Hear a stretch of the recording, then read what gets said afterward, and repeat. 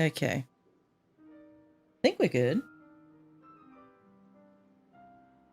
I decided to increase the bit rate up just by a little bit. Because I couldn't exactly remember how it used to be when I used to stream on YouTube before switching to Twitch. But we'll see how it goes. Okay. So, basically, this is pretty much just going to be the last stream. I say stream because I don't know if I'll ever record from Scarlet and Violet again, but this is the last stream I will ever do of Scarlet and Violet. Maybe, who knows. So the plan for today, I want to get rid of all of my Urban Mystica. I want to get rid of all of my Urban Mystica, and then whatever else, I don't know. We'll figure it out. How much of the crap do I have? I have quite a bit. It's not a lot by any, like, you know, significant means, but it's still quite a bit. So, I don't know. What do I want to do? What am I fancying?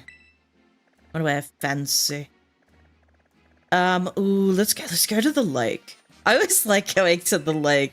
Let's put down a water type sandwich and see what we can get. That'll be fun. Probably shouldn't have Ceruledge, though.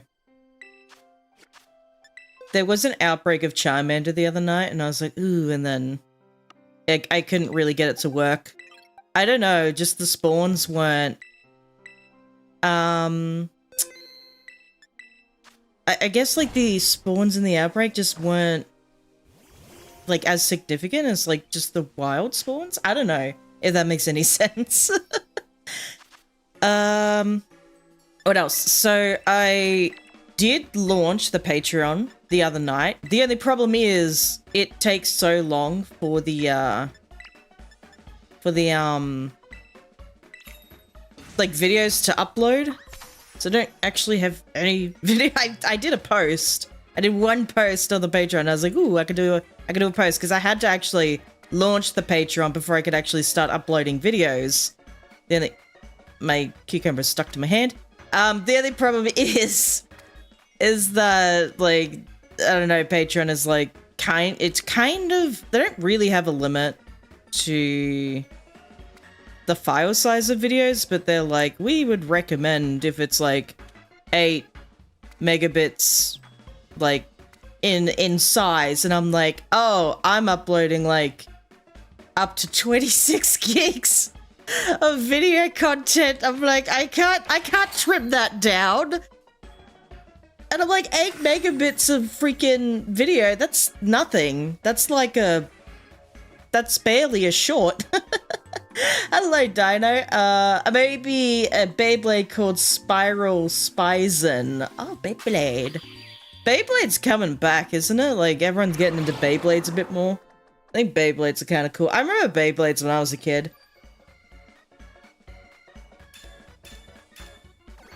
Alright. Let's just run around, oh, swim around, run around? Let's fly around. Because I just don't want to encounter the Veluza.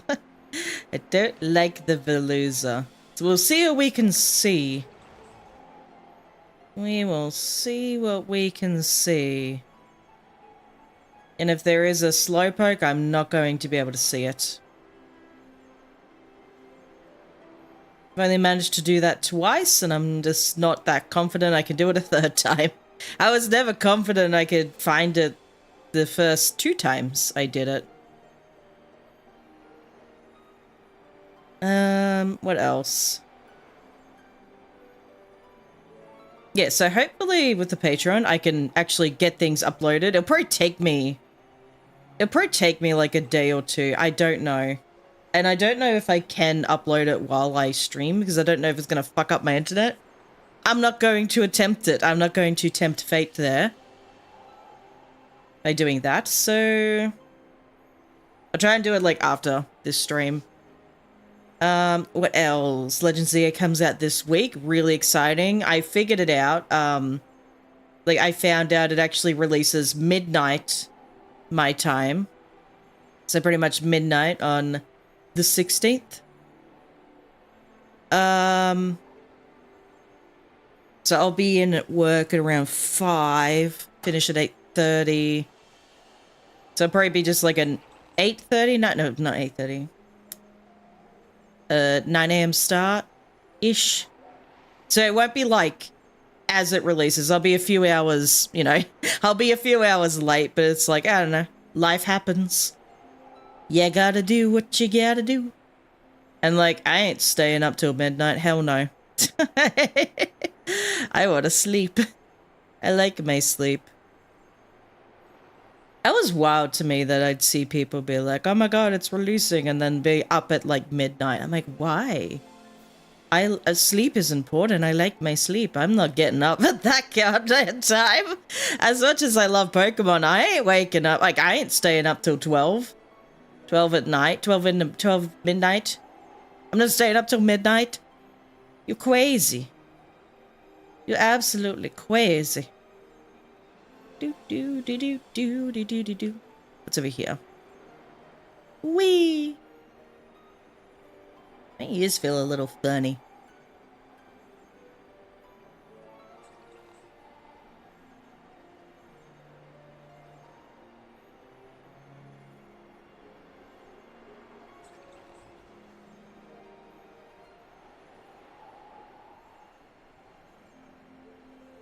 I don't know what's wrong with them. Anyway. What else? I feel like for the first time I don't have much to say at the start of a stream. I don't know. I don't know. So really I want to try, I just want to use up all my Urban Mystica. But I knew that was the plan for today. But I just don't have like a plan of like what to shiny hunt for. So I think I'll just go by like types and be like, I'll just shiny hunt like this type and go to this area, or just shiny hunt that type and go to that area, or something like that. So I don't know exactly like where I'm gonna go or what I'm gonna hunt for, but I think that'll be my plan. That will be my plan.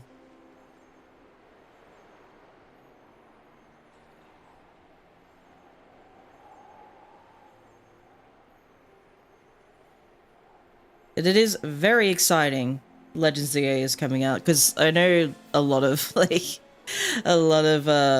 Pokemon content creators have been starved for content, because it's like we haven't had a game since this. We haven't. This has been the last like major game. Like they had like, you know, some games come out, some mobile game. Like they had the TCG Pocket. They had Pokemon Friends. That was lame though, and it's like, who the hell cares? It's like we need a main series game, and waiting for a while.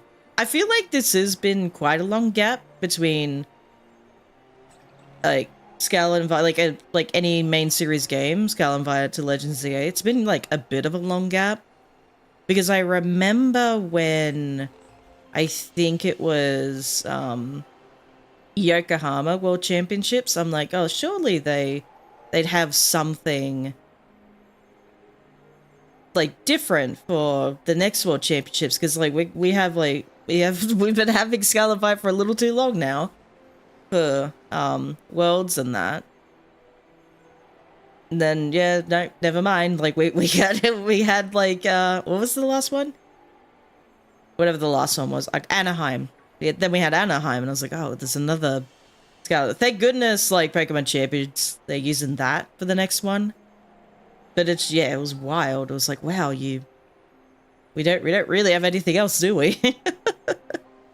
I think it was like around that time, like around Yokohama. It's like, okay, this feels like it's getting a little too long now, a little too dragged out with this one game. And then by Anaheim, I think most people are just like, okay, can we just move on, please? Can we move on to something else? So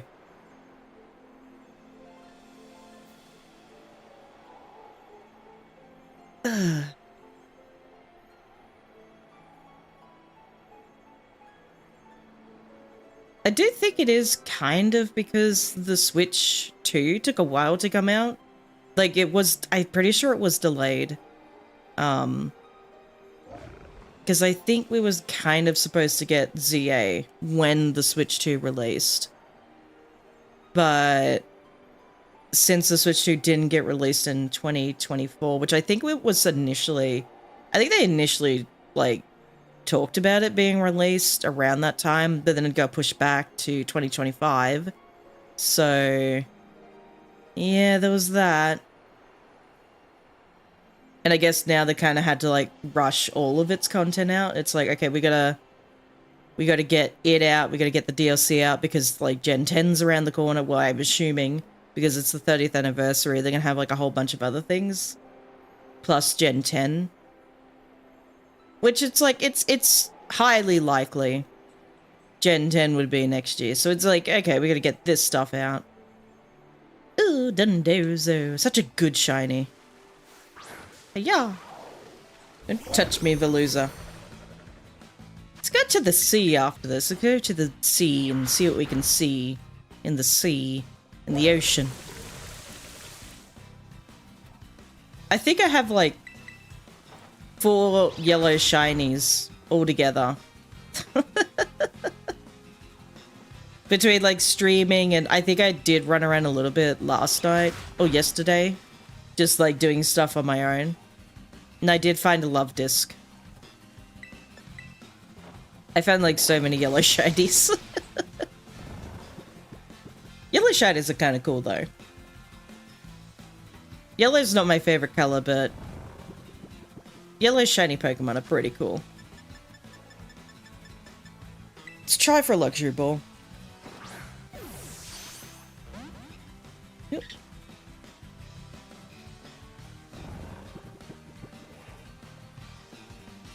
And if that doesn't work, dive ball. Or do I have a lure ball? I do have a lure ball.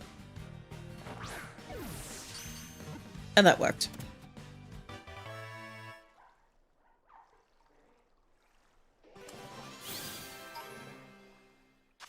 Nice.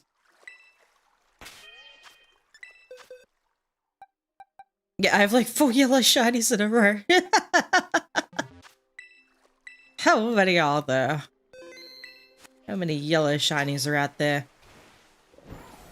Alright, let's go to the ocean. I don't even know if I have a shiny Wigglytuff. Wiglet. I don't even know if I have a shiny Wiglet. I feel like I should have one.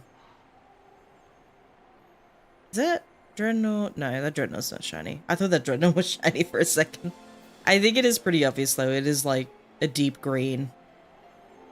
And I think the shell changes a little bit. I'm not entirely sure. Whee! Down we go. There's like a beach. I think there's a beach over this way. I'm gonna go to the beach and see if there are any Wiglet.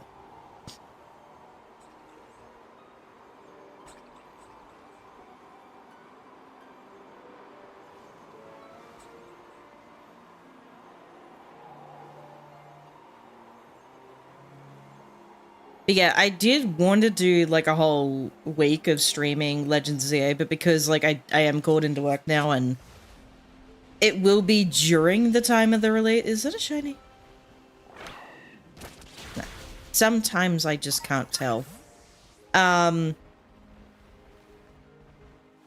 Because I start on the 16th and I have to be there till, well, 5 working days, so the weekend off. But I don't stream the weekends.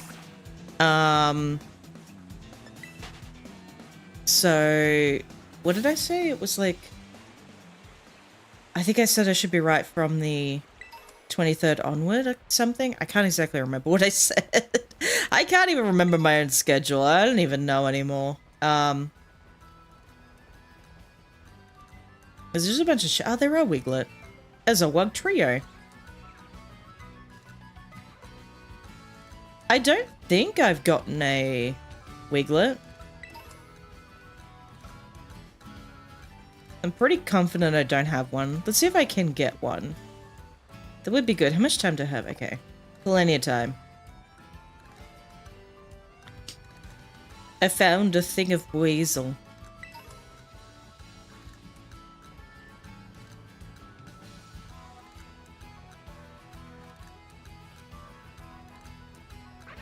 Let me get back this way. Don't know if there's a strategy to this. Probably could just picnic reset, but whatever.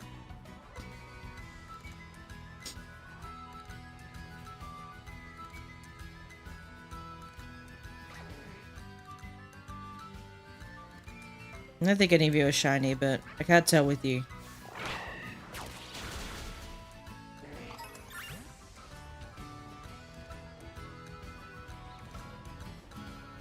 Would like a Wiglet. I don't think I have a Wiglet. I'm pretty sure I don't, but I would remember if I had one. Because what else don't I have? There's other things. I think last stream I mentioned I didn't have one Pokemon and I kind of would like to get, and I just forgot what it was. What was it? I don't remember. If I can't remember it, it probably couldn't have been that important.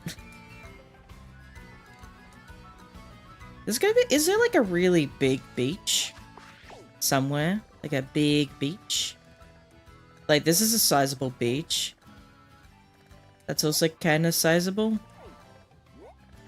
Oh no, that's just that's Nemona's hat. Nemona? What's her name? Nemona? This is a big beach. Did Wiglet pop up there? Let's go check it out. I can't remember where the Wiglet spawned.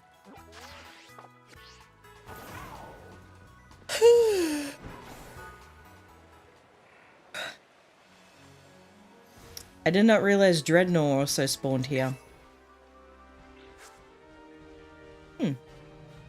There are Wiglet. And Marini. Marini's a good shiny.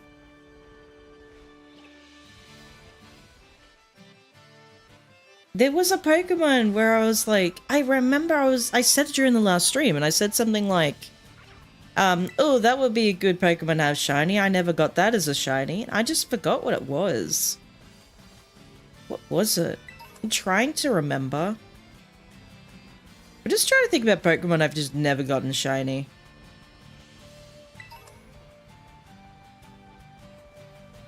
And I feel like Wiglet was one of them.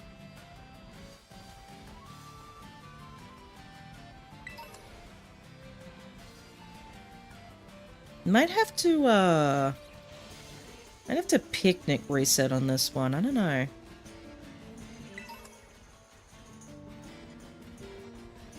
feel like they don't despawn fast enough, but we'll see.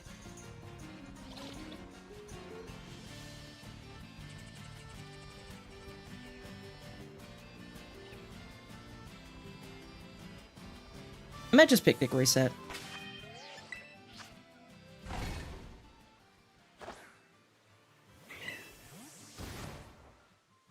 See how that goes.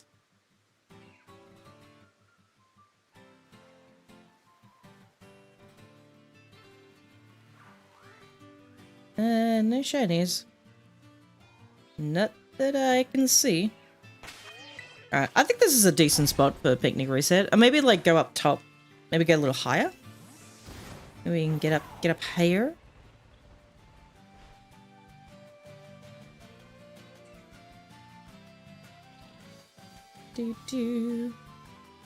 Yeah, let's get up a little higher.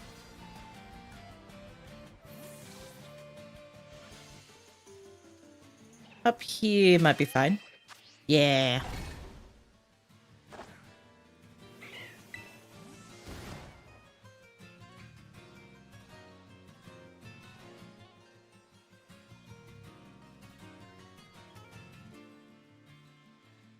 Does this work? Now I'm not seeing as many. I'm not seeing as many spawn. Okay. New strategy. Let's go sort of from here. Is that a shiny magic up? Yeah, there. No, it's not. Alright, let's go from here to here. Let's go just like between the two little sections. That'll work.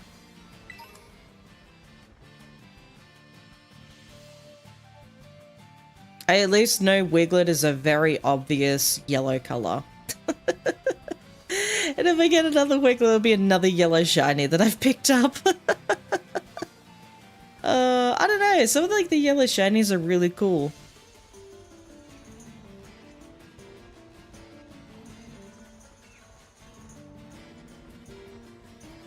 Man, I'm so excited to see how we'll like what kind of strategies we can come up with Legends ZA for shiny hunting. That'd be really cool. There's just so many things I want to do. There's so many things I want to try in that game. I want to try like the online ranked battle stuff because I like online competitive stuff. Even if I'm not very good at it, in some instances, I'm just like, I don't care, I'm having fun. I just like doing it. I like challenging myself to do things, to do different things.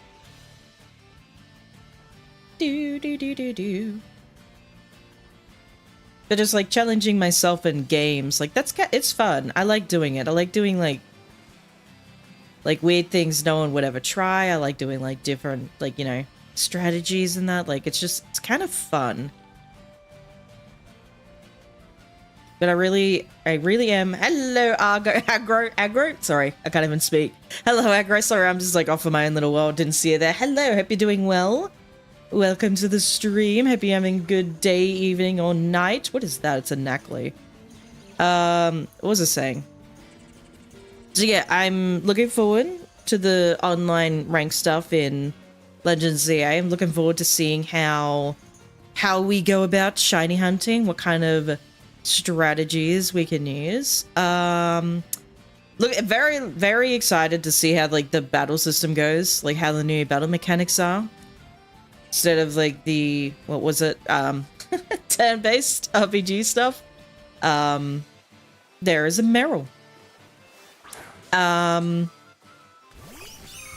Real-time strategy just seems very interesting. And it's not like they're gonna make it that way for every single Pokemon game. It's just like Legends is using its like own different thing.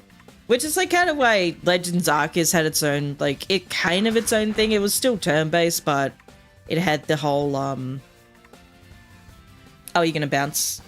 Are you gonna do that? You little bastard. Good, just farming the 7-star raids on Scarlet for experience candies. How are you? I'm doing good. Very tired, though, at the moment, but I'm doing good, for the most part. Using up all of my... Hopefully, use up all my Urban Mystica today. That's the idea, just get rid of all of it, just clear everything. What was I saying? I don't remember now.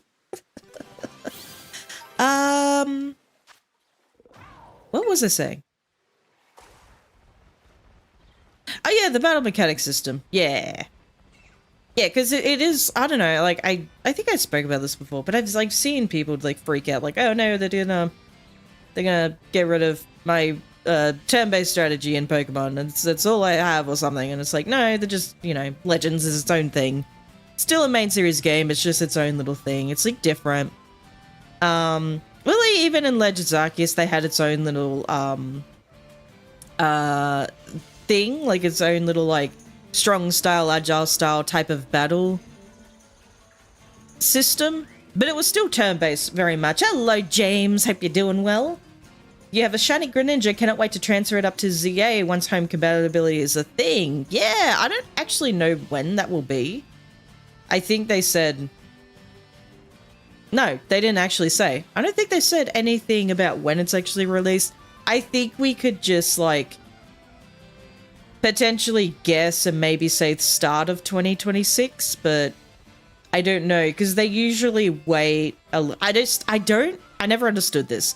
they usually wait a little bit before they like allow home compatibility, but as soon as a new game comes out, they like drag their feet on it a little bit. And I remember they did that. Was it for BDSP that they took a really long time for? There was one game that took a really long time for. And it was like, why would you do this? Just turn it on. But I think with the introduction of BDSP and Legends Arceus, they kind of were doing something a little bit different. There it is. Some Magikarp. Trying to get the thing. It did not even notice I was here. Can I just like throw a ball straight away? Should be right. Yeah. Because with like when BDSP and I think it was like BDSP and ZA, not ZA, Legends Arceus came out, like BDSP sort of had like a different thing going on where it didn't have all of like, it didn't, I don't know, some Pokemon didn't have access to like the entire move pool they would get otherwise in Scarlet, what was it, Sword and Shield or Legends Arceus. It was kind of like trimmed down a little bit for whatever reason, but it was a decision they made, so they kind of had to go, okay, so when you transfer, say, a Pokemon from Sword and Shield to BDSP, like, it would have to change its move pool, because otherwise moves that would be allowed in, like, Sword and Shield, they weren't available in BDSP, and so on and so forth. So, there's another one. Oh, God. Oh, my God. Stop! Cease! Got it. Eventually. That's so annoying. That's so annoying. I don't know why I used false swipe. I don't think it really mattered. A ball. I'm still looking for the Wiglet. Still looking for the Wiglet.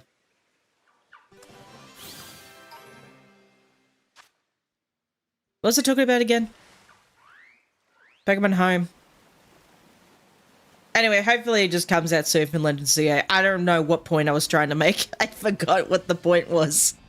I forgot what it was. Yeah, hopefully it won't take too long.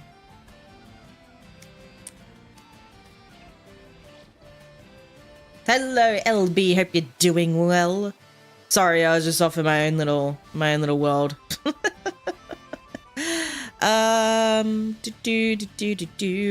I would love a shiny Wiglet. Where's the shiny Wiglet? I've gotten, in this sandwich, a Dondozo. I've gotten a Meryl. I've gotten 2 Magikarps. I kind of would like a Wiglet. It's the one thing I'm pretty sure I don't have that I kind of really want. There's other things I don't have that I really want, but I can't remember it off the top of my head. Have I ever gotten like a shiny Poliwag in this game? I kind of wanted a shiny Poliwag at one point. I don't like frogs. I really, like, frogs terrify the fuck out of me. But like a shiny Poliwag, because then I kind of want a shiny Politoed. That seems really cool. Even though I don't think I have any way to trade it. Oh well. Trade evolutions are kind of annoying like that.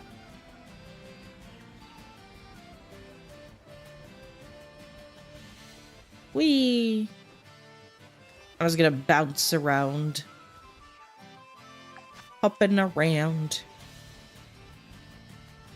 Any shinies in there? Nope. I think like I feel like I have a lot of shiny Tootle and Dreadnought for whatever reason. They're not a whole lot, but like I'll always find like a random one.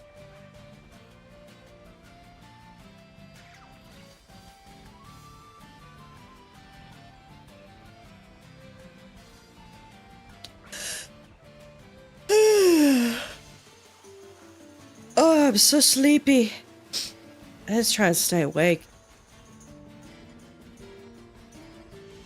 I don't think I really slept that well last night. You know why? Just didn't sleep that well. Finison. Finison's cool. And I like shiny Finison, but to evolve it into a Palafin, even though I don't really use, like, I don't really use Palafin, but like, if I wanted to evolve it into a Palafin, that's an annoying process. It's like, oh, I'd have to have friends to do the friend circle union thing and Scarlet and Violet, and when the game came out, it's like, I don't have anyone to play with. I have no one. Until I started streaming, and then I'm like, oh my god, I have people. I have people wanting to join. But when I started, it was like, this is kind of lame. I think, like, the concept is really cool. Like, a lot of the evolutions in this game are quite weird, but, like, Finison, I get the concept, but I thought that was a shiny Wiglet. That is not a shiny Wiglet. That's just a regular Wiglet. Anywho, yeah, I do get the concept, but I don't have any friends. I just wish it's like, okay, you can have the social aspect of it, like the online features and all that, and like have like communication stuff, like, okay, you can't evolve this Pokemon, do you trade it to that person or whatever, like you gotta trade it back. But I wish there were options, like they did it in Legends Arceus. I wish there were options where it's like I didn't have to use the online features. Because what if I when I play Pokemon, when I still play Pokemon, but when I was younger, or when I started playing Pokemon, I'd be like in more remote or rural areas, or like I wouldn't have like access to internet, or like for whatever reason. So I couldn't, like I couldn't actually use any like online features, or like even like in the Game Boy era, like I didn't really have like anyone, I didn't know anyone who played Pokemon. Like my mum bought like a, you know, the Game Boy Advance for my brother and myself, but like he didn't really care about Pokemon, so he kind of never played it. So I would like take the I'd take the link cable and just like would connect it between the two devices. So I was lucky I had that, but like when it came to like the DS era and everything was like moving towards like starting to shift towards online, and I was like, I don't have that. I don't have any friends. Nor do I even have internet connections. So it was like, anyway. If Pokemon were real, what would your first Pokemon be? And would your parents have said to you traveling around the world? What would your parents have said to you traveling around the world at 10 years old? Like, would they have let me? I think my mum would have probably been like, oh good, she's finally out of the house. Probably not at 10.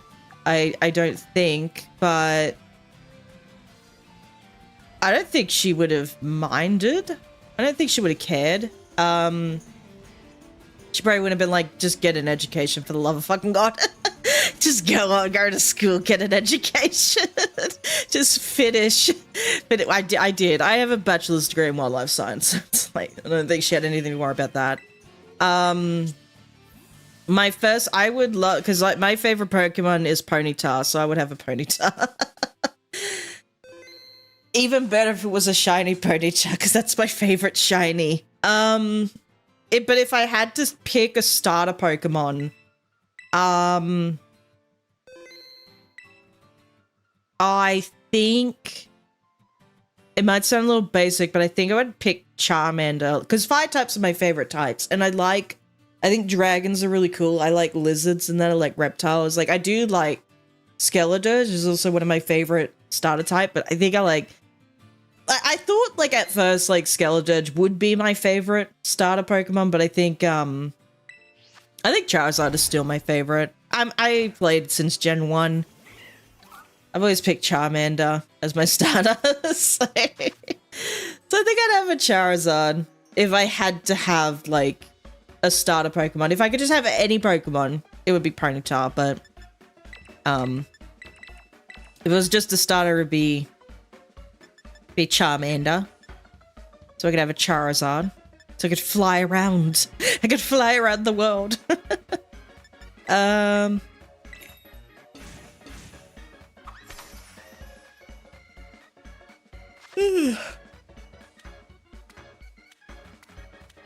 don't know what my team would be though if I could catch like a full team of 6. What would my team be? Let's think. I would like a Hisuian Zoroark, because Hisuian Zoroark is my second favorite Pokemon. I seem to always find myself adding like a Lucario and a Garchomp onto my team. I really like those Pokemon. I would at least like have a Garchomp, because I think Garchomp's really cool. It's a cool Pokemon, super strong. Love it.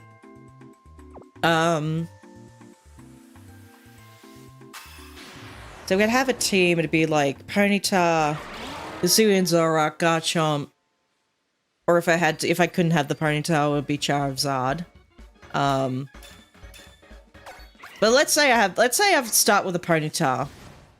To be Ponyta, and this would probably be like my dream Pokemon team of Pokemon that I really like. So it would probably be, what did I say? Ponyta, Hisuian Zoroark, Garchomp. What would the other 3 be? I probably could add Lucario. I really do like Lucario, because I always end up having that and a Garchomp on my team. Usually no matter what game, if they're available in it, I will have it on my team. I'm gonna try not do that for Legends ZA. I want to try other Pokemon, but it'd probably end up being like, I will have this Pokemon on my team, because they're so good. They're really good. I love them. So probably Lucario would be the 4th. Who would be the 3rd and who would be the 4th and 5th?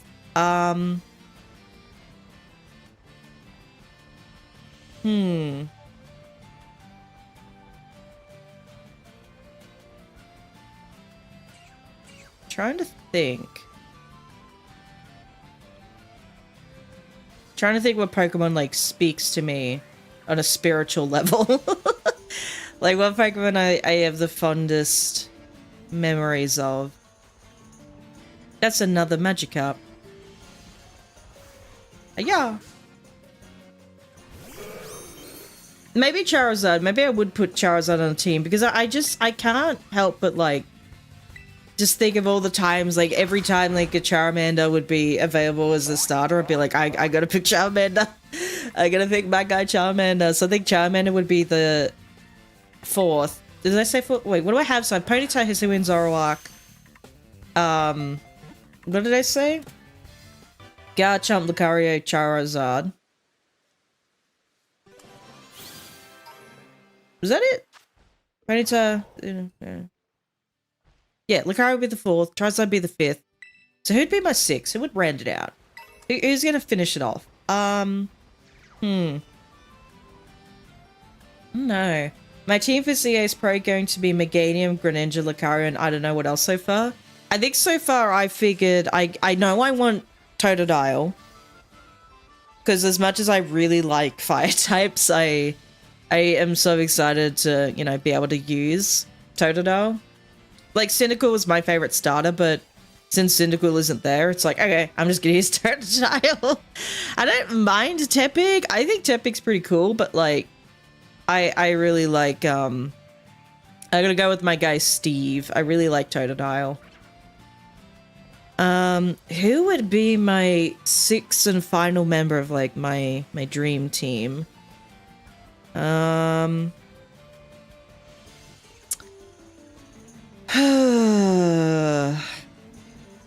don't know.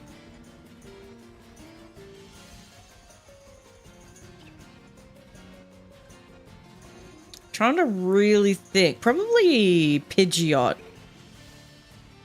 because Pidgeot is like I've always loved Pidgey, and it's my favorite early route bird Pokemon. And I think it's just such a cool Pokemon. It's not good by any means competitively. Like but this team was like, you know, my little dream team was never meant to be. You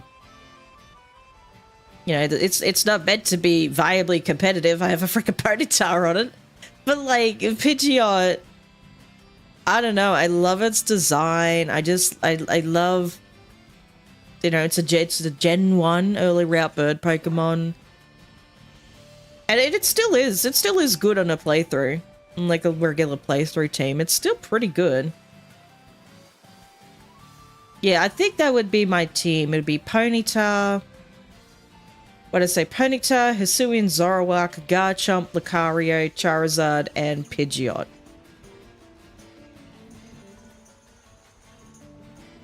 And I think every time I would get like a Pidgey, like if I catch a Pidgey and it was like a female, I'd always name it Angel because like my first bird, she was a little cockatiel named Angel.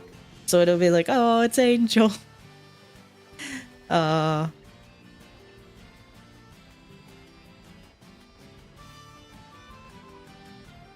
Wee.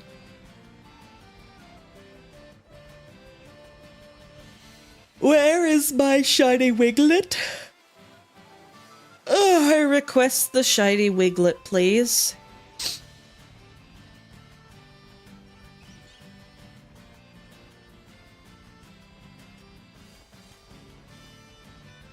I think the Meryl was the one to break up, like, the yellow shiny streak. And then I went straight back to, like, yellow shinies again. So I've got 4 in a row. Meryl, and then Magikarp. Hello, AB4Hip. How you doing? Ike Izo raid. Well, thank you for the raid, Ike. I hope you had a good stream. Welcome, raiders. It is weird to like see raids on Twitch, on YouTube. I never understood those. But I hope you guys had a good stream. Welcome, welcome. Basically today, this is my final stream of Legend. Fuck, I can't talk. This is my final stream of Scarlet and Violet, and I'm trying to get rid of all of my Herba Mystica. Just get rid of all of the Herba Mystica today. Just get rid of it all, use it all up, and then we'll be doing Legends ZA later in the week. But I hope you're all doing good. Hope you're doing good. Yeah, just not much happening at the moment. We're just chatting about stuff. Just chatting about Pokemon teams, like a dream team. Doesn't have to necessarily be competitively viable. Just talking about stuff. I just said like what my dream team would be a Ponyta. Like I probably should preface like the Cantonian Ponyta, like the actual regular fire type Ponyta, not the Galarian one, not the fairy type one. It would be Ponyta, Hisuian Zoroark. What was the third one I said? I forgot. Garchomp, Lucario, Charizard, and Pidgeot. That would be my dream team. Anywho, I found a Finizen. I still don't have a Wiglet. I swear, I think, like, Wiglet is one of the only Pokemon, it's a shiny Pokemon that I'm like, I would really like that shiny, and I've just never gotten it.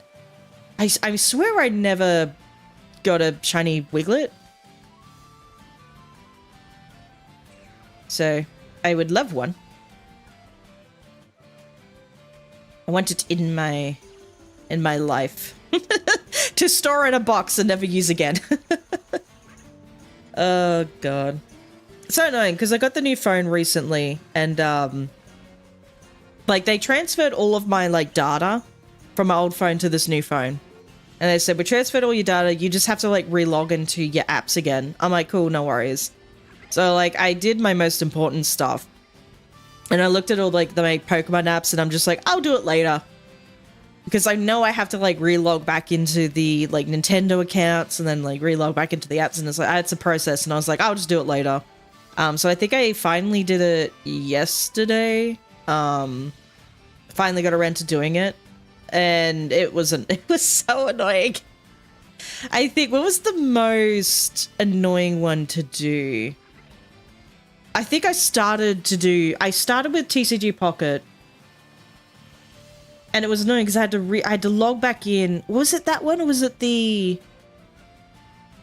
Pokemon Go? No, I think it was TCG Pocket, because I couldn't remember which account it was. I'm like, which account was it?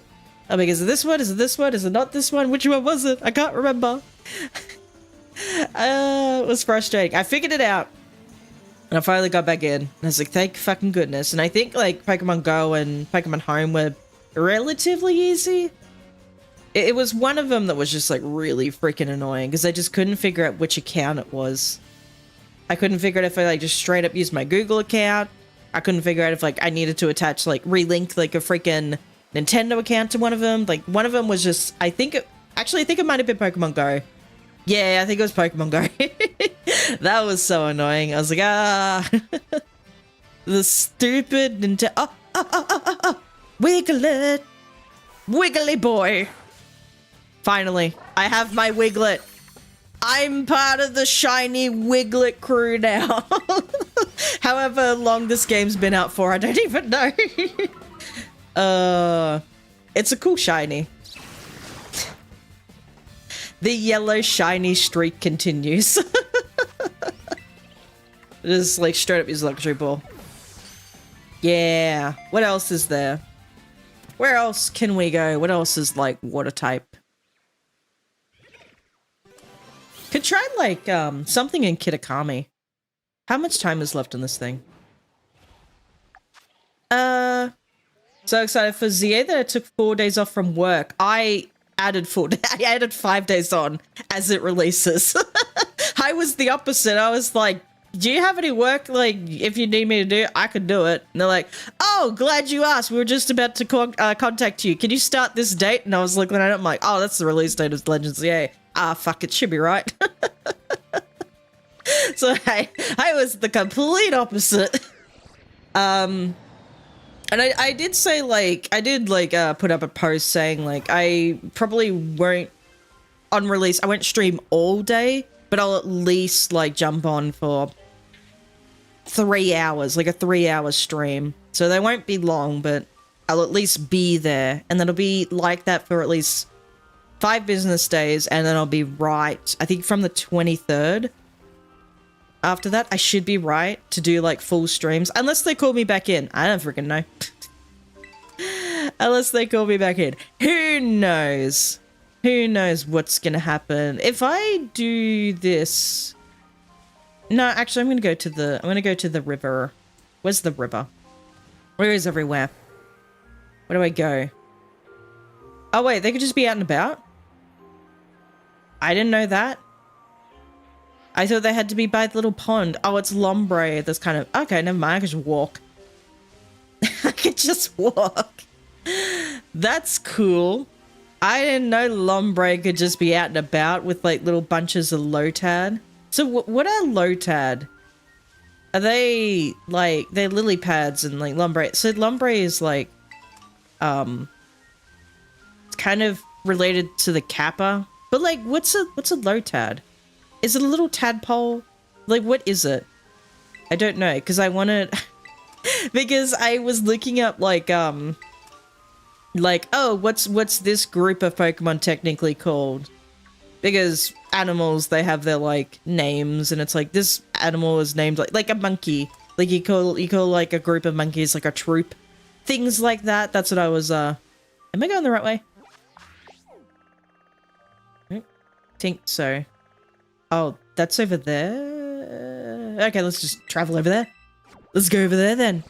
And then I figured out, like, Charmander is called a Congress. Like, a group of Charmanders called a Congress because they're kind of based off of salamanders, so there was that. I think a group of Squirtle is called a Bale. So what the hell's... What is a Lotad? Is it like a frog? What are you? Like a little duck thing. No, you're not a duck.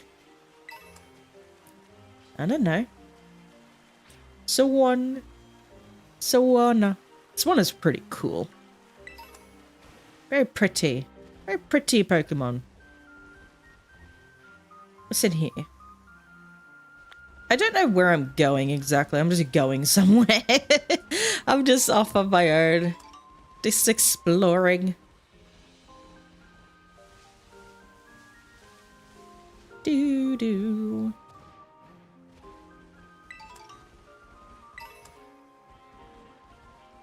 Hiya!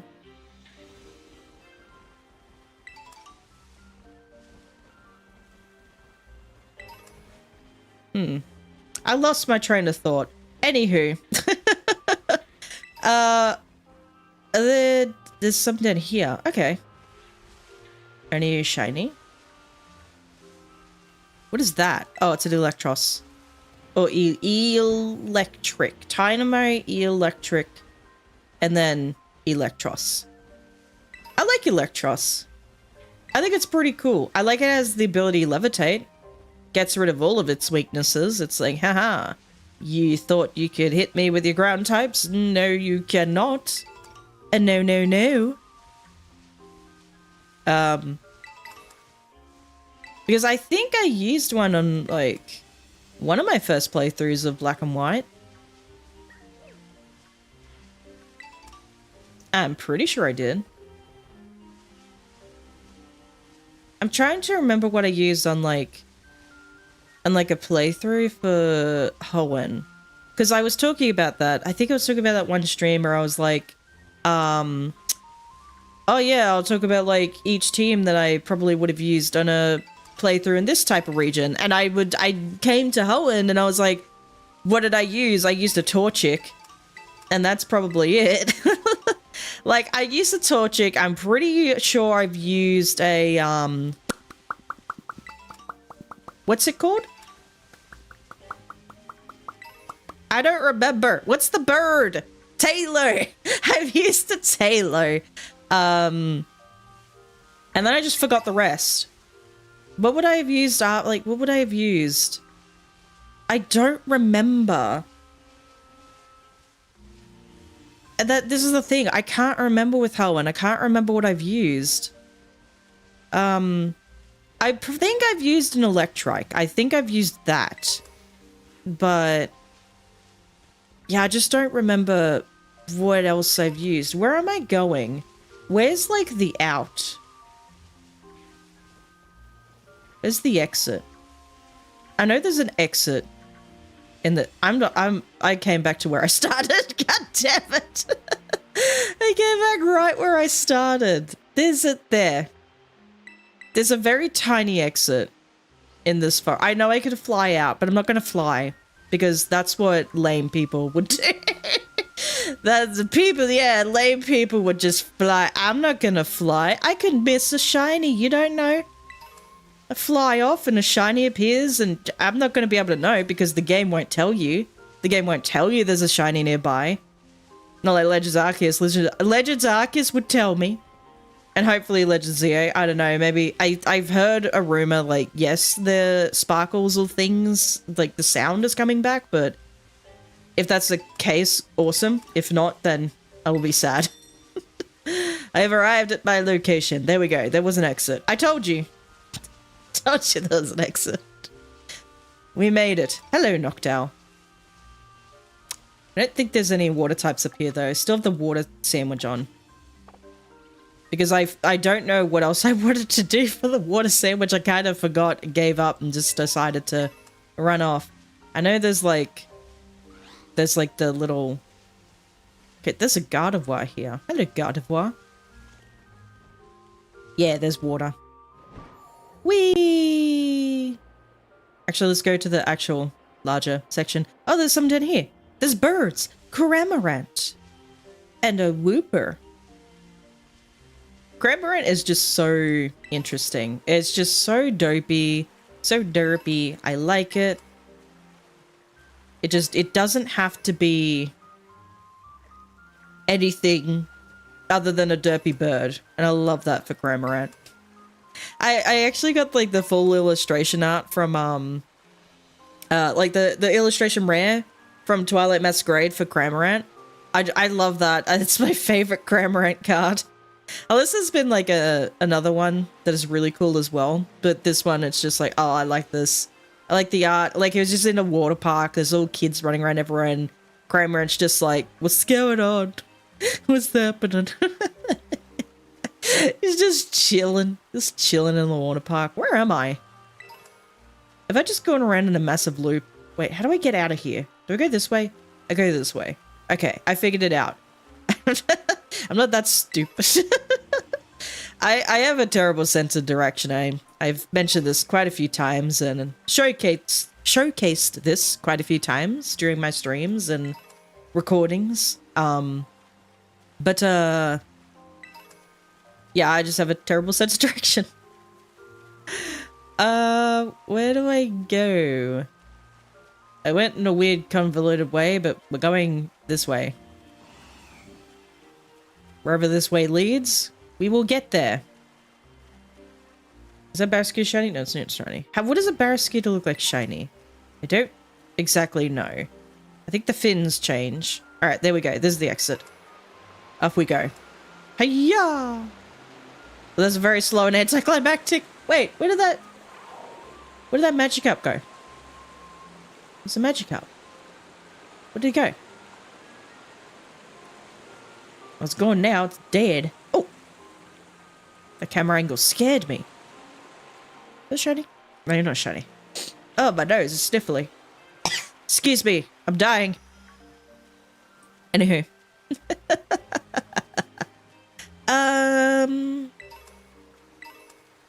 Let's pick things up. Yeah.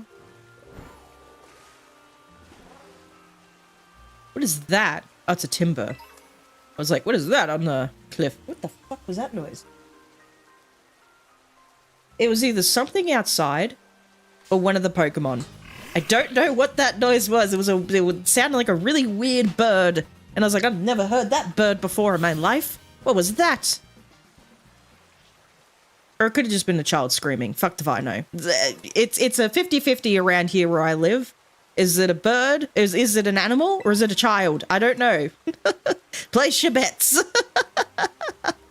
Oh, God. Because sometimes a dog will just make a noise and I think it's a child and then it ends up being, no, that's a dog. And it's like, okay. And sometimes a child will make a noise and it's like, was that a dog? And it's like, no, that was the child. Or like a child will make a noise and you think, is that a weird bird that lives around here? Nope, there was a child. And then a bird will make a noise and it's like, is that a weird child? And it's like, no, that was just a weird bird. It makes no sense. Oh. Although it is better than like listening to the possums and gliders running around along the rooftops and trees and shit. Back when I had to stay in the barracks at in a national park when I used to work, like my first stint as a ranger, and as a park ranger, and just listening to the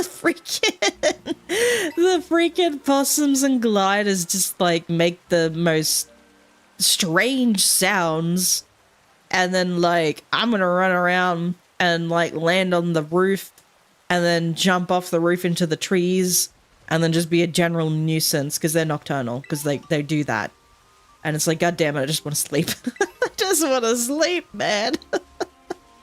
You get used to it after a while and then you're just kind of like, oh yeah, and you just fall asleep to the sounds of nature being rowdy children. Nature just being rowdy kids. I am in the rice fields now. I don't know how I ended up here, but I'm here. See if we can get a Wooper. Is that a Wooper? No. You're just a regular Wooper in the weird light. You tricked me. Do do do do do do do do do do do do. Yanma, that's also a good shiny. I love Yanma's shiny. I like blue, the color blue. It's my favorite. So whenever there's a blue shiny, I'm just like, I must have it.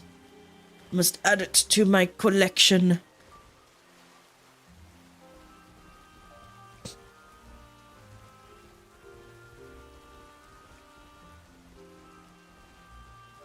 else am I looking forward to in Legends CA? Ooh, the Furfro. Furfro and Vivian coming back. I don't know if they're going to do, like, the Vivian patterns like they did in X and Y, but,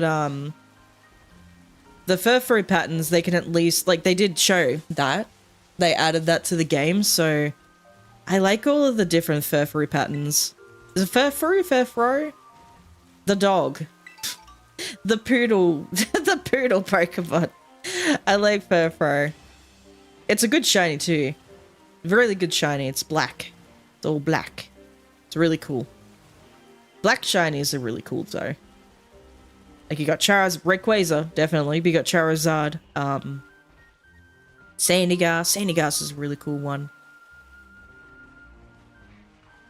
I guess like Carbink is sort of darker. So it's like Haxorus is black. Full on black. And Fracture. Not necessarily Axew. Axew doesn't really get that. Wee!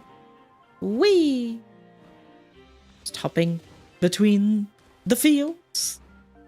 Yeah! Let's go back up the river. I'm done with the rice fields now. I'm going up the river again. Actually, I probably should go in the river. That'll be fun. Whee! How much time left in the sandwich? 5 more minutes. At least got my Wiggly. My Wiglet. I keep missing it. I keep messing it up. I keep saying Wiggly tough. It's like, it starts with Wiglet, Wiggly tough. They sound the same. Similar, but not the same. Similar names, but not the same Pokemon. One's a freaking eel and one's a balloon. I like the whole convergent evolution idea that they decided to go for. That's because it is a really cool, like, interesting concept. Just in, like, biology in general, but adding it in, like, the games, that's pretty cool. Because, like, they had, like, the different regional variants. Which, like, I think that you would consider that, like, kind of... not really, actually. I was gonna say, you could consider that kind of, like, divergent evolution, but, like, it's a very, like, that's very minor. Not necessarily, like... Not necessarily, like, you know... Major convergent. Divergent, sorry. I'm mixing up the words. It's just like, I suppose, like, you know, one Pokemon is adapted to one set of environment, and the other one's just like, I want to go in a different one. So it's like Vulpix, for example, you know, it's a fire type, so it's more, you know, more used to the heat. Whereas, like, the Alolan Vulpix is like, I like the cold. But then I think about it, and it's like, well, what about Pokemon like Magikarp? You can see it, like, Magikarp and Gyarados, you can see it in both, like, freshwater and saltwater. Is it just, is it resistant to, like, just being, like, is it just used to being in both types of water? Or is there, like, Magikarp and Gyarados that more prefer freshwater environments, and then there's, like, Magikarp and Gyarados that prefer, like, more saltwater environments? I don't know. Maybe, like, some prefer it over the other. Some prefer fresh, some prefer salt. I don't know. I don't know. It's just interesting to think about. Because it's like, some Pokemon could just have variants like that, but you just don't know about it, you don't think about it. Or I could just be talking out my fucking ass right now. I don't know. I kind of want to look more into that. It just fascinates me. They're like, hello, Whooper. hello. That's not a shiny though. don't mistake that. There's not a shiny. What was I talking about? Let's talk about variants. But anyway, I don't know. I just thought it was interesting to think about where it's just like, you know, some Pokemon are like that, where it's like Magikarp, you know, it has its preferences. Like you'll see Magikarp both in fresh and like ocean, salt water. But like Tentacool, because you never see Tentacool outside of the ocean. It's always, you know, purely. Is it? Now that I think about it, there could have been an instance where I was in freshwater in a game.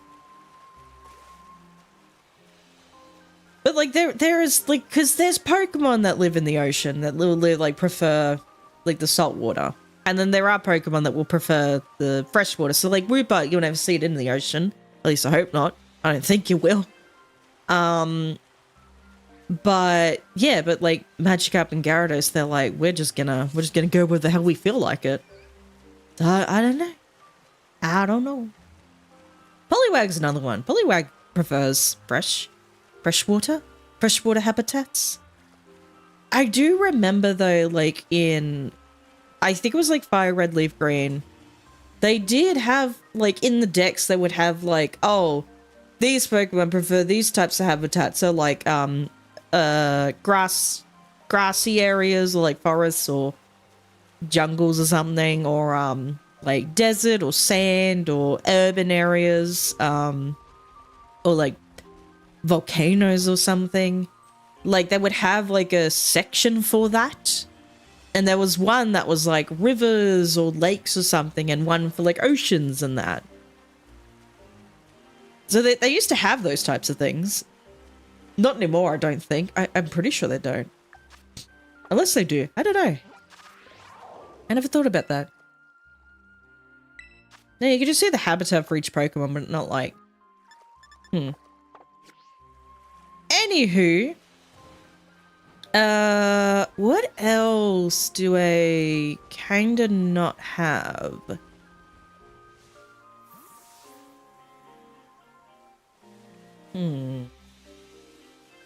Let's consult the Pokedex. Let's go. We're in Kitakami, so let's go. Ooh, no, I already have Yanma. I was gonna say, let's shiny hunt Yanma. No, I already have that.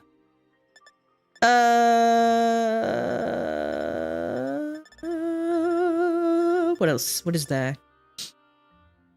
I mean, I never got Poliwag, but like, I don't really care. Gotten these. I've only gotten like maybe one Seedot. I have these. Have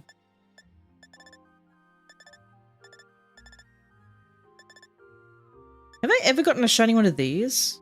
Also, how rare are these? They're up there, lives in grassy areas. Maybe I could do this.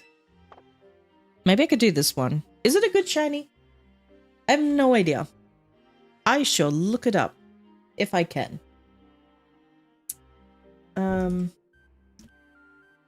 Hatchram. Honestly, I have no idea. It's like pink. Pale, it's like a pale pinkish thing, but it's pink. That is not the right website I wanted to use. I do not want Bulbapedia, I want Cerebi. Because it actually shows me a side-by-side comparison. Yeah, it's just pink. Same as Hatterena? Hatena? I don't remember what it's called. Then Hattrem, Hatterene. There's only like one fixed one. Okay.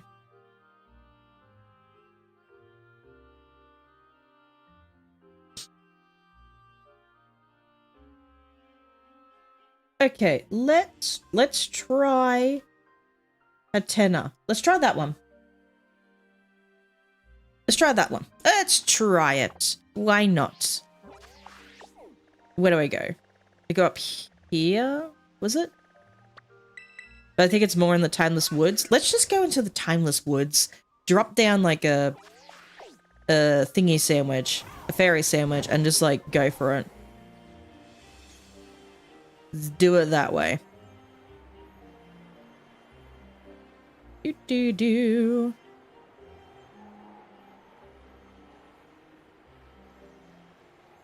I've always enjoyed the the music for Kitakami. I don't know if it's loud enough, actually. Hold on.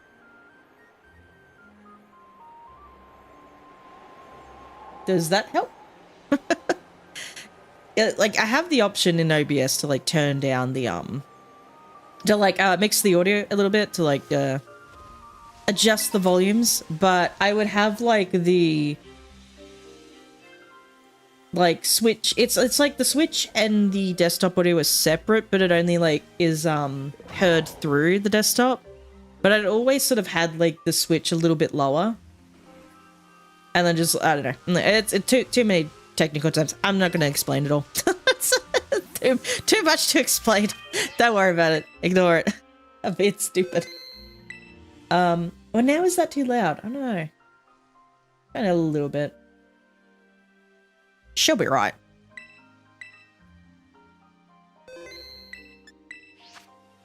I think that's fine. If it's too loud, then I don't know. No, I might just change it back. It was fine before, I think. I think it was fine before. Let's change it. Yeah. I'm sure it was fine before. Alright, how do I make the... I forgot how to make a, fairy sandwich. I think it was this. I think it was tomato.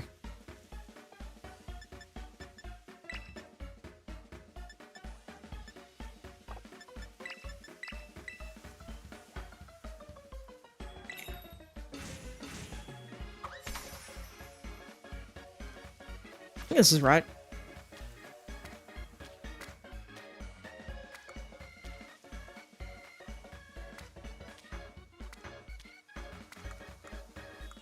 Although in hindsight, I probably should have looked it up.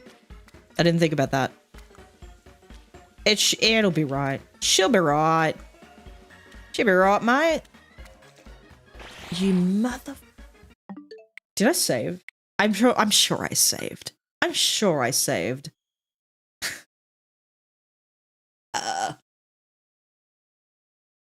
Oh, my back. I'm sitting weird. Hold on. There we go. I've reclined. I was sitting like too straight and stiff. I've decided to recline. I did save. Thank you, past me, from a few moments ago. Hopefully in Legends ZA we don't have to do like stupid resource heavy requirements to try and shiny hunt, because like I like shiny hunting in this game, don't get me wrong. It's just annoying having to like get all the ingredients and Urban Mystica and all that to be able to do that. Oh well. Oh well. Okay.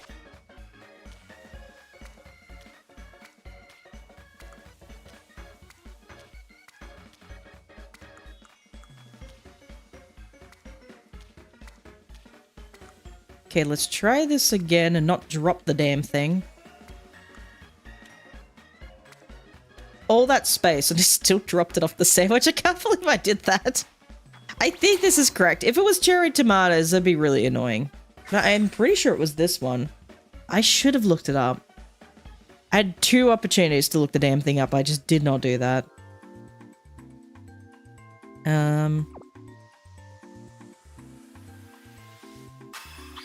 Where do I normally put it?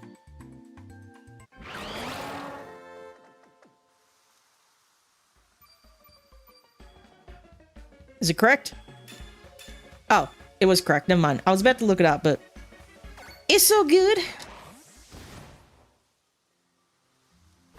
Okay. I think there's also Mimikyu here. Yeah, but Mimikyu only show up at night. Oh yeah, there's also Impidimp.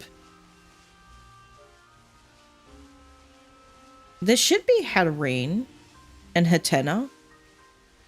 That's a Hatchram, but like it only... That's a fixed spawn, so it's not going to be affected. Wait, are you a fixed spawn? Wait, how many... Wait, maybe they just show up. I thought there was only fixed spawns. How many fixed spawns are there? Oh, I did not want to do that.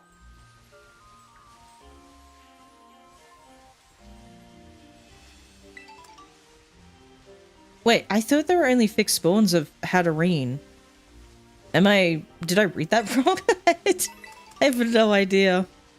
Unless it was like fixed spawn in Paldea. Because I know they can be caught natively in Paldea. I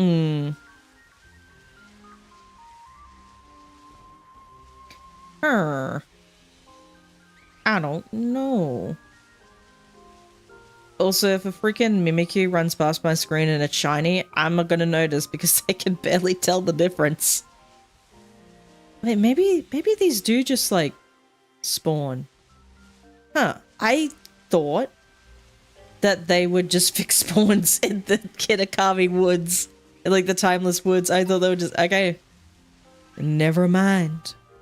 There's a big old Snorlax. I like Snorlax. I do say that about a lot of Pokemon, but I like Snorlax. I like its big old nature of just not giving a flying fuck, eating what it wants, and falling asleep. I love its slothful nature. I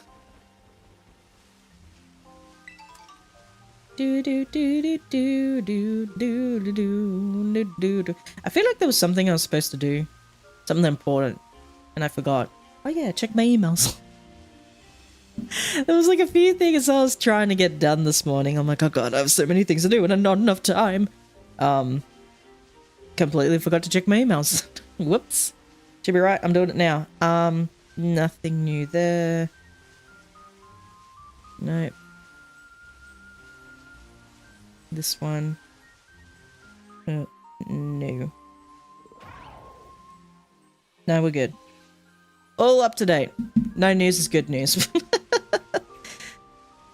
No news is good news is what my grandma used to always say. I don't even know my grandma, honestly, to be fair with you. I met my step-grandmother, I suppose. Who I don't even know is technically not even my step... It was a weird situation. Don't think too much into it. It's weird because, like, my mum was adopted, and she had her adopted mother, who was very nice, apparently. Like, mum thought the world of her. Very good to my mum as well. And then she unfortunately passed away from cancer. She died of cancer. And then the dad remarried to a Filipino woman, I do believe. He was not very particularly good. So there was that. I met her, but I never met my mum's first adoptive mother. It's a weird situation. It was a weird situation.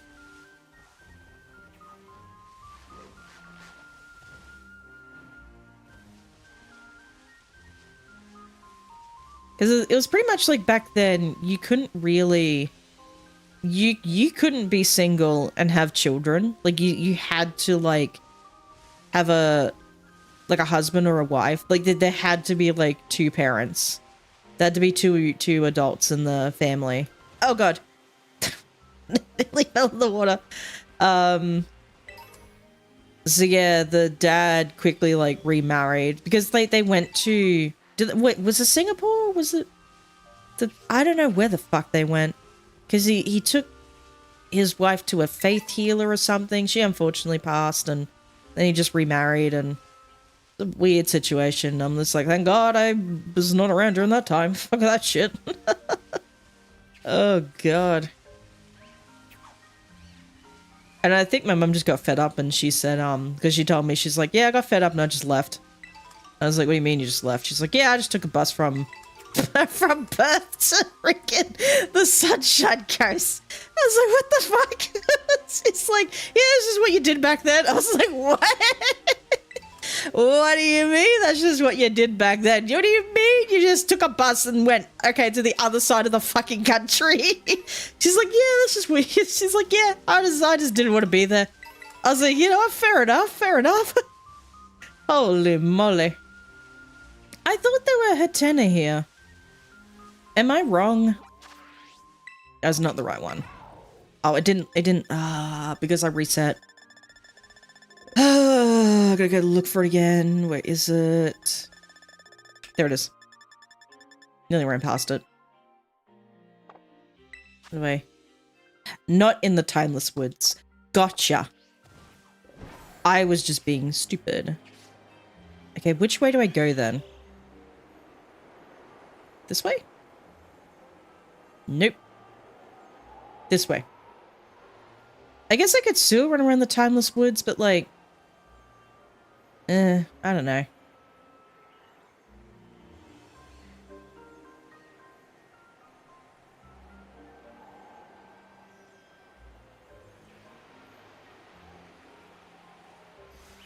Yeah, my mum was a wild child though. She would tell me, I think she would be like, she said to me, yeah, I threw a boy up against the lockers in high school. I was like, why'd you do that? She's like, I don't know. I think he pissed me off. I can't remember. I was like, what the fuck do you mean? And it's weird to think because she's not a big person. She's very small. Well, she's not very small, but she's quite short. And she started to throw him up against the lockers. I don't know what he said or did. He probably just looked at me wrong, and I was like, why?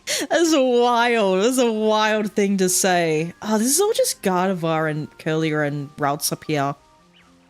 Not really Hatena. They are fairy type, yes, correct? I'm not wrong, right? No, you're psychic. Oh. You're fairy.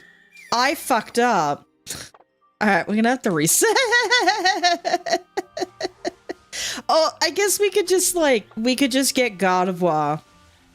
And then we'll do the proper sandwich. Oh, goodness gracious. I messed up. I thought it was fairy. I thought they're just like psychic fairy. I thought they're all psychic fairy. I didn't realize it just kind of decides to be psychic, and then all of a sudden when it's like a witch thing, it's like, I'm gonna be a fairy type. Like, that makes no sense. Just be both. Why can't you be both? I don't know. Where did you come from? I didn't even touch you. I swear I didn't touch you. I'm sure I didn't. I don't know. I offended it in some way. I don't forget. Ah, there's a routes. There we go. It's not completely wasted. If I can actually lock onto it. There we go. I think it's coming this way anyway. Ah, I didn't get a backstrike. I thought it was walking away from me. It's okay.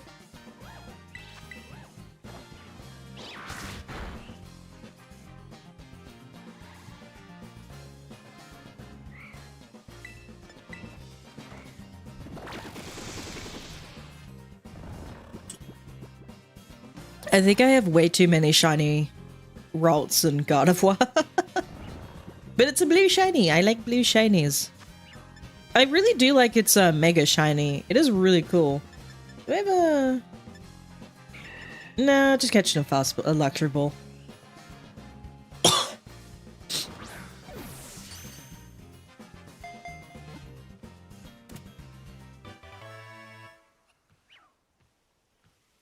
Does Gardevoir have feet?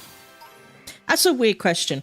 But, like, does Gardevoir have, like, feet, or is it just walking on nubs? Or, like... That's what Curly looks like it's walking on. And I just see your feet. This is for science. I need to see your feet.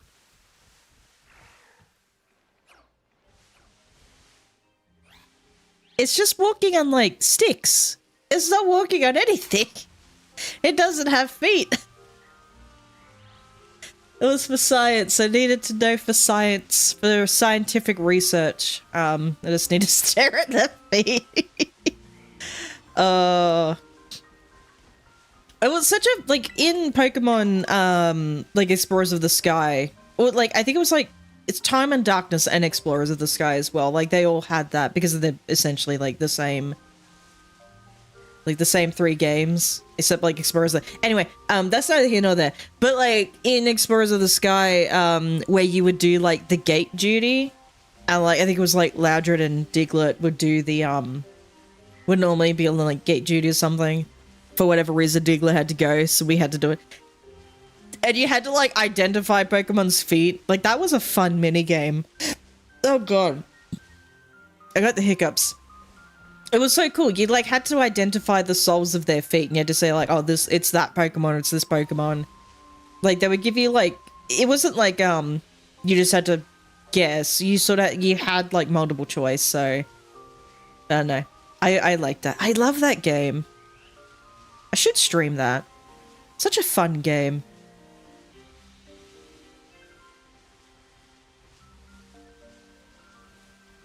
It's my absolute favorite. I do like the Mystery Dungeon Rescue Team, like the new one for the Switch. Well, the newest like Mystery Dungeon game. I liked how they took like the original Red and Blue Rescue Team and like I suppose remade it for the Switch. Like it's fun and it has all the like quality of life updates and all that. Especially love how they gave like new movesets. They updated the movesets. They like it looks good, but I still like find myself wanting to go back to Mystery Dungeon Explorers of the Sky because it's still really good, and I wish they remade that one. Like I understand they like, you know, they prioritized Red and Blue Rescue Team because that was the first one, and it probably really did need a remake, but I would love it if they remade the Explorers of the Sky, or at least like put it on like a virtual console or something for the Switch, or for the Switch 2 or for whatever. I don't know what they would whatever they feel like doing. I don't know. Actually I don't know how they would do that for DS games, because you do need like the touchscreen, like the bottom touchscreen for some things. So I don't know how they would do that. Figure it out. Figure it out. Make it work. I want it to happen. Who developed that one? I don't remember who developed Explorers of the Sky. Or like the Mystery Dungeon series. Was it? No, it wasn't Bandai. Who the fuck was it? Namco? No. Wait, Bandai and Namco they're the same thing. What the fuck am I talking about? Wait, was it Bandai? I don't remember. Who the fuck was it? I forgot. Whoever it was, they did a really good job. Love those games. I guess because I do like roguelike type of things. And I did recently like hear or see a lot of stream, or like a few streamers, and like I heard it on like the Jesse Cox, like the Jesse and Dodger's podcast, the Geek Enders, that's what it's called. I did like listen to them sort of talk about it briefly. And I was like, ooh, what's this about? And it's called Clover Pit, and essentially it's the dumbest thing. It's basically like Balatro mixed with gambling. Like I guess like because poker is technically based off of a gambling game, kind of, but you can play like casually. But this is essentially just a slot machine with roguelike elements, and you basically have to pay off your debt, otherwise you die. So it's like pay off your debt or you die. So you just like, you know, you play the slot machine, you're given 3 tries each round, and each round, at the end of each round is a deadline. So they essentially call it deadlines. So you get 3 rounds each deadline, and at the end of the deadline, you either pay out your deadline or you die. So if you don't pay out your deadline, you're dead. If you pay your deadline, you go to the next you go to the next deadline. So it just keeps increasing exponentially. It increases every deadline. So you may be like, you have to pay off 75 coins the first deadline, and it just increased 200 to like over 1,000, blah, blah, blah, blah, so on and so forth. And you just have to get like buffs, and there's like these things called lucky charms, and they sort of help you try and get more coins. So it would be like, say, like there'll be items where it'll be like, your cherries will be buffed or something. So when you like line up your cherries, it'll be like, oh, you actually get more than, you know, what you normally would or something. It's really interesting. I like it. I've been playing it in my own time. I've been having so much fun with it. I didn't think I would have that much fun with it. I think there is another game that I don't know if this one was developed by the Balatro developers, but there is a new game that the Balatro developers are making, and it's like another... Wait, is it that one or is it something different? I have no idea. It sounds so close to Luck Be a Landlord. Yeah, pretty much. And you're like sort of trapped in this weird room. There's also this like door in the room. I don't know where it goes. I don't know what it leads to. I don't know if I can unlock it, but it seems like there is a keyhole in it, and it seems like I could unlock it, and I want to do that. There's one key that I haven't unlocked yet, and I'm like, ooh, I want to unlock it. I want to unlock that key. It might unlock the door. Probably not, but I don't know. I don't know. I've been having fun with it at least.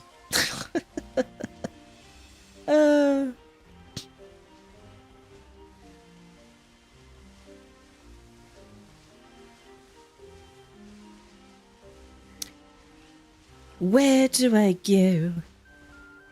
What do I do?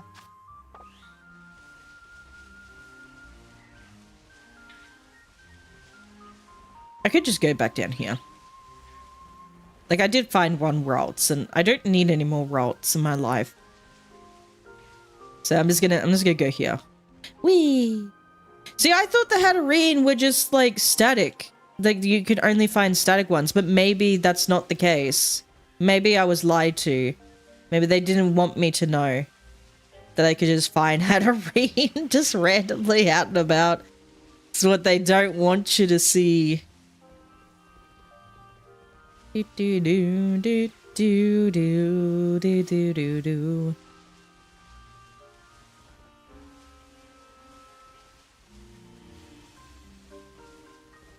So I've been wanting to, say, reorganize my Pokemon cards lately. Is that shiny? No. Because they're in the shade, I can't tell. So I've been wanting to reorganize my Pokemon cards lately, but I want to do it so I have them in, like, different themes, so to speak. So I want one, and I want to get, like, binders for them too. Not, like, big binders, but, like, sort of pocket-sized binders that really don't, like, hold that many cards. So, like, 60 at maximum. Which still is a lot of cards, but anyway. And, like, so far I've sort of compiled a list of all, like, autumn-themed cards that I want to have. So, like, with, like, say, autumn leaves in the background, it just looks like it's around, like, autumn time. That's, like, so I've compiled a list of cards that I want to get at some point. I want to create a collection. So I want to do that. I want to do another one with, just all of the Rend. Is that shiny? Dude, can you just... There.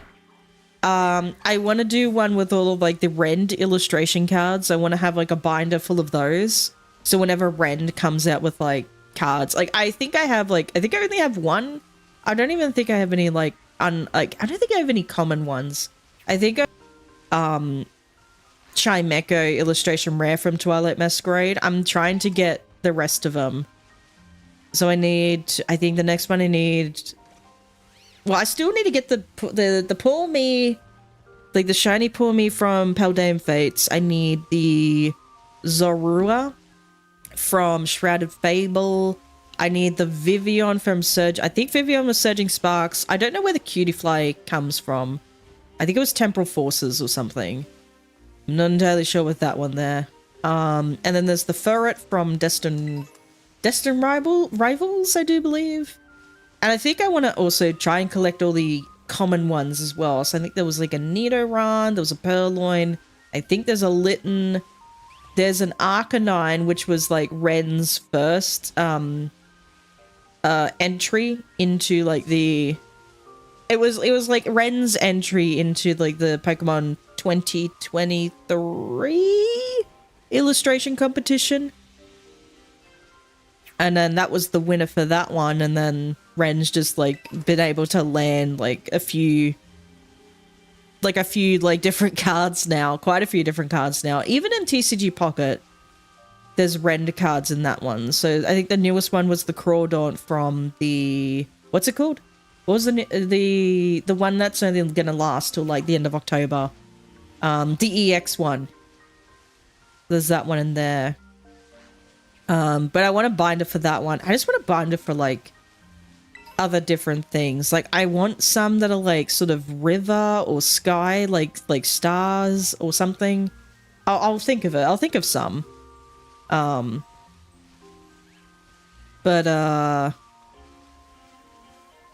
I just think it's like a nicer or like a more interesting way to sort of collect cards. Just like do stuff like that where it's just like if you have like a specific theme that you like. See, I like autumn. I like autumn stuff, so I'm going for cards that are like that. Or like even if you have like a special or like your favorite illustrator. So like I know Jack collects like a lot of Yukimori cards. Which I remember like seeing the Yukimori style of cards for the first time and I was like, wow, that's really cool. Like, what is this? It looks real. And it's because it's like little clay models. It's really cool. But yeah, my favorite is Rend. Like that's absolutely like my absolute favorite. I think that was like when I first, and I still, I'm pretty sure like the video is still on the channel. Like when I was doing like the Twilight Masquerade ones, like the Twilight Masquerade set, I was pulling from the ETB and I was pulling from a booster box. And I got the Chimeco, and I think that was my first experience with a Rend card. That was my first time seeing a Rend card at all. Like seeing a Rend illustration. And I was like, what is this? And I was like, this is really cool. And I think that would have had to have been like my favorite card from the set so far. And I didn't realize like, there were others. Like there was like the Poor Me. At the time there was the Poor Me, I think the Cutie Fly, and that was just the three illustration rares that were there at the time. And I was like, oh, I didn't know this was a thing. Like these like the illustrations are so detailed. It just makes the Pokemon look real. So I was like, I think, oh, when did I decide I wanted to actually collect all of the Rend cards? I don't remember. I don't remember when, but at some point I decided I want to collect all of these Rend cards. I want all of them. So I just decided, I was like, I'm gonna do it. So I'm trying to, I should also like put a list of like all the ones I need to collect. And then I do want to get like a little tiny binder, like a little pocket binder, and put all them in, as well as like the autumn stuff. But anyway, hey Dino, how you doing? Did I get a text? Buzz. Is it timer? Check your weekly report. No, fuck off. Check that later. I don't give a shit. I probably ran past like shinies. I wouldn't have even known. Ah, sniffles. A Mimikyu scared me.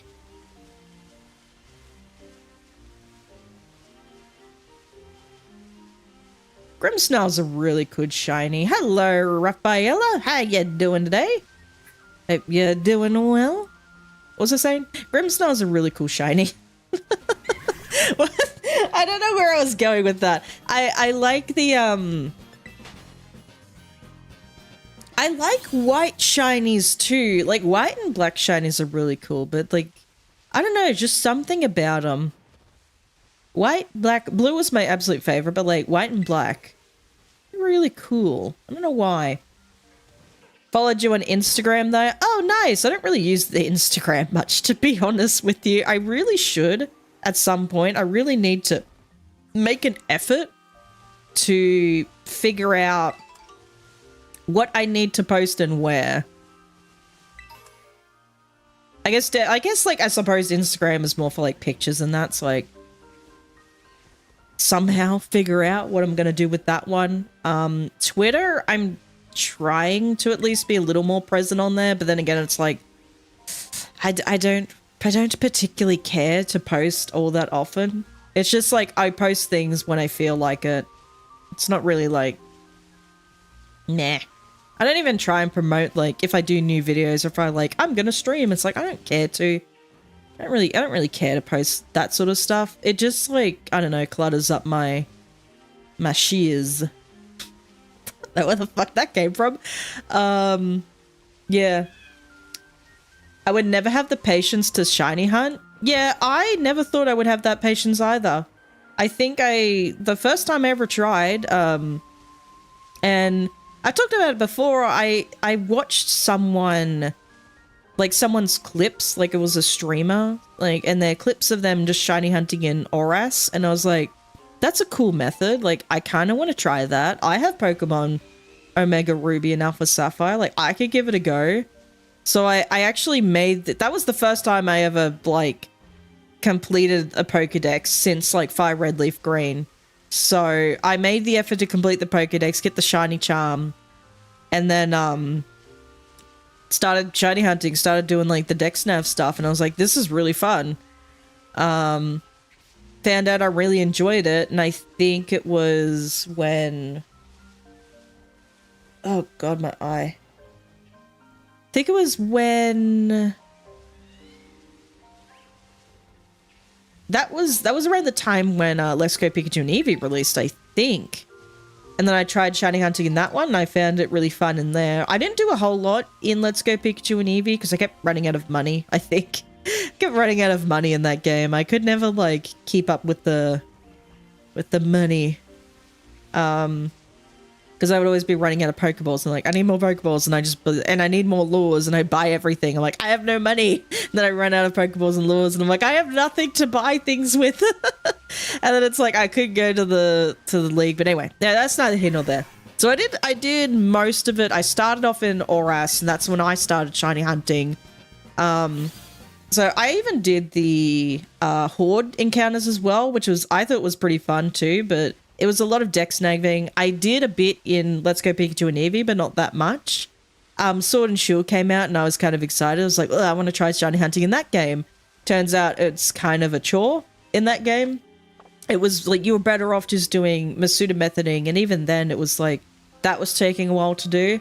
And I was like, oh man, I'm just kind of was like, I'm a little, burnt out on shiny hunting. I'm going to do other things. So that's when I started trying to dabble in competitive. So like VGC stuff, so I was trying to do that, and I did it okay. It was fine. I was okay. I just didn't really know exactly what the hell I was doing. Like I didn't know. I just didn't know much. And then Legends Arceus came out, and I was like, oh yeah, I'll give this game a go. And I really had fun with Legends Arceus. I thought it was really good. It was like a different direction from what we normally would see from a Pokemon game. But the shiny hunting in that one was like super fun and super chill. I was like, I could just fly around and then just be shinies. Like, I could just hear a shiny and be like, ooh, what was that? And I go there and oh, it's a shiny. Now that I go back to it from Scarlet and Violet, it's like, it actually is way more efficient to shiny hunt in this game than it is in Legends Arceus. It's still kind of fun in Legends Arceus, but But yeah, I don't know. I guess I just sort of, did my first video, recorded my first video for Legends Arceus. It was the first video on the channel, and it was the shiny hunting video, and it just kind of just kept going from there. Was the rest of the Shaking Bush thing, or was that a different 3DS game or gen? So the Shaking Bush thing is actually in Oras, but I think you also might be talking about the radar, where the 4 bushes would shake. That was in Diamond and Pearl. I don't think it didn't show up in Heart Gold Soul Silver, but it was in Diamond and Pearl. That was the first one that had that. I think X and Y also had it, but not a lot of people knew how to use that one. Oh yeah, crap! I was supposed to go back here and do the psychic sandwich. What was the psychic sandwich? Was it onion or something? It's probably onion. I don't remember.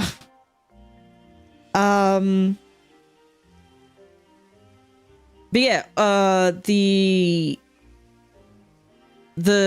what was it called? The Dex Nav was the one where the bush would shake, but you had to sneak up on the bush. That was the Dex Nav in Oras. So yeah, Rest Well, Scarlet and Violet, you were a game of all time. It was a game. Look, honest. What happened to my? Oh god, I was like, what happened to my wallpaper? And then I was like, no, that's a screenshot. Something completely different. What am I looking for? I'm looking for the stupid... I was in downloads, wasn't it? Yeah, there it is. All right, what is psychic? It's onion. Okay, it is onion. I remember these things. I remember... I was gonna say, I remember everything. I don't remember everything. I don't remember anything at all. I think I only got like 1 Ralts from that fairy sandwich, and there was probably a whole bunch in the like Timeless Woods that I just was not paying attention to. 1, 2, 3, onion. Silverpick.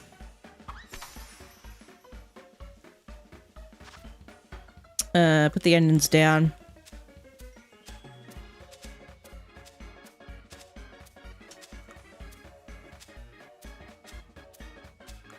Bam, bam, bam, bam, bam, a bam.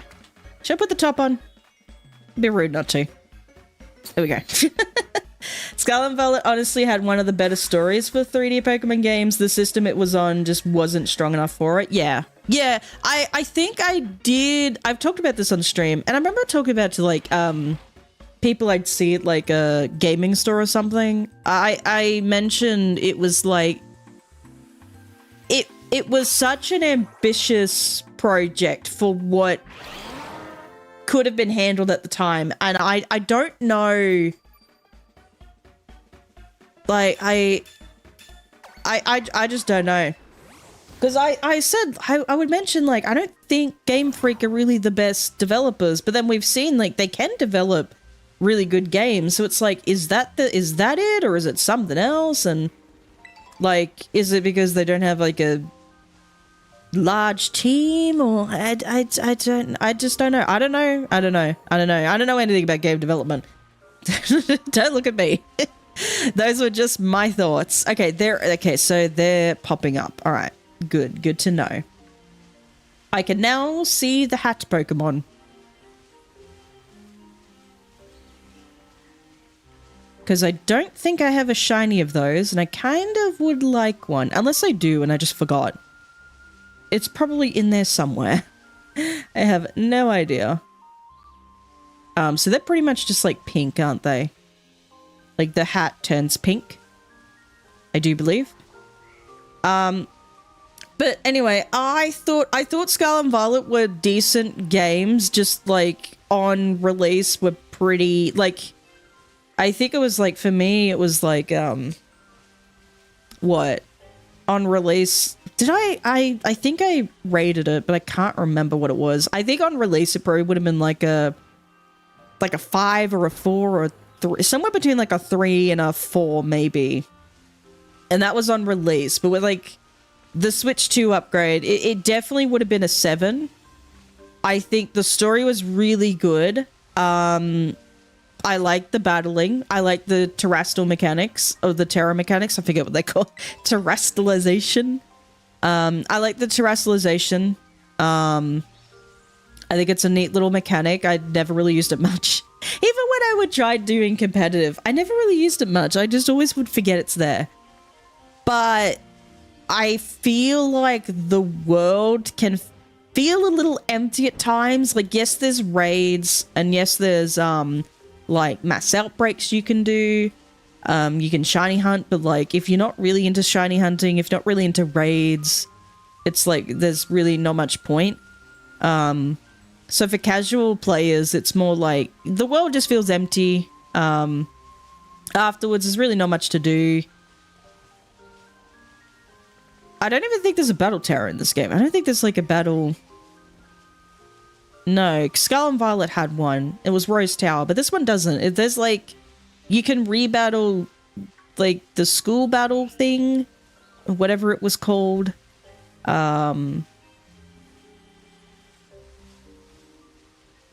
And then if you have the DLCs, there's like the ogre ousting. If people want to do ogre ousting, there's the BBQ. The BBQs were fun actually, but those were DLC content. But even like the DLC content, I still think like the story was great. Yeah, I don't know. I just felt like the world was a tad bit empty. Like at first it was fine, but after a while it's just like, it just feels a little empty. Like not much going on. Yeah, I don't know. Game Freak team is tiny, then only recently started hiring more devs after Scarlet and Violet released unfinished. Yeah. Yeah, I don't know. Was Scarlet and Violet released unfinished, or was it the full thing and they just kind of had way too many fucking bugs? Way too many bugs that they were like, oh, we didn't realize this was there. I don't know. I don't know the whole process. Anyway. I feel like Scarlet and Violet, it's like, it's a decent game. It's a decent game. It's probably like a 7, maybe a 6.5. It's not like my top favorite game of all time. Like there's other Pokemon games that are like better. There are other ones that are better. Definitely Fire Red Leaf Green would be up there for me. I think it would be number 1. Like Legends Arceus is really good. That probably would be number 2, and then Platinum would be 3. Heart Gold Soul Silver would be 4. I like Heart Gold Soul Silver. Gen 4 was kind of fun though, I'm not gonna lie. But Heart Gold Soul Silver would be 4 for me. And number 5 would probably be Emerald. Actually, no, Emerald would be... No, Emerald would be 5. Emerald would be 5. Yeah, that would be my top 5. My top 5 games. Because even, like... Even Sun and Moon, I'd feel, was like, you know, had a bit more to it than Scarlet and Violet. Sword and Shield was decent too. I feel like Sword and Shield even had more. I feel like Sword and Shield had a bit going on. Although now I'm trying to think. Like, it had the Battle Tower, which is fun. The raids were fun. I think the raids were fun in this game. But... just because of the performance issues, it was just like, it's just so difficult to do the things. I don't know. Anyway, they literally had event triggers still visible. No way this, yeah, fair enough. Fair enough. I think that it's just like, I don't know what it was. It wasn't like they didn't have enough time. I do remember the event triggers. That's so funny. I do remember them. I was like, event triggers. I don't know if I remember them. I do remember them. I think I even pointed it out a few times. I was like, why is there just like this random Pokeball in the ground? Because that was the freaking thing. Like, that was the thing for the event. I totally forgot about that. Oh my god. Yes, that is. That's so funny. That's so, yeah, no, you're totally right. There were just were like, I get like if there were bugs in that, like I get like, you know, the, like the different like bugs you would see that people would post about, you know, over social media and that, like, oh, look at these games, ha ha ha. But those like those types of things, like the event tree, like the visible, like the visible thing where it would just be the placement of like, okay, the event's going here. And like, when it, like, it's like that sort of stuff was like, okay, come on, like you. Oh goodness, I totally forgot about that. That's so funny. Oh man. Yeah, I don't know what it is. I don't know. Because I know they have 2 separate teams that work on the games, but like maybe they should just combine them. I don't know if they were like a whole team, and then they kind of just went, okay, we need to split them because we need to get more games out more frequently. But maybe they just need to combine the teams again. Maybe they just need to combine the teams and be like, just get the game out when you feel like it. I don't know. I don't know. So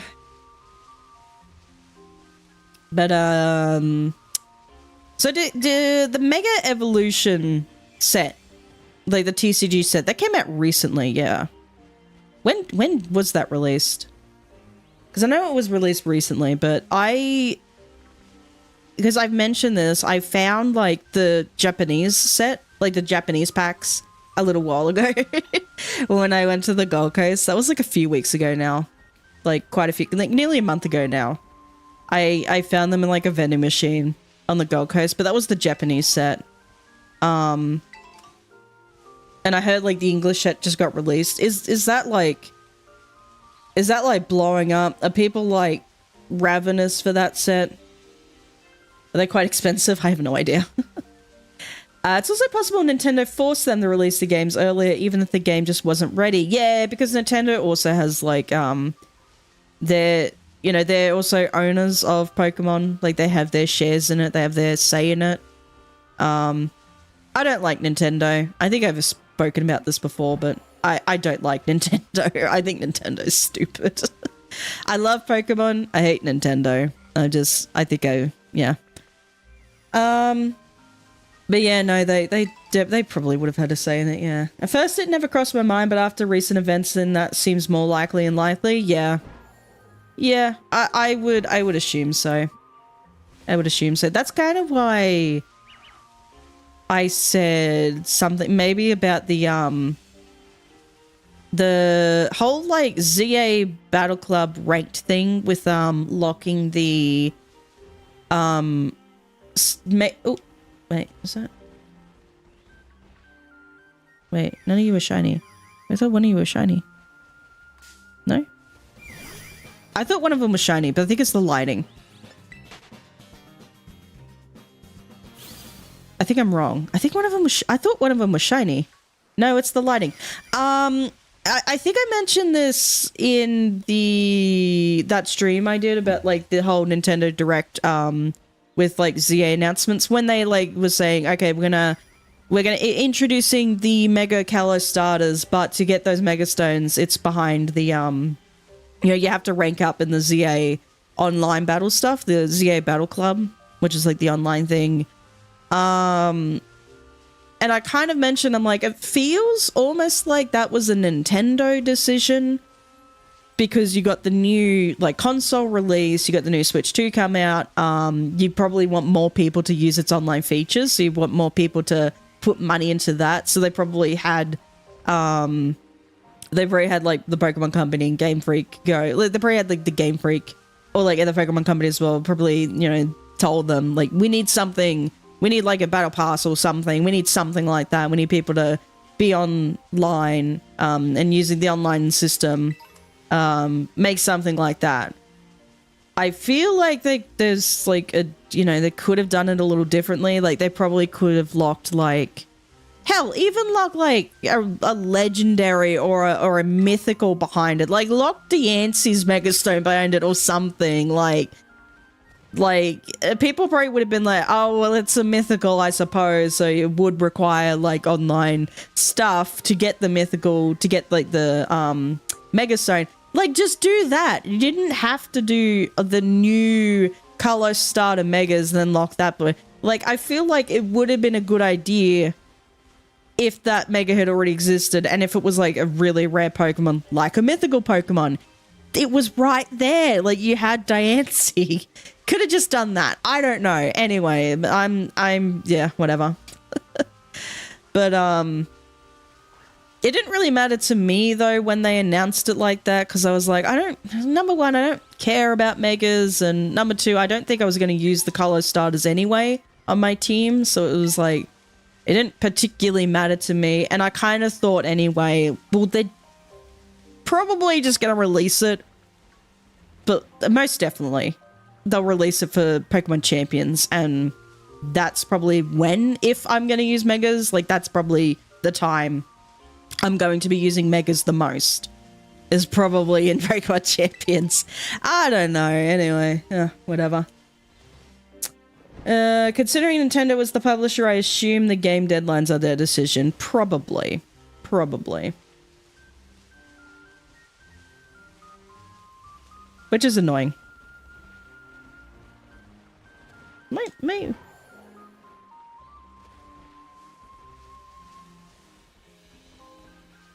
controller was making weird vibrations. I don't know what the hell it was. I don't know what that was. How much time left in the sandwich? I still don't have a Hatena.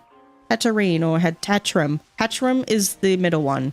Hatena's the little one. Hatterene's the big one. I always get those confused. I don't know why. At the sniffles. There's also Indeedee.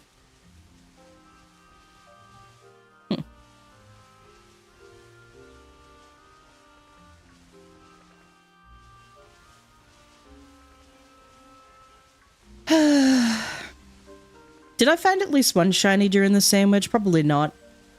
I don't think I did.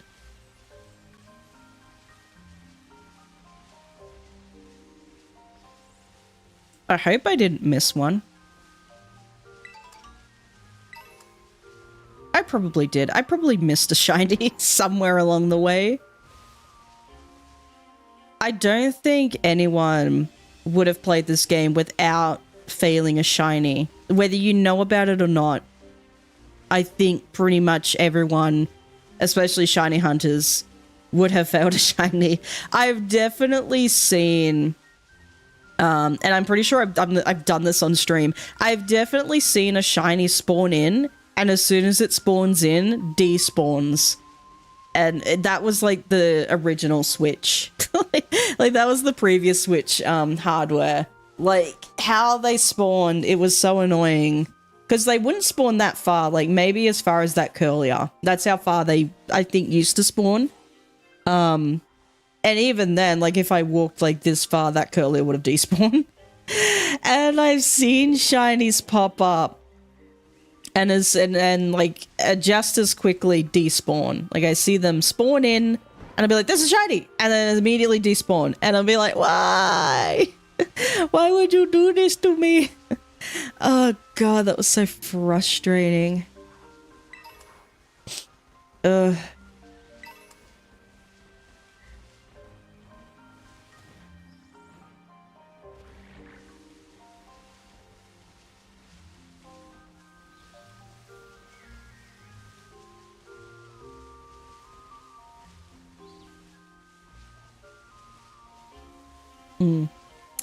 There are super tiny mons. I have no clue how you would hunt those. I did attempt, was it Flabébé? I've attempted, Klefki. What was another really tiny one? Milcery.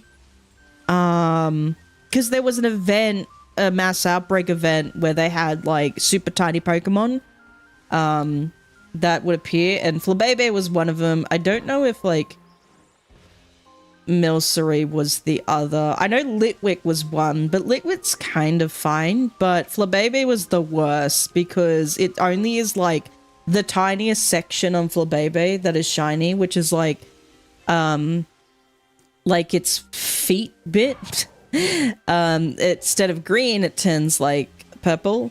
The flower doesn't change. Like the flower only changes with the different forms. It doesn't change with the shiny. So it was pretty difficult. I did manage to get, like, I think... I did manage to get, like, a couple or a few, but not, like, a whole lot. And I definitely would have missed those. Milcery was actually interesting because it wasn't that difficult to spot a shiny. The only problem with Milcery is that... Or Milcery? Milcery. The little milk thing from Sword and Shield that evolves into Alcremie. The problem with a Milcery is it's in Blueberry Academy, and in Blueberry Academy they have like these like cubes, that light up, and it kind of like changes the shading around it. So when like I would see Milcery kind of near those cubes, I think, oh, it's a shiny. But it's not a shiny, it's just lit up to be a little bit brighter. Because, like, the lighting in this game just doesn't work. It doesn't work effectively. It's horrendous.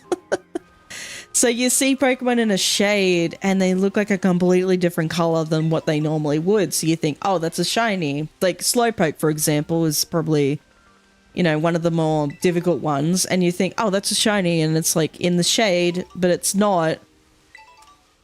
Even though in the shade it looks shiny, it's completely, no, it's just a regular Slowpoke. It's like, oh, god damn it. Oh, gosh. I don't know.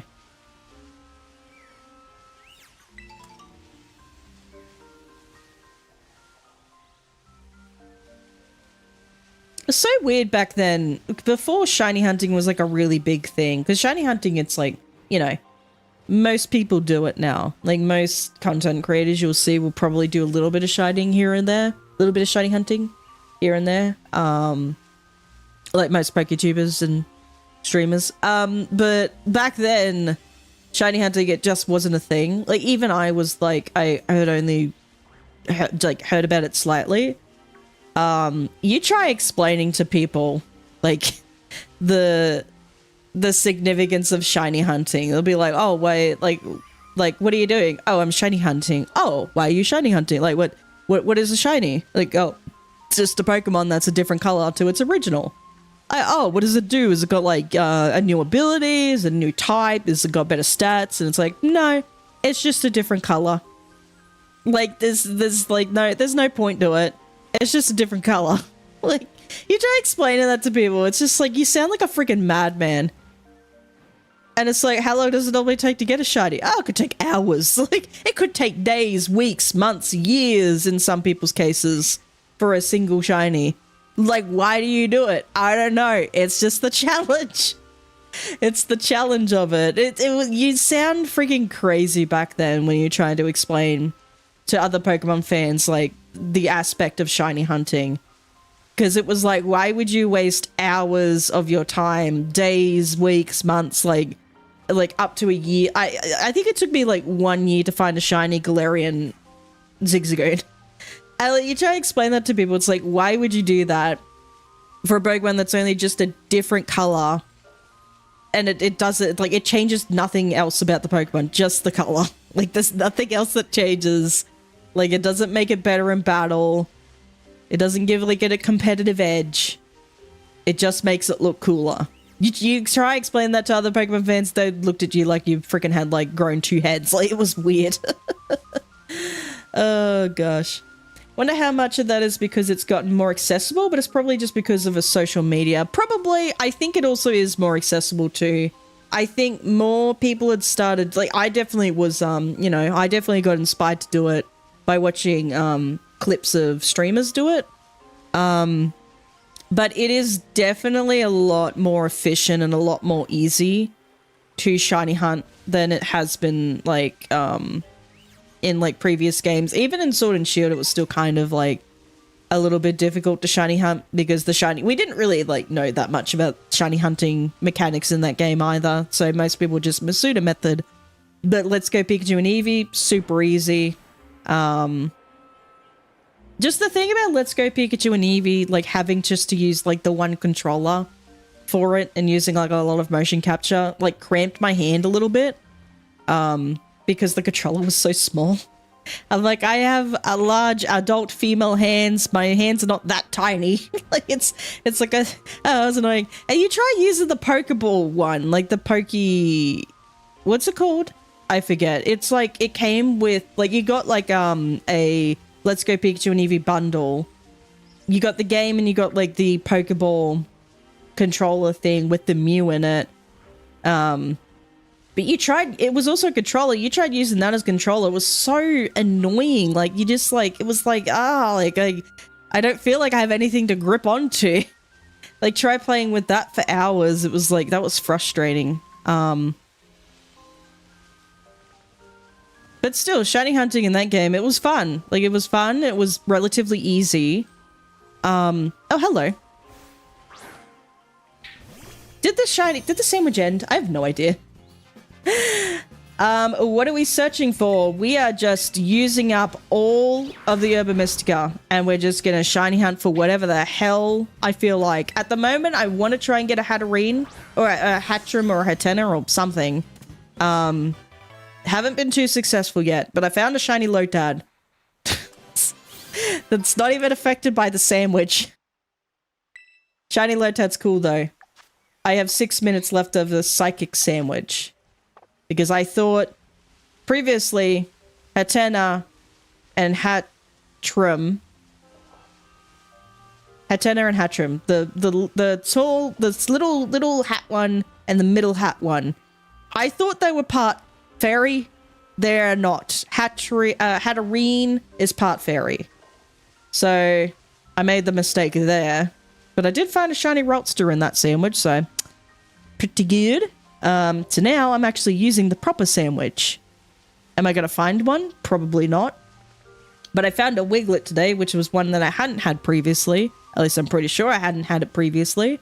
But I have it now. Did I save after that low tap? I'm going to save.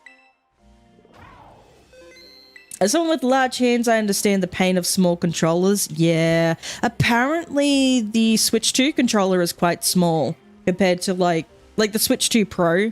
Compared to just like the regular Switch Pro controller. Apparently they made it smaller and people's hands were cramping a little bit, and I was like, I feel vindicated for not upgrading my Switch Pro controller that I've had for years.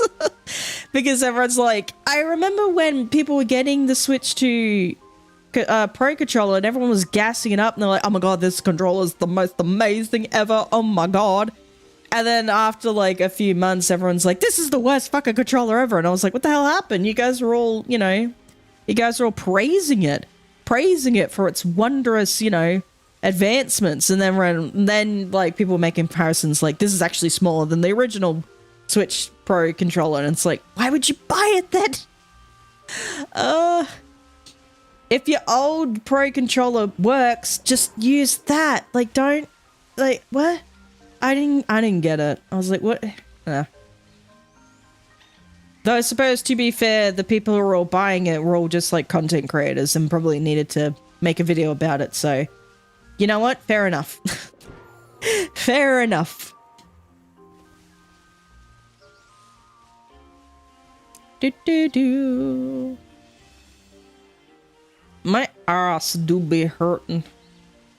Been sitting. Wish I had a standing desk. That'd be the dream. The dream would be to get like an office. Like a proper office. Have like a standing desk. Have all of my gear. Have all my tech. And then have like a... I want to have like a 3D studio. Like a 3D mocap studio. That would be the dream. And have like 3D models and that. That would be the dream. At least for like the whole of my YouTube stuff, my of this whole endeavor, of this whole VTubing endeavor. That would be the dream. That's not my overall dream, but it'd be the dream in this aspect. Does that make sense? I don't know. Isn't the shiny like a little bluish in the color? The shiny is a pink hat. Otherwise, if it was bluish hat, these would all be shiny and I would have just been bamboozled. But no, the shiny is, it's just pink. Like the whole thing is pink. I've probably missed some. I wouldn't have a clue. Having a desk that goes from standing to sitting has been a huge upgrade. I remember the first time I was in an office and it had like a sit-stand desk. I was like, oh my god, this is the future. This is amazing. Like it's so awesome. It's so much better. It's so much better than just having to sit all the time. I love it. How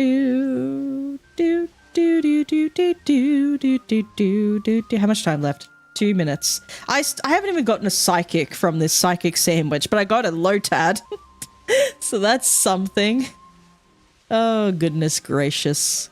Like, I can't even get a Ralts or a Curlier or a Gardevoir or an Indeedee. No? Nothing? Like, I've had sandwiches that have you know, I've got nothing out of before. It's not out of, you know, the realm of possibility. But I've probably passed some shinies I just put them.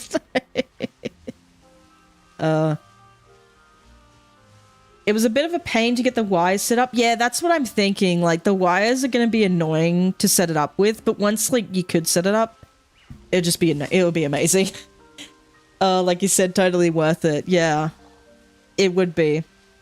I do have, because I have, like, the audio mixer that should be coming in at some point.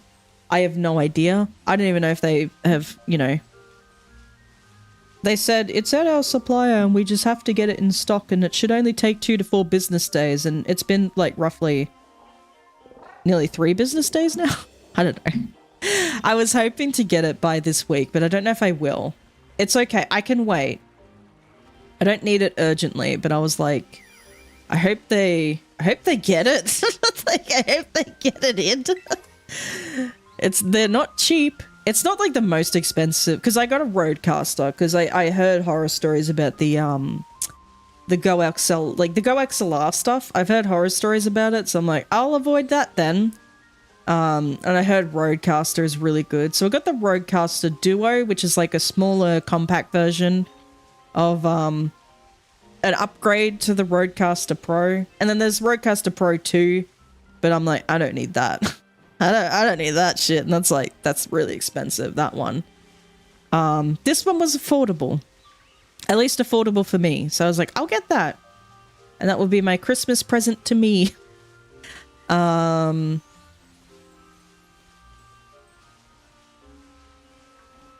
hope they get it to me. I hope they deliver it. I hope they just didn't take my, like, this. I know where they live. I know the warehouse. I know where the store lives. I know where the warehouse is. I can find them if I need to. I can find the business, but it's just like, I hope they get to me, because I also ordered like the XLR cable with it, which is like the Rode XLR cable, which was in stock.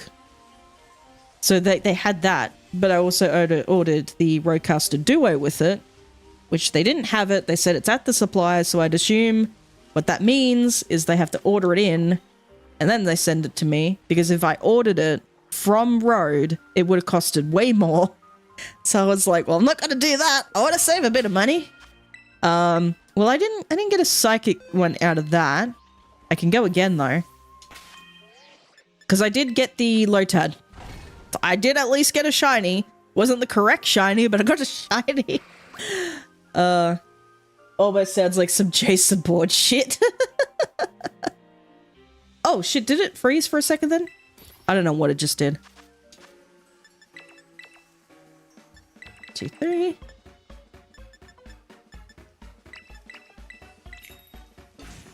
We're gonna be here all day, aren't we? Try to freaking use up all of the Urban Mystica. I didn't realize how much because it's like 30 minutes for each pair. However many's left, I don't know. We're gonna be here all day. If we can use it all up, good. If we can't, then too bad. Tough titties. We're not coming back. We're done with this game afterwards.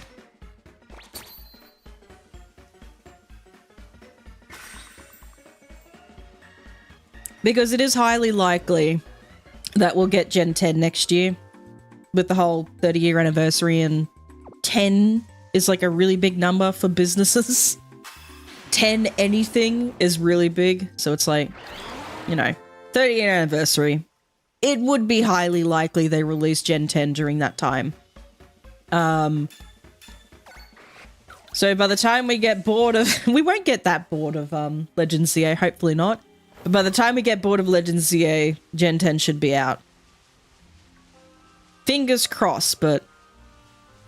we have Pokopia. I never know how to say it. Pokopia. We have that next year. That's coming out.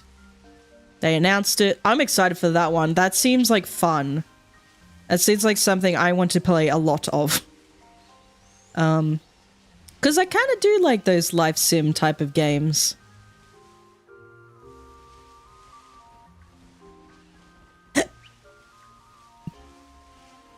And I like the fact that it, like you're a ditto. At first it was weird to me. I was like, what is this? This is strange. But like, you know, as the trailer like kept going, I was like, actually, you know what? This is kind of cool. This is kind of cool. I like it. I like the idea. I see where they're going with it. It's really cool.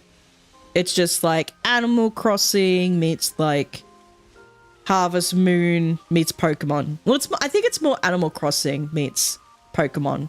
Like, I saw a bit of farming in it. Like, there is a bit of farming aspect to the game, I suppose. But I don't know if that's like the whole thing of it. So, we'll see how it goes. It'll be interesting. They need to know if the effect if you don't have both pieces of bread. It would be pretty mad if I ordered like a sandwich and someone handed me toast with onion. No, open subs are the way to go. You don't need the whole thing. I could sell more if I just use one half of bread, because then I use the other half of bread to sell another bread, and then I make more money if I sell a bread like that. It's a marketing genius.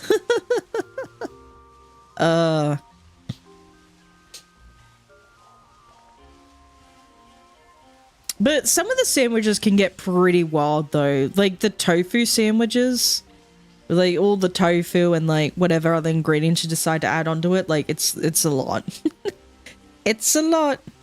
You try putting the top of the sandwich on after that. It's a nightmare. Yeah. Are there any shinies? Why have I not found a shiny in the first 3 minutes? That's stupid. I'm just joking. Damn shrinkflation. I ordered, like, it was so weird because I hadn't been to Macca's in so long. And I recently went to a Macca's and I ordered, like, the McChicken burger. And I was like, damn, this thing is, like, smaller than I remember. Damn, shrinkflation do be hitting hard. Yeah, because I swear, I'm like, even when I used to work at Macca's, I swear that thing was a lot bigger. I was like, damn. These things have gotten so much smaller. Either I've gotten bigger or this thing's gotten smaller. I don't know.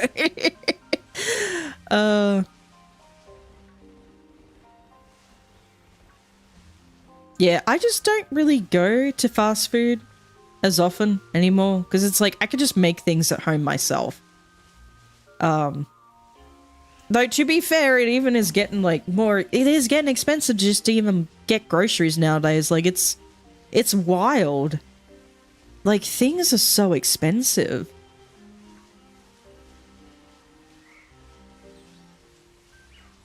Because I went shopping with my mum recently, which I don't do often. Like, I don't do often, but we went together because she's like, well, you got to drop me off to training because she's got to train the kids. And then, oh no, I had to drop her off for something. I can't remember. No, we went in the morning. We went early in the morning before training. So we went because she's got, like, the government car at the moment. So her car's sitting at, like, regional office. So she's driving around. So she can't, like, when you drive government cars, as you guys would normally do. I doubt it, no. I was about to say, as you guys normally drive government cars, I doubt many of you would ever drive a government car in your life. But when you drive government cars, there's like a whole like thing you gotta do, a whole training thing you gotta do.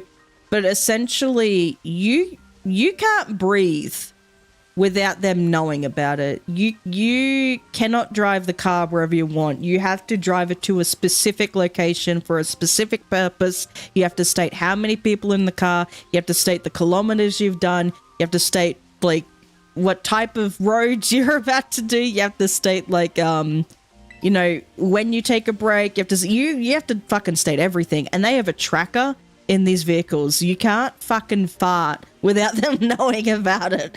So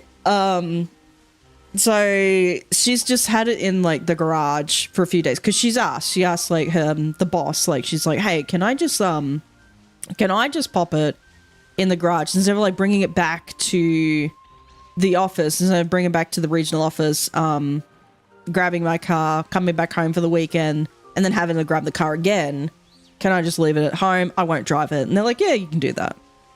So she drove it home. She couldn't use it, so that's why I had to drive. Anyway, where was this going? I don't know. Shopping. So we went grocery shopping.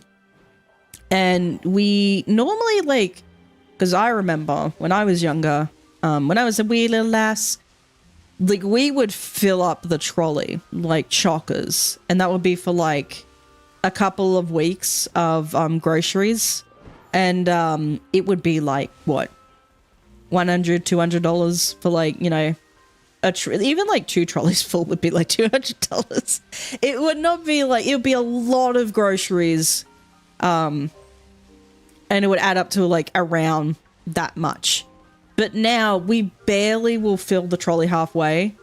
Because we'll like, okay, we need to do a big shop. So we'll barely fill the trolley halfway, and that's like $300. And I'm like, Jesus fucking Christ, like, it's bad. And we try and look for like the deals. We try and look for like the bargains and that. We try and look for, you know, we even like look at like the weights and like, you know, like looking at the grams, looking at the liters, looking at like, you know, how many's in this packet versus how many's in that packet, like this type of thing. And we try and be smart about it, and it's a lot of fucking money. It's a lot of fucking money. And we were like a three separate income household. It's fucking insane. It's freaking crazy. I'm like, Jesus Christ. You imagine like low income families with like quite a few mouths to feed. Like, you have to, like, you know, people are like, you know, tossing up, like, do I pay the bills or do my children starve? I don't fucking know. Like, what do we do? Oh, gosh. It's just absolutely insane. Housing market is just wild. It's wild at the moment as well. Good Lord.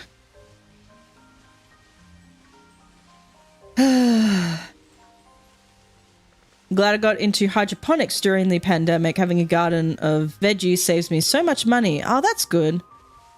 That's good. I did notice, like, because I used to work at Bunnings, and that was during the pandemic. And a lot of people were buying, like, a lot of plants. But a lot of seedlings. And I'm like, you do realize that thing's not going to grow in time to sustain you before lockdown's over? Like, that thing will take quite a while to grow. Quite a while to grow into an adult. And then even longer to fruit. Or to, like, you know, grow whatever the fuck you need it to grow.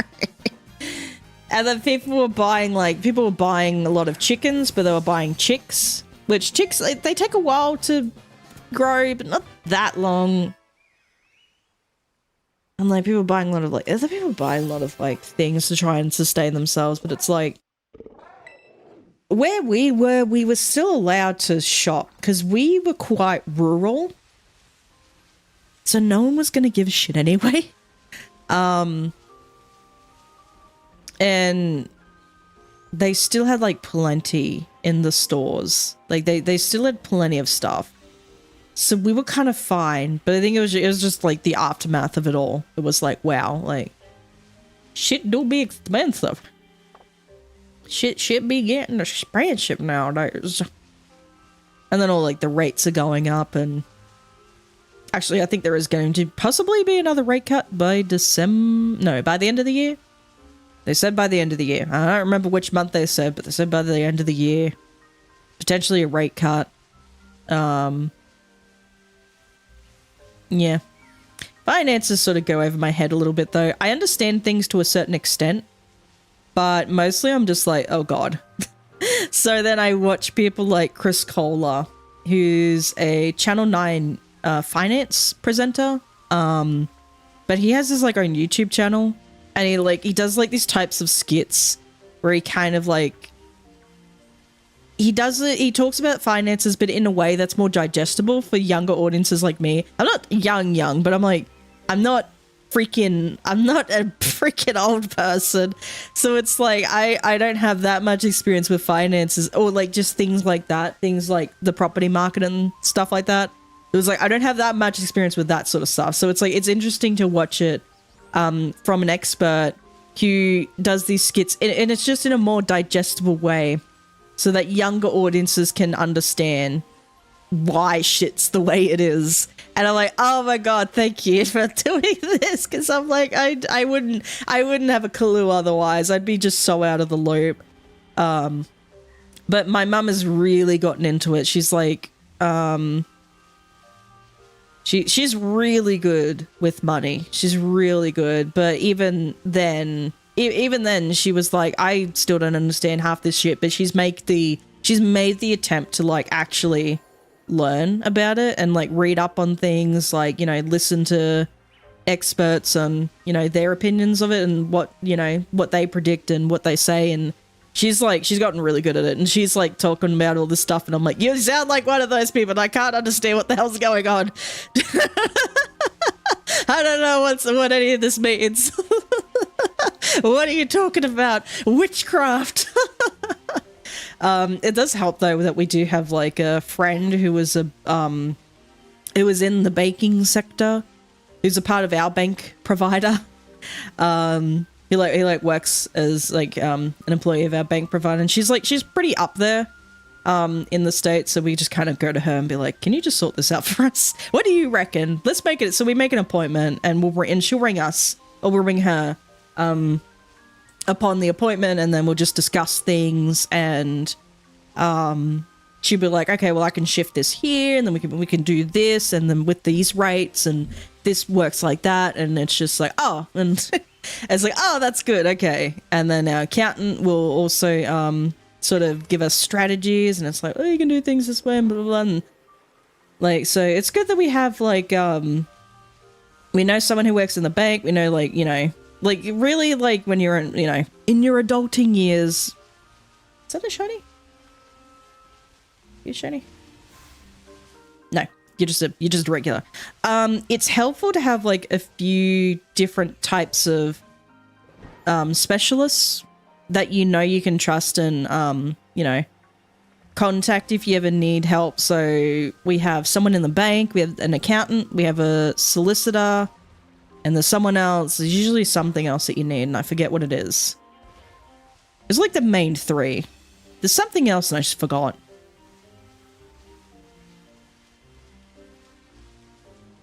I guess if you're like, you have an investment property and you want to rent it out, I suppose like a property manager, like a really good property manager.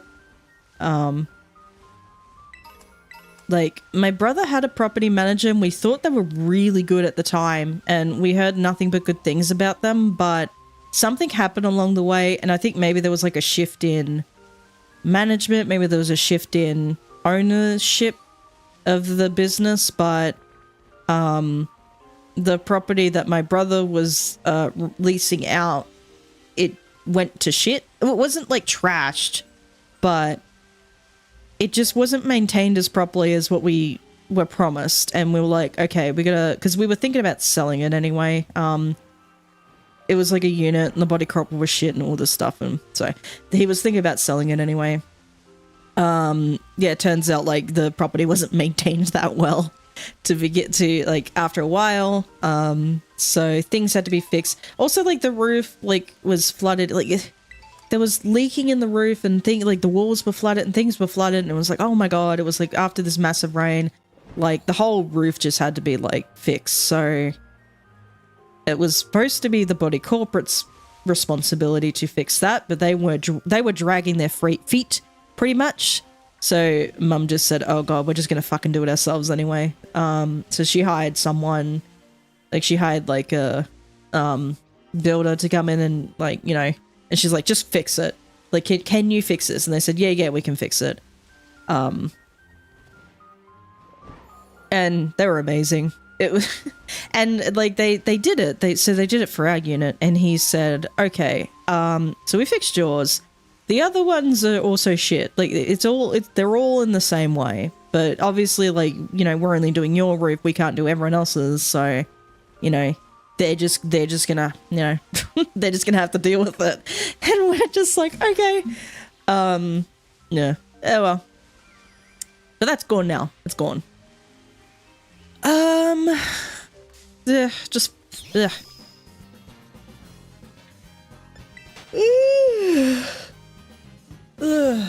Anywho. What the sniffles? I found a curlier, but I still haven't found, like, the Hatena or the Hatchram that I want.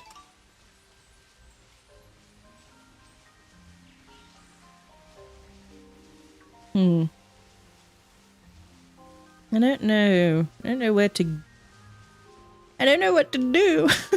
As I say, I don't know where to go, but I know where to go. I've just been going the same path that I've been doing for the last, like, hour or so. Or maybe, like, an hour and a half. I don't know. How long have I been here? I have no idea.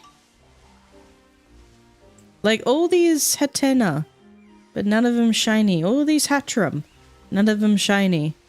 All these Psychics, none of them shiny. Well, except for the one curlier, but you know. Look at all those chickens. Whee! I'm just gonna glide. What if I fly around? What if I do that? Would that be a little more efficient for you, game? No, I don't like it. There's some instances where I think flying around is pretty good. Like on the lake. It's fine. But here it's like, nah. I'd rather just walk. I think it's also the tall grass too. I can't really see if I'm just flying around. Like, I guess the top-down view kind of helps a little bit, but nah, I don't know. Lotad is the only shiny hat for you. What is Curlier though? Does Curlier not have a hat? Well, I guess technically it kind of could be considered hair. I don't know.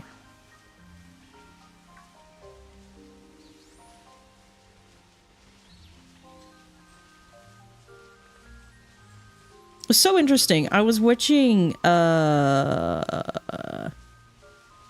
was about to say MNJ TV's latest video, but his latest video is technically the Team Sky in Sword and Shield. I meant like on his main channel, he did like, what was it? If every Pokemon could evolve or something like that. And a lot of it was like, what the fuck are you talking about? It was very entertaining. It was like, what the fuck are you talking about, man?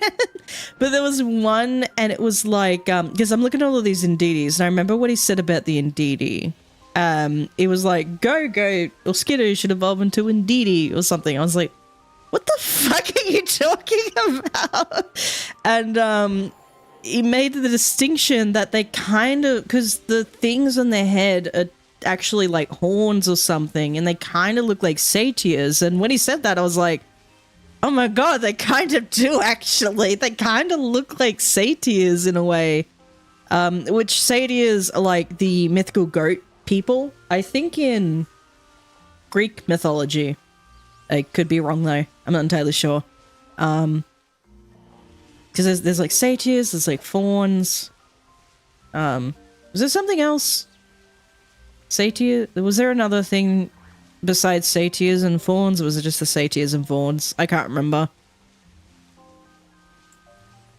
Because I thought about satyrs at one point. I'm like, how cool would it be if there's like a satyr, like VTuber design? There probably is. There's probably like a goat. There'd be goat VTubers somewhere. I don't know. There's like a VTuber for anything. There's like a zombie. There's like, someone was like a robot. Also, there's like robots.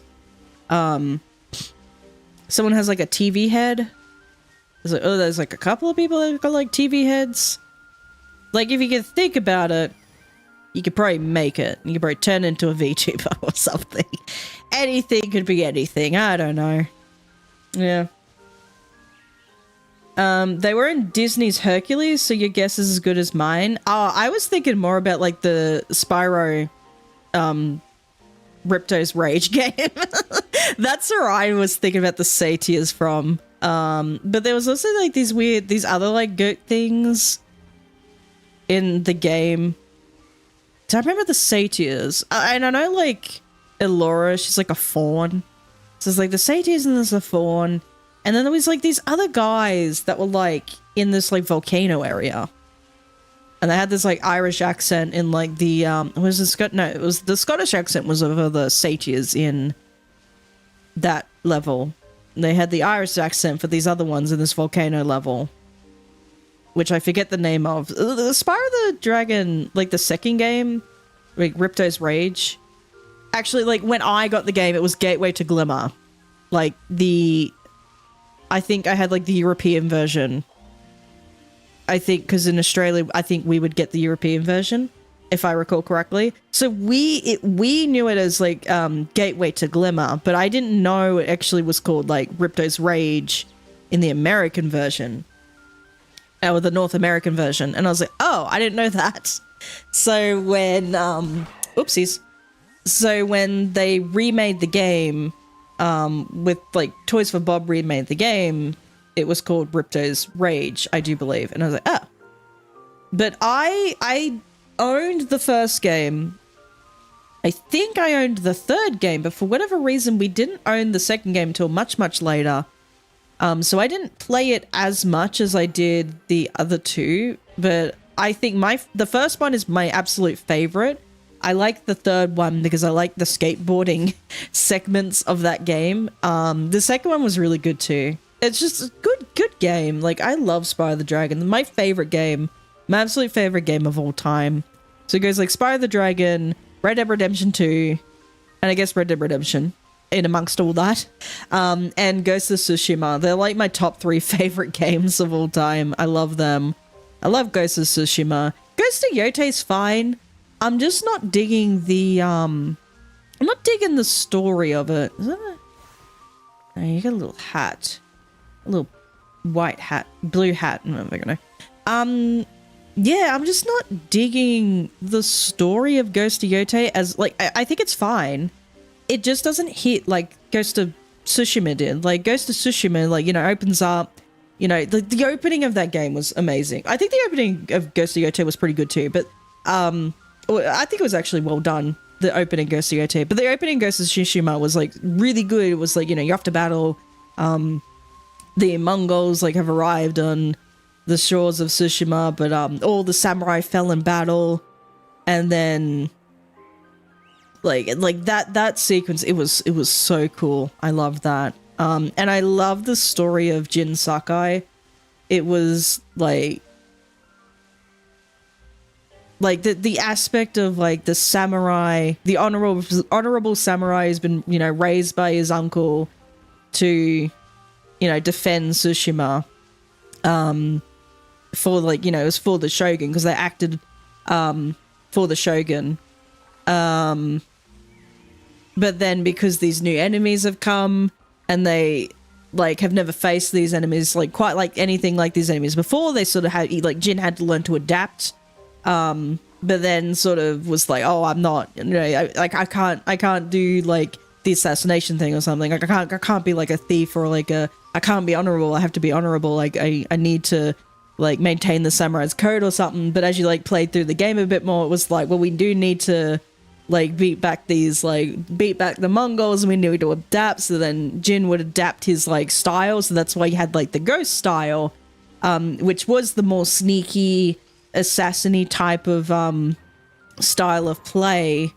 But like I would even feel conflicted just like assassinating like an enemy NPC, because then like there'd be a flashback where it would be like, oh, Jin, we must face our enemies as we you know, like as we kill them or something like that. I don't remember exactly the whole thing, but and I would be like, oh my god, no, my uncle's gonna hate me if I do this. So I felt like I had to play more towards the samurai style of Jin. But then like it, oh god, it was just like just a lot of aspects of it. Even like the NPCs, even like the other characters with their own stories as well. Like Jin's own personal conflict. Everyone else had all their like demons, like all their own personal demons and personal conflicts. But like Jin's own personal conflict with wanting to save Tsushima, needing to adapt to these new enemies, but trying to also maintain his sense of honor. to prove to his uncle that like you can trust me and all, like you can, like, you know, I am worthy of being your son, because he wanted to adopt Jin. And then like the ending of like that ending of your final moments with your uncle before you had to fight him, before you had to duel him, it was like, oh my god, like it was just like you just felt like it's like we beat the Mongols, but at what cost? Like at the cost of your own honor, at the cost of even like your own clan, because his clan was disbanded afterwards. Like all that. I just don't feel that with Ghost of Yotei. Like I don't feel like the characters or the story have that same sort of impact. Like, even Atsu, like the main character of Ghost of Yotei, I'm kind of just like, like, you're fine, but you're not like, I don't know. It is really hard to also follow up from that game, to follow up from Ghost of Tsushima, because a lot of people really loved it, but, yeah, very hard game to follow up from. I still think Ghost of Yotei is fine.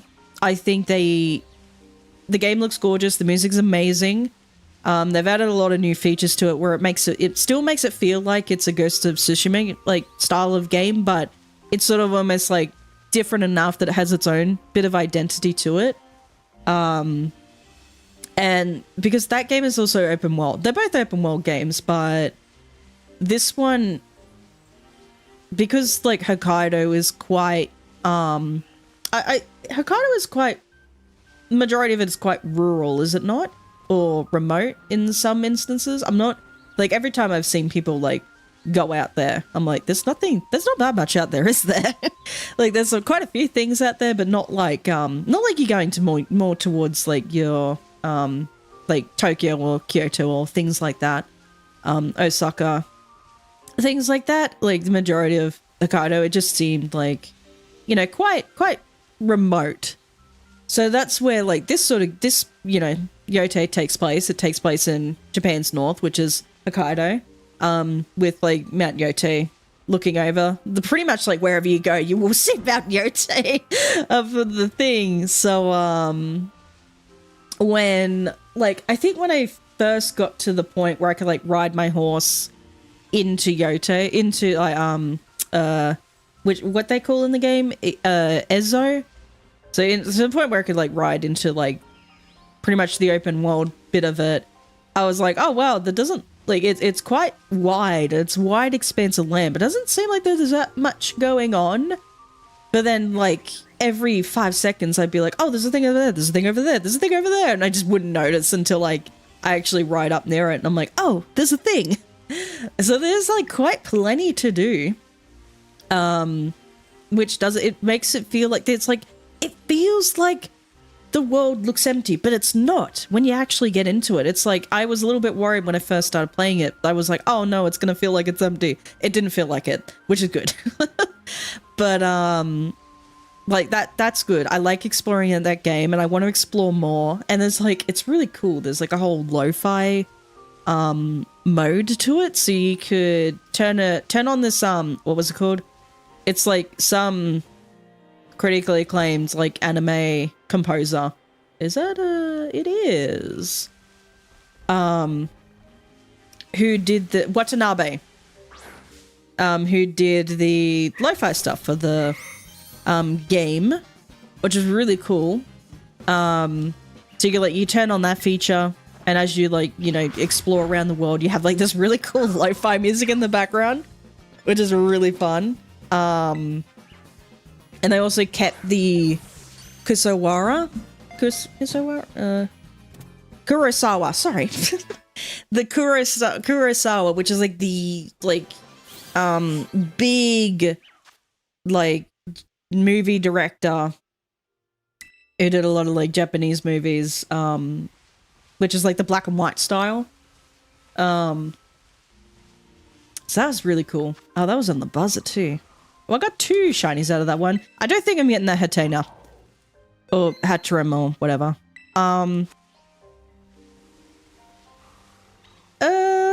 let's go somewhere else. Where else do we want to go?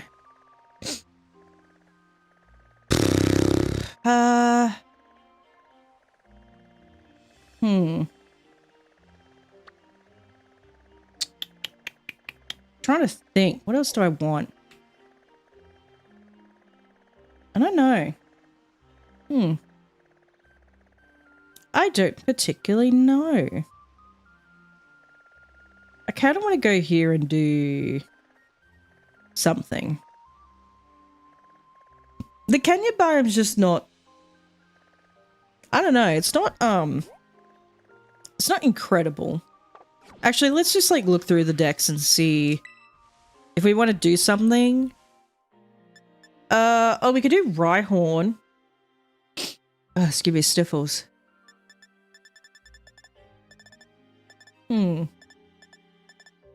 I have never gotten a Relor. I could do Relor, but I think it would be easier to go to... Like, what typing are you? Bug. I think it would be easier to go to Paldea and do that. Let's go there. Nope, no, I was already at the place. What am I doing? Where is it?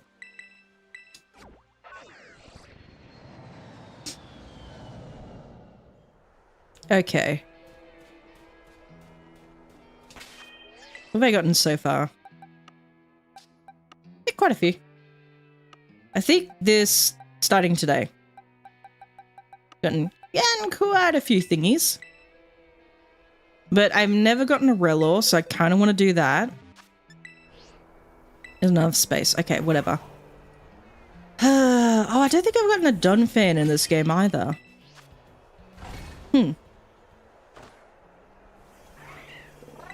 Anyway, what was I talking about before? Oh yeah, go tape. But what is it for a bug sandwich? What do I need? I don't know. Cherry tomatoes. Oh, you gotta be fucking kidding me. That's the worst one. Well, one of the worst ones. I hate these ones.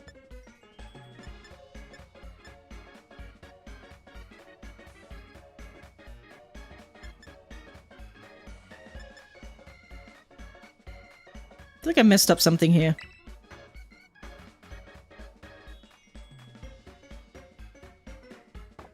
I don't know what I did wrong. I feel like I have an odd number of stuff. It'll be fine. What do I need to put on first? I think these. Ugh. I hate doing the cherry tomatoes. They're so stupid. Like, can't I just like... Just make the sandwich. There should be like an auto, like a feature where just just skip the sandwich making part. Just make it for me. Like, it's, I hate it. I have no depth perception trying to make the damn sandwiches in this game. It's awful. Alright. I feel like we're gonna be here for a while. Strap the fuck in.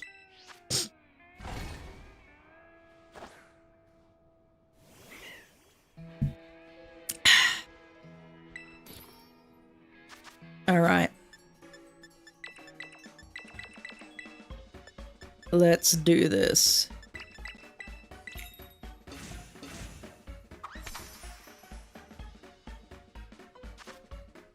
Okay. Cucumber. Let's just put that on the side. Let's just stack these on the side. It'll be fine. If only there was a second screen like the DS for this, yeah, I don't know. I don't know if that would help me either. I don't think any of that would help.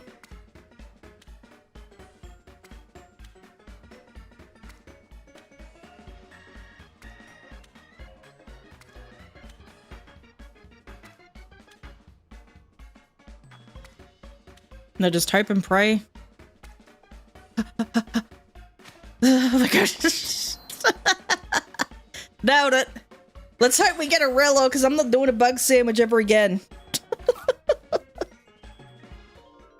Oh, bugger that.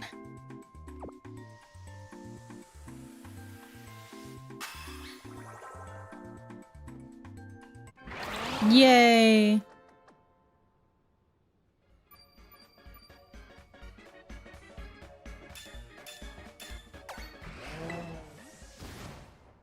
Alright.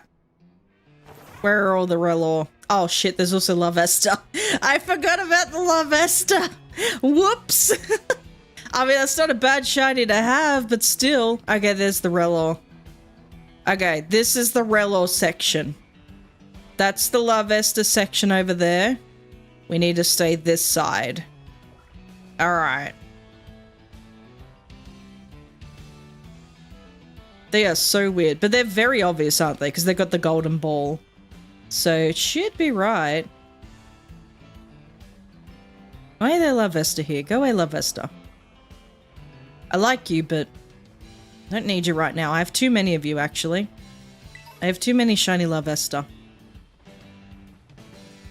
Can't miss out on half a cherry tomato, but I guess the entire top half of the bread is fine.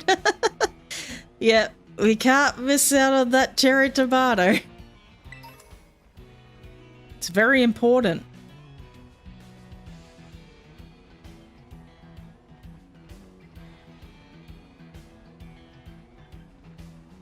If there's a... like, there better not be a sandstorm. Because if there's a sandstorm, I'll be so annoyed. Because it makes it harder to see things. Used to be that whenever there was any weather, just forget about playing in that particular area. Because you're gonna have it. It's gonna be so laggy. But now that it's fixed, the only problem with the weather now is that you just can't see shit. Can I go up here?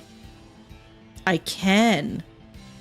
There's one Don fan, and a Cacturn, and a Don fan, and the Great Tusk that I've just left there because I couldn't be fucked. I was like, should be right. Because you catch them, and then they have the jumbo mark because they're like the largest of their species, but I don't care. I don't particularly care. Oh no, they do have a Titan mark. That's the mark that they have. The Titan mark. Actually, there are Relor around in most places. That's pretty good. Let's go back this way.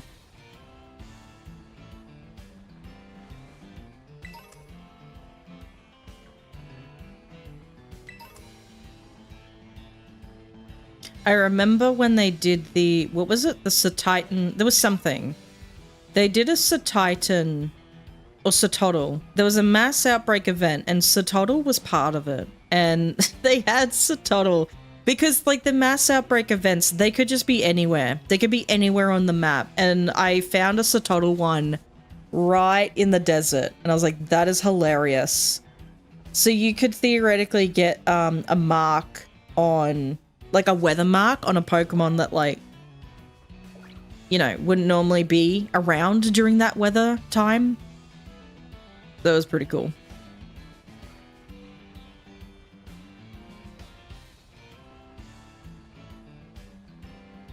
I always forget you're here. What even... I don't know what Terra type that is. I never bothered to check. I don't remember half the... not that I don't remember half the things that happen in this game. It's just like I never bothered to explore it. I think that's more accurate to say.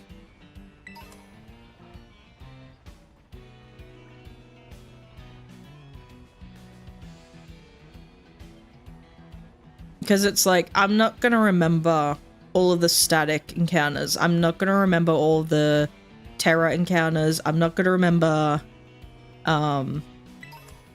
where all the trainers are. Like, I don't care about the trainers. I didn't care. I did not bother to battle them at all because it's like if whatever item I need, I could probably just buy it. Like I don't need any of your items. I think one of them had an amulet coin, but it's like I still don't care. You make a lot of money in this game anyway. It's very easy to make money.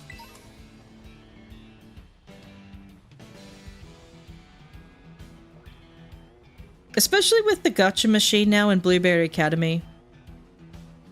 You know, you could sell a whole bunch of items from that because they give you a lot of nuggets, a lot of the really valuable stuff that you can sell for a lot of cash.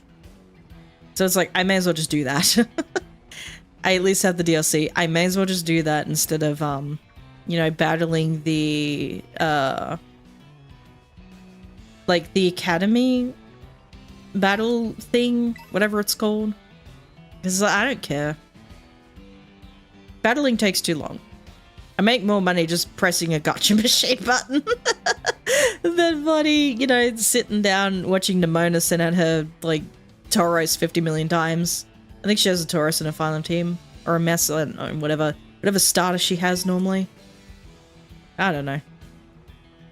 Whatever starter you don't pick, I suppose.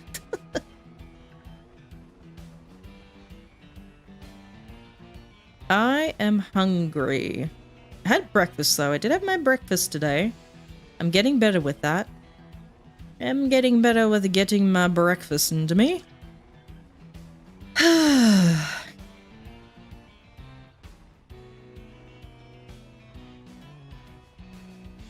Do do do do do.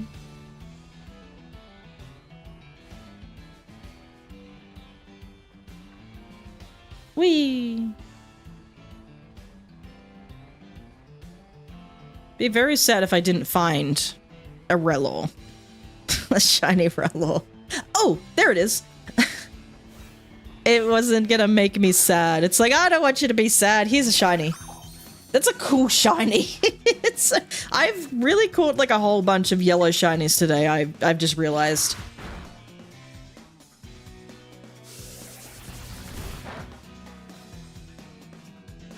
It's just a solid gold ball.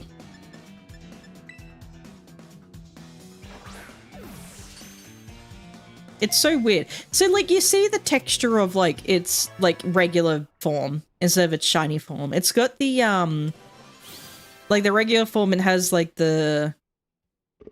Oh wait, no, that one does too. Never mind. Ignore me, I'm stupid. No, whatever I was about to say, just ignore that. Don't worry about it. Because I was gonna say like, oh yeah, it's got like the... You see the little patterns on the ball? I was like, oh, the gold one doesn't have that, but it kind of looked like it did, so I was like, oh, never mind. Still kind of technically had patterns on it.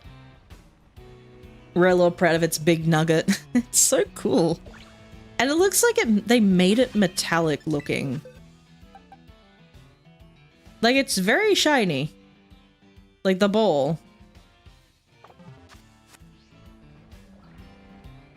And then to evolve this thing is kind of annoying. You have to, like, walk with it for 1,000 steps.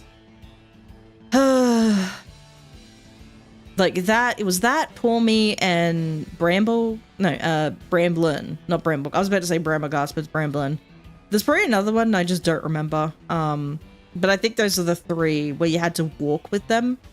It was really weird. It was like 1,000 steps, but is it 1,000 of your steps? Is it 1,000 of the Pokemon steps? And it's like, what counts as a step? So you just sort of had to like walk as far as you felt like, you know, was 1,000 steps, and then be like, okay, I think this is fine, and level it up and hope that it evolves. And if it didn't, it's like, well, I gotta walk a little bit longer, I suppose. And now there's a sandstorm.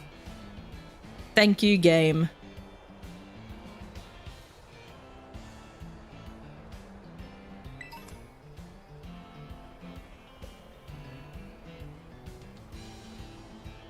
That's annoying. I'll see if I can get one more and then try and look for another bug type, which I don't know what I'm gonna look for. Just something.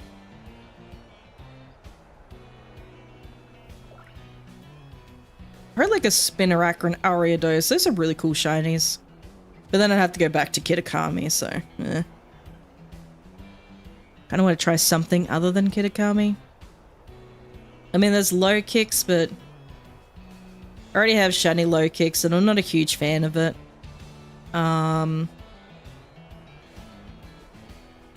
Oh, there's Venomoth and Blueberry Kanami.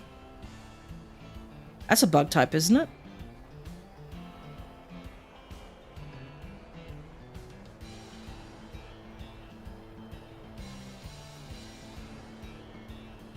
But anyway, I'll see if I can get one more. Or if I get a Larvesta or something, I have no idea. See if I can get one more and then I'll head to Blueberry Academy because I don't think I've done anything there today just yet. That'll be fun to do.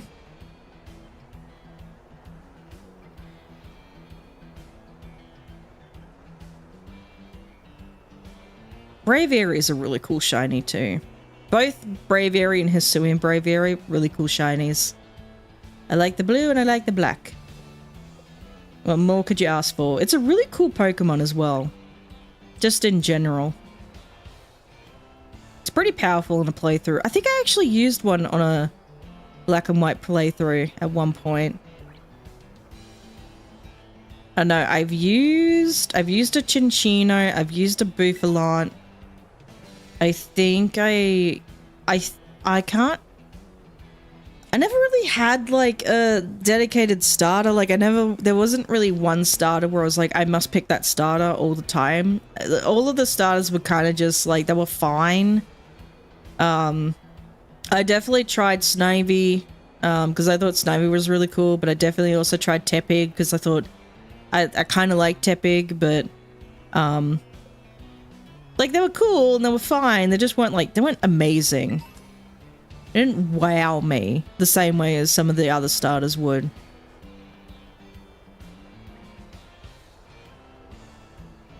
Let's head somewhere up here.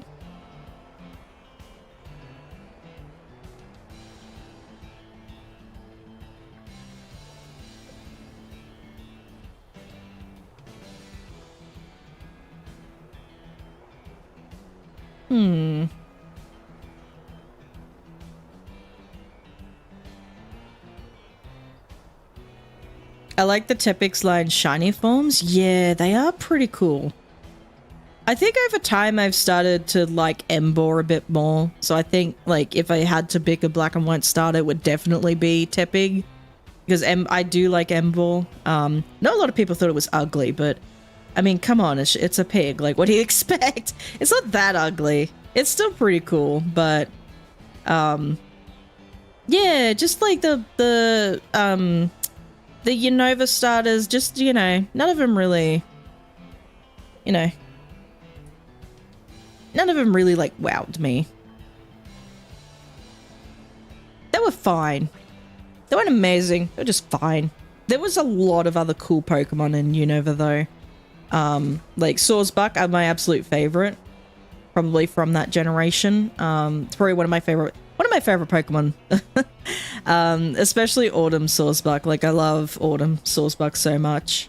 Braviary is really cool. Volcarona is really cool. Hydreigon, Haxorus, the Legendary is really cool.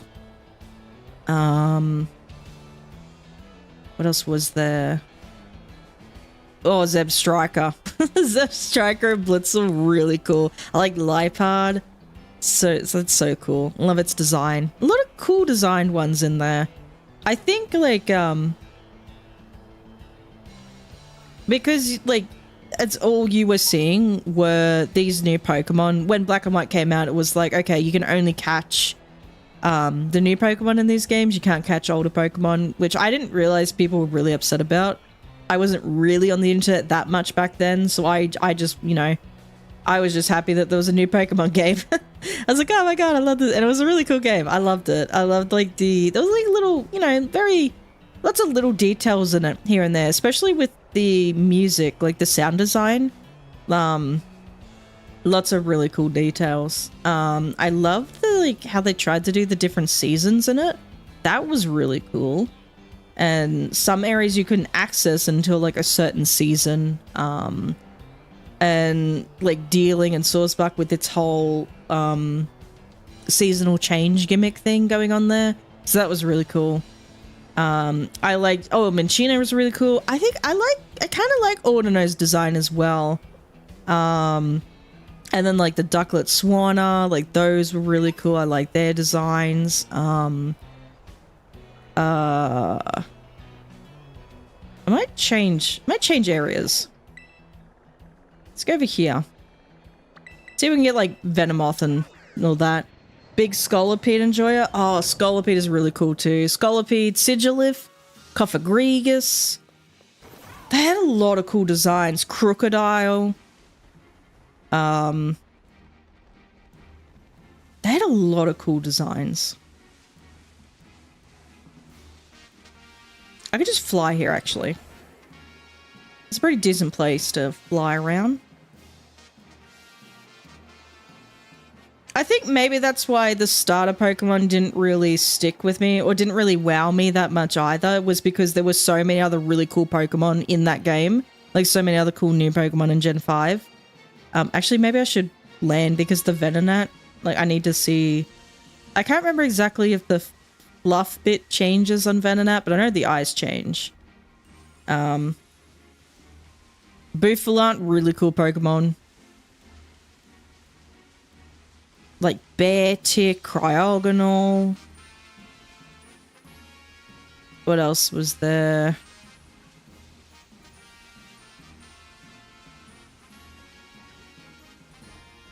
What else was there? Oh, Basculin? Like the different Basculin, like both their forms. I kind of was more, you know, the blue stripe form. Blue, my favorite color, but I kind of liked its more sleek design. Whereas like the red stripe form was more like more spikier design, like a more aggressive looking, I suppose. I don't know. Even though I think they're supposed to both be quite aggressive. What else was there? Oh, Muna and Muna and what was it, Mushana and the Duosion line, or like the Solosis, Duosion and Reuniclus. Those are really cool. Who else was there? Scraggy, Scrafty.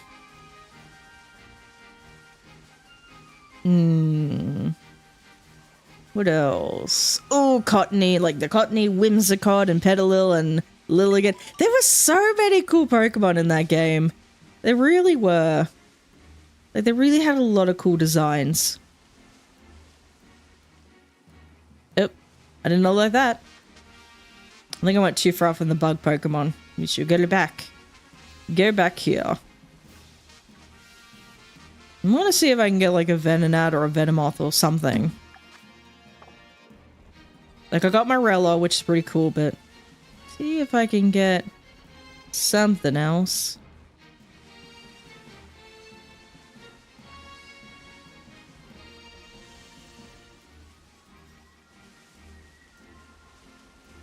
Like, the Venonat fur, it kind of changes, doesn't it? I know definitely the eyes change, but can't remember exactly what else of a Venonat changes when it's shiny. I know Venomoth, it looks more blue. I'm just gonna fly. If I see something, I see something. If I don't, I don't. Gen 5 definitely suffers from 6 Pokemon slot syndrome. What's the 6 Pokemon slot syndrome? Oh, like you don't have enough like slots or something? I don't know. I don't know. There were just so many cool options. Oh, Mandibuzz. Yeah, you were a Gen 5. I don't know. I don't like Mandibuzz as much as I like Braviary, but Mandibuzz is pretty cool. Just trying to think who else was there. Oh, yeah. Bishop and Pawniard. They were really cool. There are just so many cool ones. Oh, what else was there? There were a few bug types. Oh yeah, the oh, what was it? The Escavalier and Excelgor, like that thing. To try, like to evolve them was kind of weird, but I kind of liked it. Like I thought, like, oh, that was an interesting way to evolve a Pokemon. Still involves like trait evolution, but oh well. What are you gonna do? Too many Pokemon for the team to have make Kvetch somewhat. Yeah.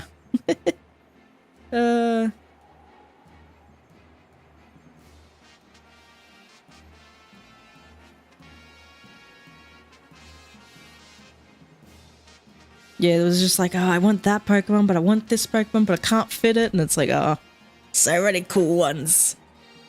What else was there? There was like Heatmore and Durant. They were Gen 5. They were fine. Yeah, there's some Pokemon that was still like, you were fine. Like the, Timpole, like the Seismitoad line. I think it's like Timpole, Palpitoad, and Seismitoad, and they were fine. Oh, Mienfoo and Mienshao. Oh my god, Mienfoo and Mienshao. I love those ones. They were cool. Oh, who else was there?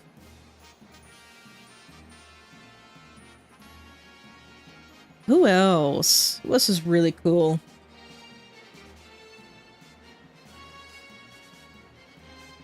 Oh, I gotta yawn. Sprite Work in Gen 5 was also peak. The color and detail was so nice. I know. So cool. I love there was also like a bit of a 3D aspect to it. Like kind of 3D, but not really. Like 2.5D. Like the camera angle changing as you like go over or under a bridge. Like that type of stuff. I thought that was so fucking cool. Like back then, like you hadn't seen anything quite like it before. Like it just was like not a lot of games did that sort of stuff, at least for like the DS type of stuff. But man, it was just so cool. And I liked it. And because like I said at the time, I wasn't really on the internet as much, so I didn't realize not a whole lot of people played those games. And I was like, why? And then I found out, and it wasn't like until I started really doing YouTube and all that, that I found out, oh, it's because of like the Dex thing. Or it was like because you couldn't like catch the Pokemon, like you can catch every Pokemon in there. You had to transfer Pokemon, but at least you could transfer Pokemon to that game. At least if you wanted like your Charizard or your Pikachu or whatever, you could transfer it to Black and White. You couldn't do that for Sword and Shield. Like they just cut the national Dex. They said, no more national Dex. This is what you get. And it was like, yeah, fair. At first I was like, that's kind of stupid. But then I wasn't really like overly passionate about bringing back, like I wasn't overly passionate like a lot of people were with the whole bring back the national Dex thing. At first I thought it was stupid, but then I was like, oh, I'll get over it. I'm sure I'll be fine. Because it is kind of nice to, you know, there's a lot of other Pokemon out there that you might not even consider having on like a team. So it's like, it's good to give other Pokemon a try. And I think they tried to do that with Black and White. They were like, here's like a whole bunch of new Pokemon we made for you. Just go use them. Like, go use them for a playthrough. Don't try and use like your older Pokemon. Go use these ones. Which I kind of appreciate. But I think that one, it kind of works well because it's like, go use these ones and then afterwards you can bring in like your own Pokemon. And it's like, that's fair because you want to try and use new Pokemon for a newer playthrough, but you still add that option at the end to, you know, bring in your old ones. I kind of wish they did something like that for Sword and Shield, like instead of just cutting out the national Dex altogether, have the new Pokemon there, just, you know, say, use these Pokemon, you can't use older Pokemon just yet until you beat the game or something. That would make sense, but like, you know, oh well. I think it's also trying to think about, because we were using main series games back then, trying to also think about like VGC stuff, because VGC was getting a bit more popular. So I guess they were trying to think about, okay, let's think about like all these power creeps. Let's think of like balancing the game. Let's try and, you know, let's have strong Pokemon, but let's also have like Pokemon that people wouldn't have considered using beforehand or something like that. I don't know. Maybe that like, you know, that would make sense, I suppose. Yeah.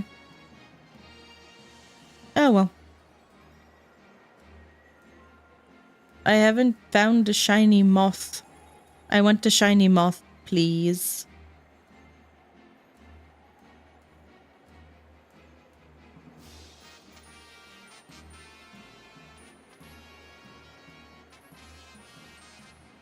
Whee!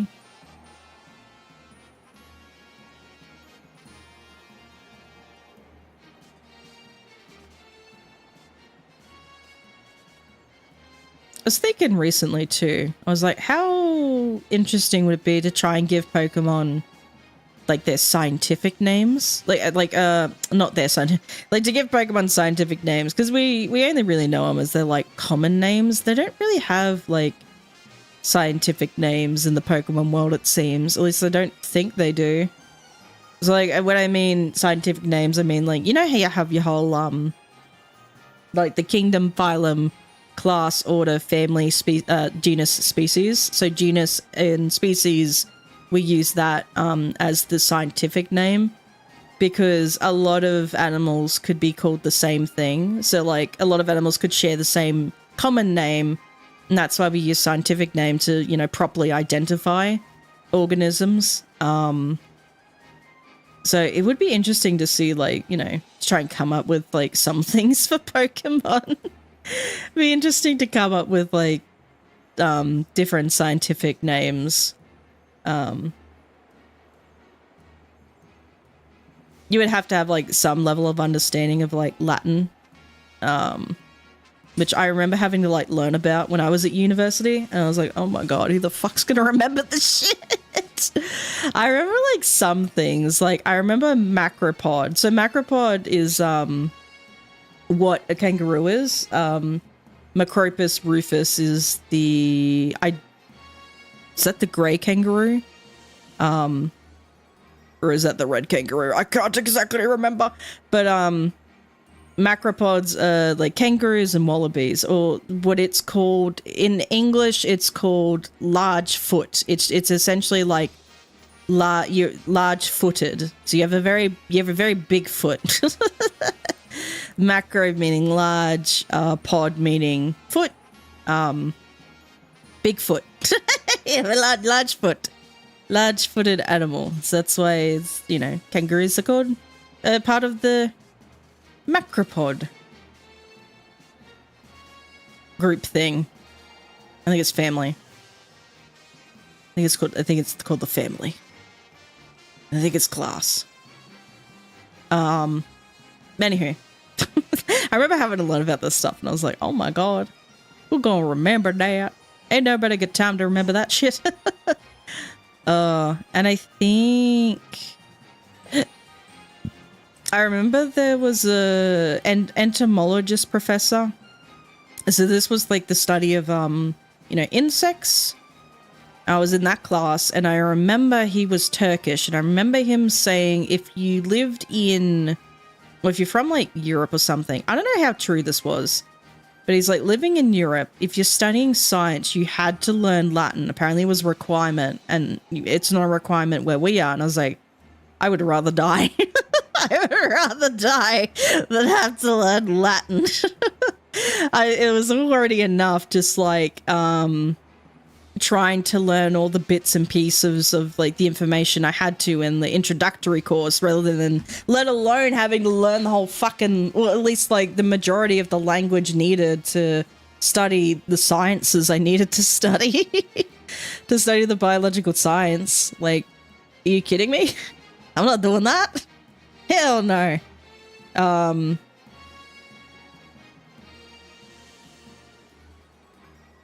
Yeah, it kind of helped that, like, I think, like, English shares some similarities to Latin, perhaps, but just not that much. I don't know. But don't quote me on that. Is that shiny? No. I thought that was a shiny Venomoth. It was the shade.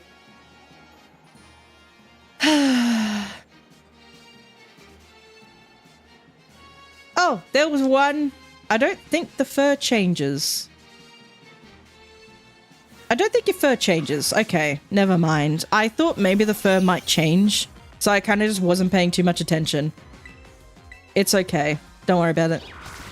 I've already flown past a bunch of shiny Venonat. Wouldn't have known. Just throw the ball. Should be right.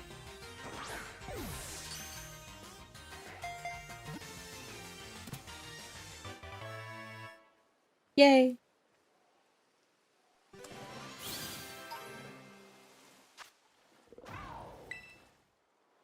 Alrighty. Okie dokie. Let's keep going.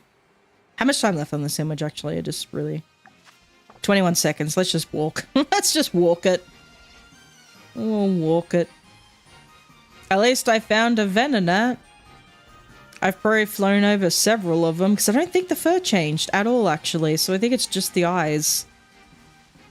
Kind of sucks, but whatever. Oh, I could just walk through here and then just be Venomoth. Hello, Venomoth.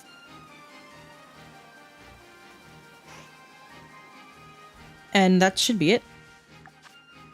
Okay. I'll kind of decide on something. And I just need to go and... I need to go to the bathroom. I'm not really feeling like going after starters right now. Lapras would be fun.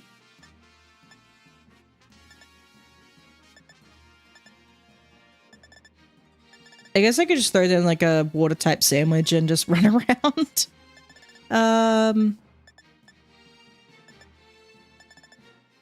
Minion's kind of a pain in the ass.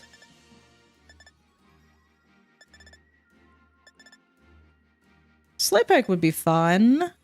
Survivor and Zangus are pretty good. I never actually got a Mark or a Grimer. Oh, Diglett! Diglett was the one thing that I said I never had. Wait, I think I can find Diglett here. I think Diglett was one I said I would love to have a Diglett, but I've never gotten it.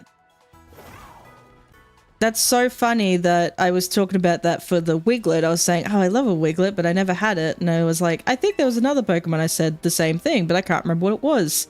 It was Diglett. How ironic. I think we can find Diglett over here. I could probably just look it up on the decks. Where can I find Diglett?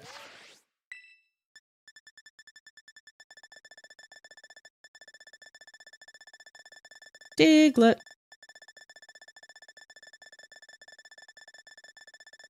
There it is. Alright, where do you live? You do live over there. I didn't see any. I guess I could also do like... Well, what's here? Why is it so quiet? It's Combee.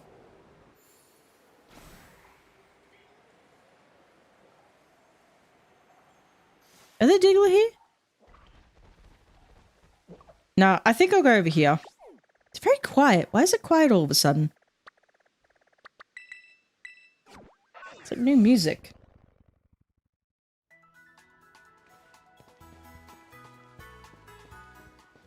Okay, I just want to see if there's at least like a Diglett that pops up somewhere. There's a Dugtrio, I know, but oh, there's a Diglett. Okay, so Diglett can be here.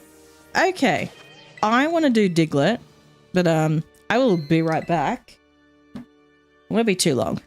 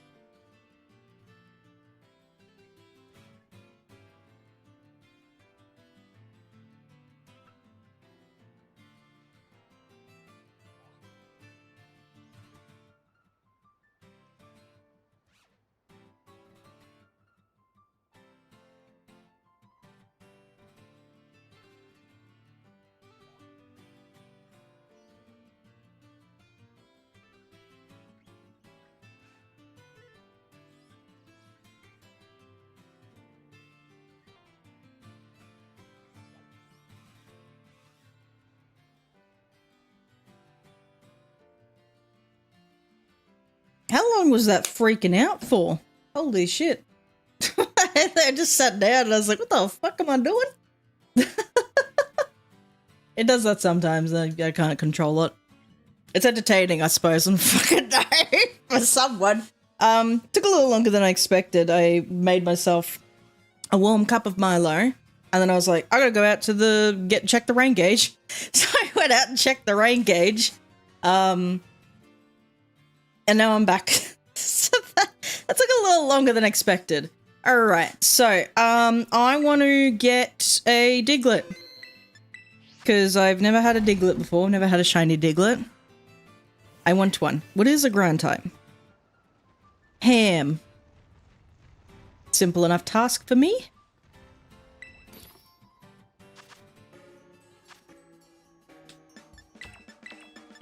Where is my ham? There it is.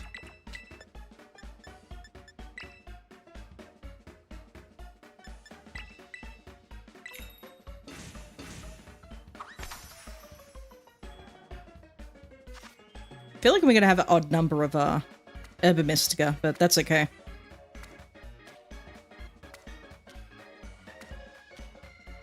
The ham adds up for whatever reason. There's like, you know, you think, okay, it'll just lie flat, won't it? No. No, it'll just do this shit.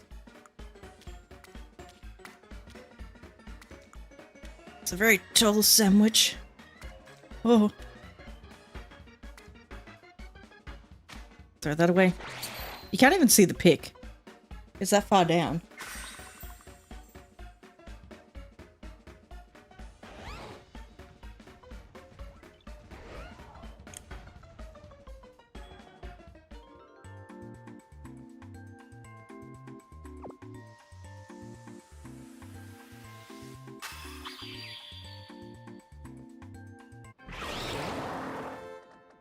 Yay. Ham sandwich. There we go. Now, I don't know what else shows up as ground type around here, so I think I just need to look at their noses. Oh, the silly cobra, okay.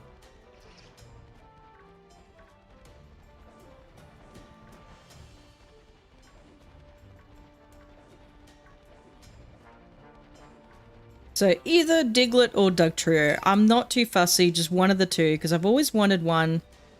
Never bothered to get one.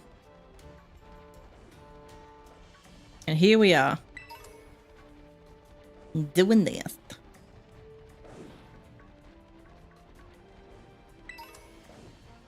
Do do do do do do do do do do do bam ba da bam bam ba da do do do do do do do do do do do do.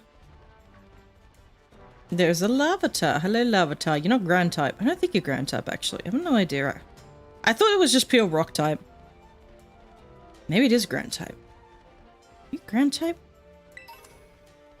I don't know.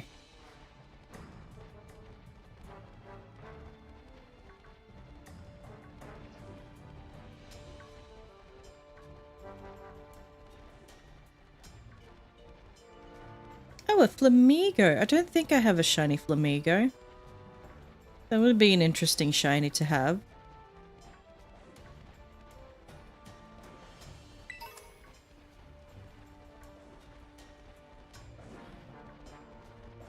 Flamigo is such an interesting Pokemon though. I don't know, it's just, it's like, it's a Flamigo. A lot of the Pokemon in this game, it's just kind of like, oh, it's just this, and it kind of works. So like, Flamigo, it's just a flamingo.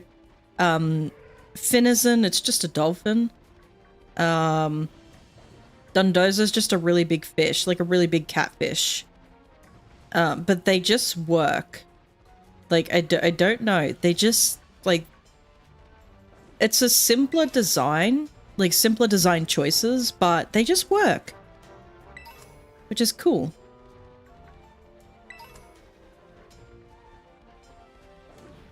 Okay, now that I'm not entirely sure with Larvitar. I thought it was just rock type, but I could be wrong. I just need to check. It is rock ground. Oh, I thought it was just rock type. No, it is rock ground. Oh, Ah, I see, I see. How dare you touch me? And then because Tyranitar's rock dark, or is it grand dark? No, I can't even remember. Pretty sure it's just like rock. Oh my god, I got a hiccup. I'm pretty sure it's just rock dark. Yeah, rock dark. So that's why I thought Larvitar was just rock type. Because I was like, oh, it just gets like the dark type later on. It's like, no. It's a rock type. A rock and ground type.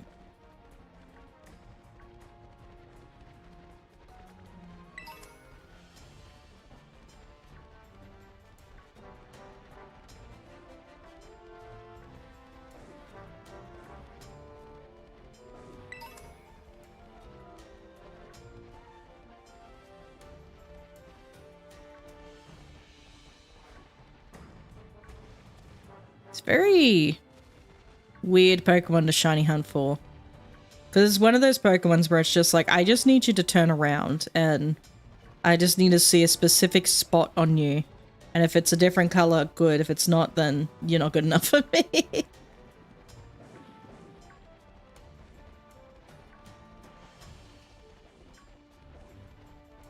do do do do do do do do.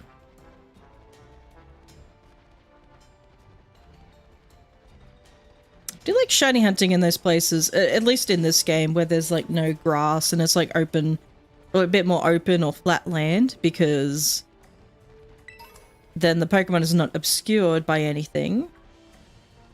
And I can just see as far as the wide eye can see. I don't know what the fuck that was.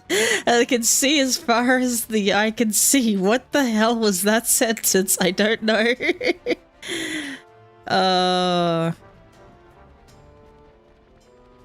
I can see far and wide. I think that's what I was meant to say.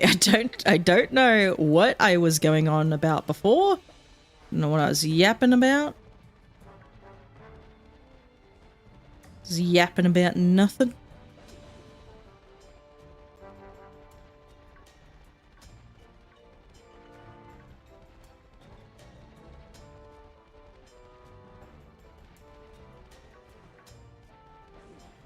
I was on YouTube. When was I on YouTube? Just, you know, just casually. A few days ago, or the other day. I think it was a couple of days ago. I can't remember exactly when. And I saw this live stream, and it was like a black screen. Oh no, it wasn't a live stream. It was the channel that had just released a video. It happened to also be live streaming at the time. But it was like a black screen with like a waveform, audio waveform thing on it, and it was like my story, my experience or something, and I was like, who the fuck is this? And it seemed to have garnered like a little bit of attention, and I was like, what is you streaming on YouTube right now? Yes, I am. Yes, I hope so, at least. I could, unless the stream just died, I don't know. No, I'm on there. It's all good. Used to multi-stream. Well, I stream. Well, I first did recorded videos, put them on YouTube. Then I started streaming on YouTube. Then I did multi-streaming on YouTube and Twitch. Then I went to Twitch. Then I went back to multi-streaming, and then I went back to YouTube. So I came full circle. Anywho, so I saw this video, and what was the channel's name called? It was Emilia Fell. And I was like, who is this? Are you perhaps a VTuber or something? Like, I am not entirely sure. So I click on it and I'm like, what is this? And it was like, and it was this person talking about their, you know, their experience, you know, discovering VTubing. Well, not like, and then go to like, you know, the full, like, just mostly like a very, very, you know, concise like video. So it's basically she was talking about how she came up with this, like, she learned about VTubers during the pandemic, decided I want to try it, came up with this character named Ko Maria, and then V4 Mariah approached her and said, hey, do you want to join? And she did. Then family tragedy happened, which is always very sad and unfortunate. She decided she needed to, bring Marioko back her independence, because Marioko, independent VTuber, signed on with V4 Mirai, and then became part of V4 Mirai. I don't know exactly, obviously we don't know, you're not going to know the full details, but essentially V4 Mirai, which is part of Grapefruit, now owns this IP, now owns the IP of Marioko, and the person who created her can't get her back, for whatever reason. So she's basically had to, create a brand new channel, a brand new identity, try and, she wants to keep going. She wants to keep creating content. Just unfortunately can't keep her IP, which she owned initially before signing on to this VTuber agency. And I remember, seeing that video. I remember just being like, what the fuck happened along the way? That, possibly what I'm thinking is there might have been a contract when she was signing on with them. They approached her. There might have been a contract when she was signing that might have been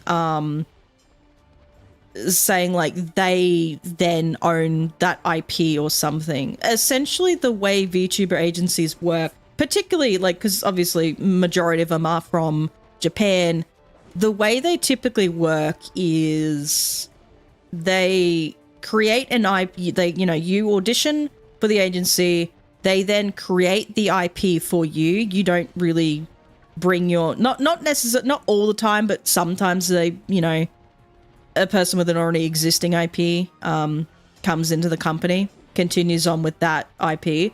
But generally speaking, the agency will come up with an IP for you, come up with a new character, a character design, whatever. Some agencies give you a little more creative freedom. Some agencies are like, this is what you're, this is what you're going to have. This is, but generally speaking, you take on the company's IP, you pilot that, or you run that channel for however long you're there for. And then upon what is called graduation, which is mostly an idle term, the company then takes back that IP and you don't keep that. And that's mostly for the company hangs on to assets. So if for whatever reason the company needs to shut down, they at least have something to sell off. So they don't go into fucking bankruptcy for that one company, for example, that just recently shut down, who had no assets to sell off. That's generally how it works. But in this particular case, it was because this person had come, this person was approached by the company to sign on with the company as their current IP. I don't know what contract, what the contract would have said to then allow that, V4 Mirai to keep the IP once the person decides to graduate or decides to leave the company. I don't know what would have happened, but it is unfortunate. It's very unfortunate that she has basically essentially just lost her YouTube. You are essentially just losing your YouTube channel. In lack of better term, you've lost your YouTube channel. You have to restart a YouTube channel. That's like saying if Jacksepticeye or Markiplier, PewDiePie, pretty big VTubers, pretty big YouTubers in the gaming sphere. At least PewDiePie's doing more vlog stuff now, which is really cool. But pretty big YouTubers, even Smosh. That would even to say Smosh, they have started their channel, built up their channel, suddenly signed on with a company, and then acted with that company, under that company, still with their own channel for a period of time, and then decided, hey, I want to go off and do my own thing now with my own channel, and then to be told, no, you can't keep your channel anymore. It's ours now. because of some contract that you signed or whatever. Like that's very predatory. It's I don't know. Sounds like a unique situation. Seems odd for them to take ownership of it. It was very weird when I heard about it. See, I'm only like, I'm still learning about these like VTuber corporations and all that whole rigmarole. Like, I did like audition for one company, but that was just to like, I just wanted to see what it's like, what the process is like. I wouldn't have cared if I got in either way. I'm like, I don't care. I just want to see what it's like. I want to see what the process is. I've always said, like, if I was approached and they said, hey, like, come in with your own IP, I would say no. I would be like, no, you're not touching shit. You are not taking me. You're not taking Kaede with you. Kaede's staying where she's gonna stay. She's gonna be a free fox. But I think it was more so because it's like, it's situations like that. It's like, I don't know if something's gonna happen and they're gonna then take my IP for whatever reason. It was such a weird situation. I'm like, I just can't understand how that would happen. But because I know, it is weird. It's still wild to me that even if you're not coming in with your own IP, even if, say, you're joining Hololive, they very rarely, if ever, take in. I don't think they ever have, like, except for like the Gen 0 group, which is like the starting group that basically made Hololive. Hololive, they don't take in already existing VTubers. They're pretty much like, we make we're making the character for you, we're making the channel for you, we're paying for all of it. I think they allow like creative insight for the people behind the VTubers. It's like, oh, you can have a say in your design or something. Like, maybe, I think they do. I'm not entirely sure. I have no idea. But even like, you know, they say, you know, you're piloting this character for however long you stay with us. That's your character. That's your YouTube channel. But once you leave, it was wild to me. It was like, once you leave, like, that's it. Like, you don't keep that, which is very weird to me. And some, in very rare circumstances, some companies allow the creators to buy their IP. I think Idol Corp, which is now Chroma Shift, they did that when their first gen left, which was like Rim Penrose was like the big one there. They allowed them to keep their IP, provided over like a set period of time, they pay it off. So there is that if you do buy it back. But that's like a very rare circumstance as well. Not a lot of them allow you to do that. So I don't know if it's like necessarily Via for Mariah. It could be a Brave Group thing. I don't know. Like, I don't know if they just didn't allow her to attempt to buy it back. I don't know if they just didn't allow her to, like, I just don't know. I don't know. It's weird. It's just, and I feel so bad. I'm like, oh, I hate that. That sucks to build up that channel over so many years, I suppose, like over how many years you did, and then just to be told you can't have that again. That sucks. Like, what the, yeah. Didn't that almost happen to Smosh? I think Rhett and Link had to purchase it from some company. Yeah, so they were with Defy, so I don't think it was like they I don't know if they had complete ownership over Smosh. They just had like, I don't know what the full story was with that, but they had a share in Smosh. They were like part owners almost in a way. So they had like a lot of like, they still had a lot of say of like, you know, creative input, like, oh, you got to do it this way, you got to do things that way. So I think like that's kind of why Anthony left. He's like, I didn't feel like creatively fulfilled. And then Ian was like, I'm trying to, you know, do things one way, but like, he was trying to do things one way, but then was told, no, you can't do it that way. You have to do it our way. And And then that whole thing went tits up, and that was an interesting. So they were essentially like, we don't know what we're gonna do with this thing now. We don't know what's gonna happen. Then Rhett and Link bought it, which was awesome, and then they bought it back, which is weird. It's yeah, I guess that is also, you know, kind of what happened to Smosh. It is so weird to think that, like, you know, you start this thing, you're doing it for so long, and then someone comes in and it's like, oh, well, you know, we'll like,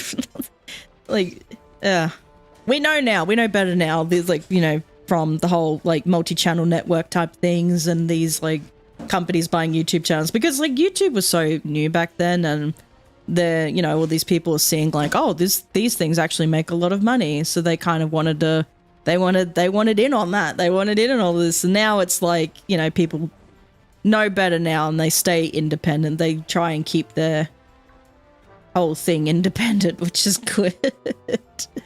I do understand, like, with VTubers in particular, I do understand wanting to join a company, like a VTuber company, wanting to join an agency, because essentially a lot of these agencies, they're running idol groups essentially, and people do want that. They do want the whole idol experience. They do want to, you know, be idols and also stream. It's weird because you gotta be a streamer and an entertainer on, like, you know, on YouTube or Twitch or wherever the hell some companies operate out of. These, oh, look at that! Oh, they kind of are brighter a little. They kind of do look a little brighter. That's cool. I've always wanted one. I never had one. I like it. Now just go catch it. Get in the bowl. No. I might just have to put it to sleep. That's okay.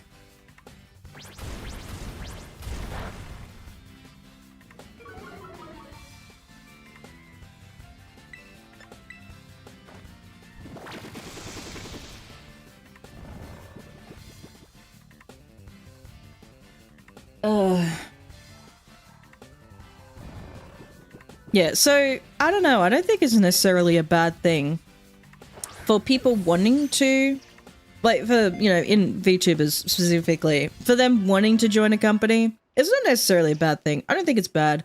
I think it's just more so, be aware of what you're signing up for. Be aware, like, you know why exactly you want to join a company. Get a lawyer, for fuck's sake. Get a fucking lawyer to read over your contracts and things, you know, just to make sure things are legit.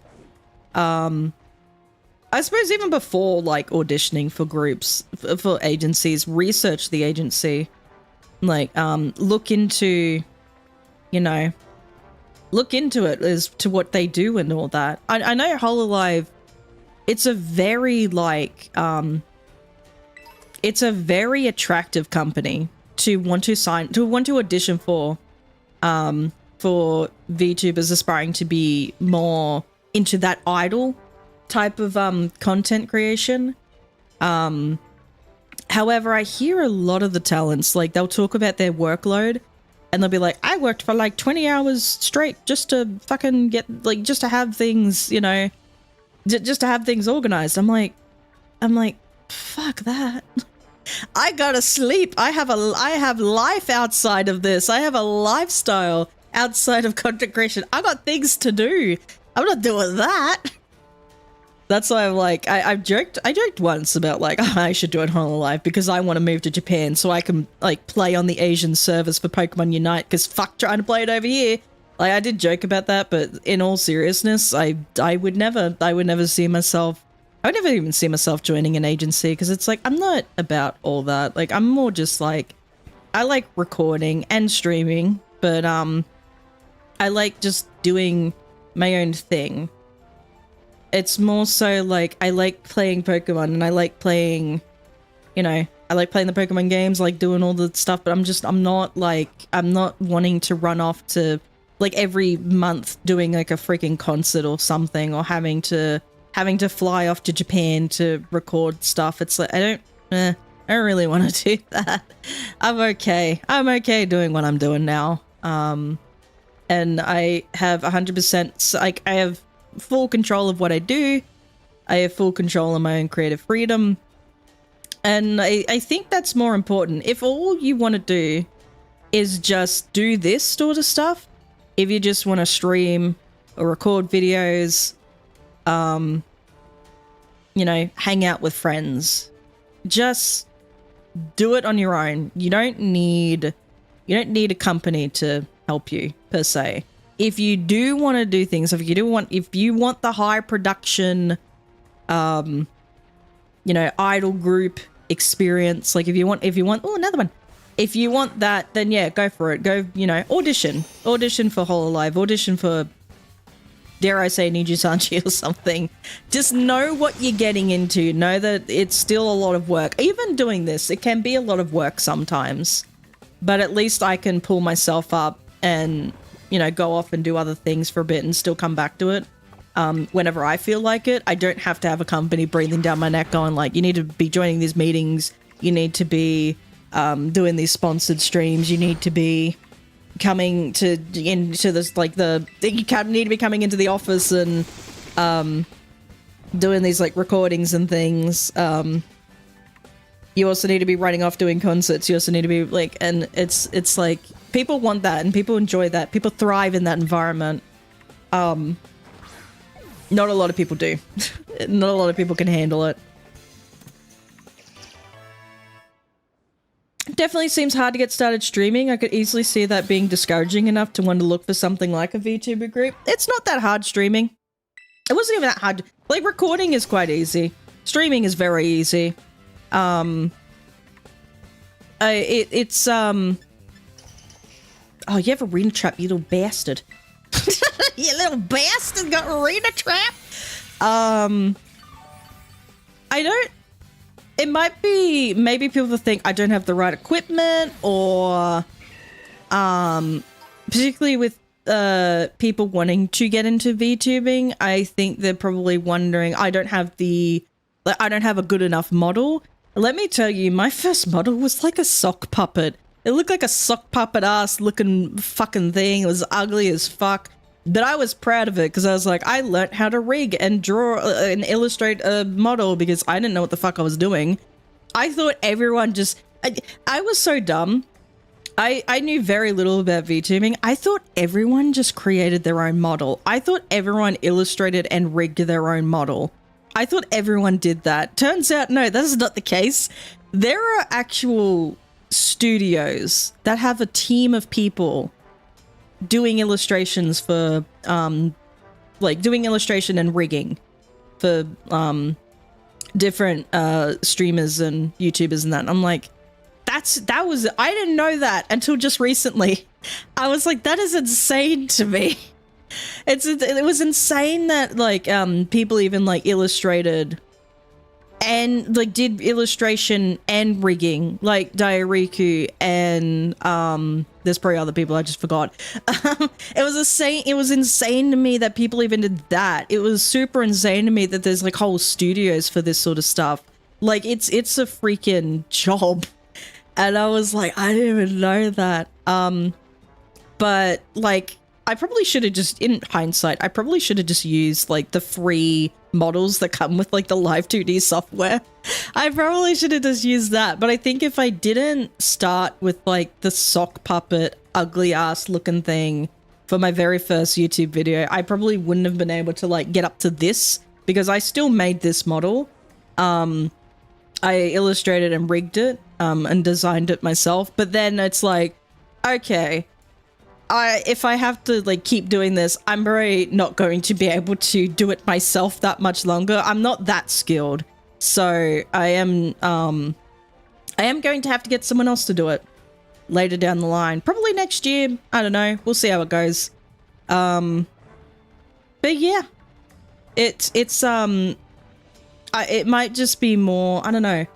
Speaking personally, I think filling dead air would be the hardest, but I'm not great at talking. Maybe I'm just different then, because when I started, obviously, like I said, I started recording videos, so that's how I did streaming, I pretended as if I'm recording a video. So I'm really good at yapping too. Like, I could just talk for fucking hours about nothing. No one will have to give me a prompt. No one in chat. And this is why a lot of people like to lurk in my chat. That's why I'm quite lurker friendly, because no one will have to give me a prompt. And I could just fucking start talking about nothing, about just whatever the hell's on my mind. And people seem to enjoy that. Sometimes people come in and they'll say something like, we are now. And I'll go off of that. But eventually, like, I will just continue off on my own. I will go off on my own yapathon. Which I think it is definitely a skill. I was very shy when I was in school. Very shy, hated public speaking. I just couldn't speak. I just couldn't speak in front of people. I was very quiet. I couldn't project my voice. And it wasn't fun. And I did like talking. I did like speaking, but I was always like talked over, or I was always like interrupted. And anytime like I could speak, like I would yap, I would be like off, I would just go off, and people were like, you talk a lot, and I was like, oh sorry, like I was like, oh sorry, I guess, like like, and it wasn't because I didn't let other people speak. I definitely would let other people speak. Maybe like when I was younger, I probably had a little bit of trouble because I was like, no, I need to talk because no one else lets me talk and I need to fucking talk. But no, definitely now I'm just like, you know, now that I'm mature and older, I'm an old, mature lady. No, I'm not that old. But, you know, definitely do understand the balance of like, you know, when to speak, when not to speak. I still definitely don't speak a lot. But that's not because I'm shy anymore. That's more because other people have things to say. And it's like, it's better to let other people, you know, speak. And then add insight every now and then when I can. It's very hard to speak around my mum, though, because she's like worse than me. She yaps. She's like, blah, blah, blah. And I'm like, oh my God, I want to get a word in, please. Like, shut the fuck up for 5 seconds. No, I love her. She's good. But I think I started to gain more confidence in speaking when I got my first job at Macca's. Like, I was like, oh my God, I have to talk to people all the time. I'm on the register. I don't like this. I'm scared. But then after a while, it's just like, oh no, it's fine. And then definitely working at Bunnings, I got even better. But I don't think I was still great. I don't think I was still great at interacting with other people. I felt like I could do better. Like, I definitely wouldn't be able to get up and like in front of a like back then. I definitely would not have been able to still get up in front of people and speak until was that glowing? No, you weren't glowing. I think it was just lighting. Until I started streaming. Okay, this is done now. But I have my dud trio. Until I started like, well, not streaming, until I started recording. And even when I was recording, I felt a bit like, oh, I'm not like used to this. Like, this is very awkward and new to me. So I was just like, I'll just record and I'll just get better and I'll get better. And then when I discovered like doing YouTube shorts, like I don't have them on the channel anymore, but I would do like a lot of YouTube shorts where it was like, I would pick like a Pokemon to go shiny hunt and I would just do that and I would find the shiny and I'd be like, I found the shiny. And that was the whole YouTube short. I did that for quite a while and I got a little bit more confident, I think, in speaking, but it definitely took me quite a while to get to where I am now. Even now, it's just like, maybe sometimes I'm not as good, but I'm definitely better than what I used to be. I think even still, like, I could probably say I could get up in front of people and confidently speak. But yeah. It's definitely a skill, and I think it's definitely a skill people should learn. Just speaking. Not even just public speaking, but oh God, a spat everywhere. But just speaking. What do I want to do next? What do I want? Sniffles. I still haven't really gone to Blueberry. Oh yeah, I wanted to get Grimer. which, do I have, like, a regular Grimer? I didn't think about that. Where can I get, like, regular Grimer? Oh, I don't think I have one of these guys. A Varoom. Ow. Why would you?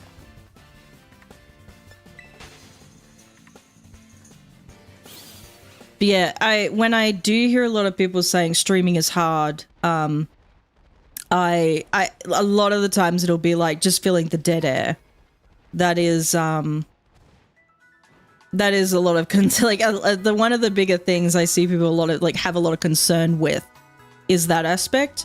And that's why I say like just practice like recording. Like OBS is free.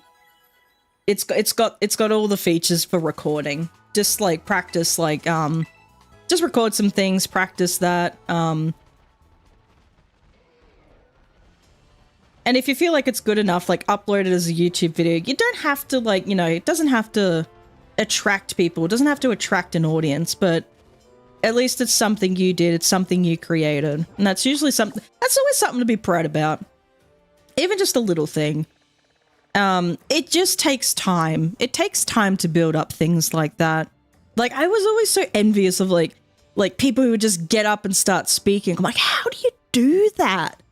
And then you don't realize it's just not something you see. It's not something like you don't see them having to work at becoming better at just even speaking. It's just like they have to also practice it as well. It's not just like it's not something that just, happens overnight. Where are the Grimer? I don't have a Kamala either. No, this is the other way.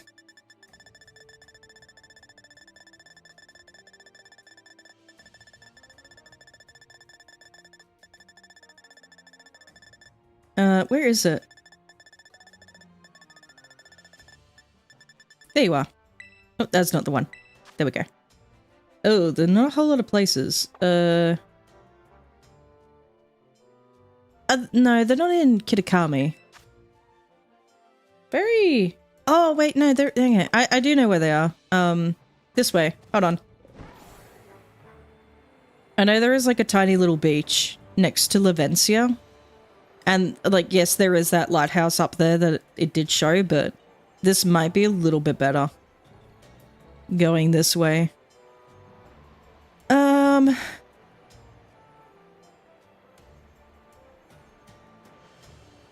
But yeah, I do see a lot of people as well. They'll say, I want to start streaming, but I don't have X, Y, or Z. Like, I don't have a good mic. I don't have a good camera. I don't have a this. I don't have a that. And it's like, you could just build up to that sort of stuff.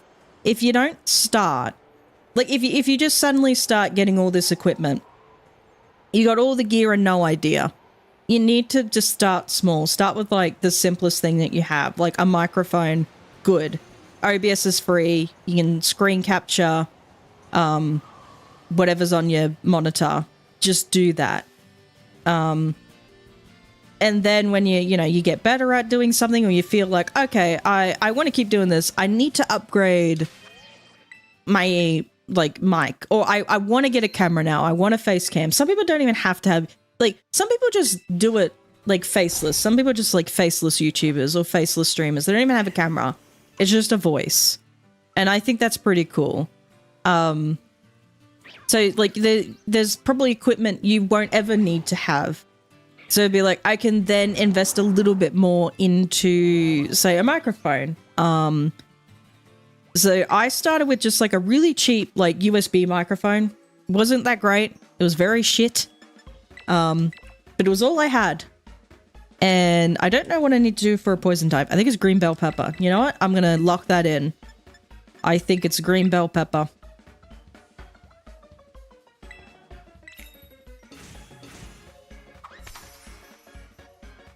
And we'll see how it goes.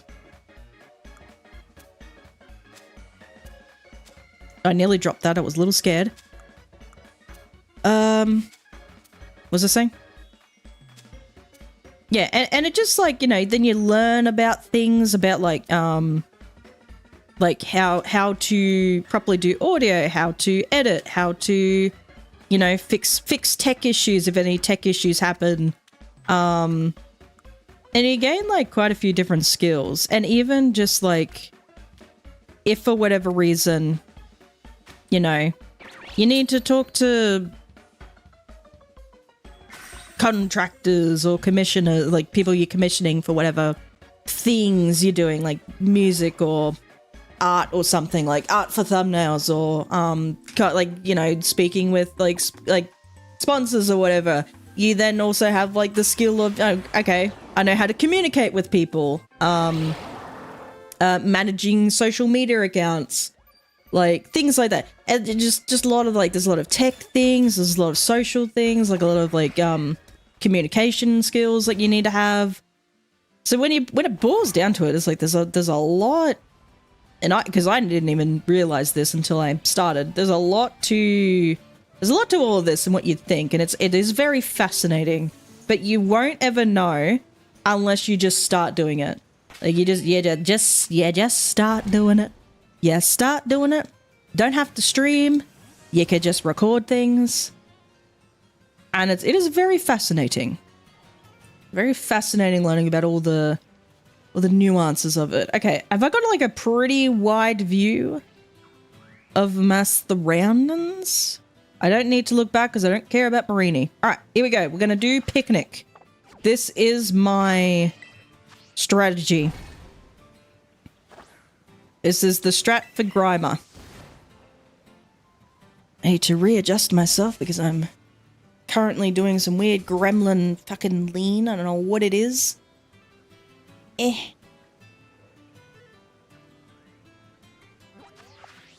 press the wrong button.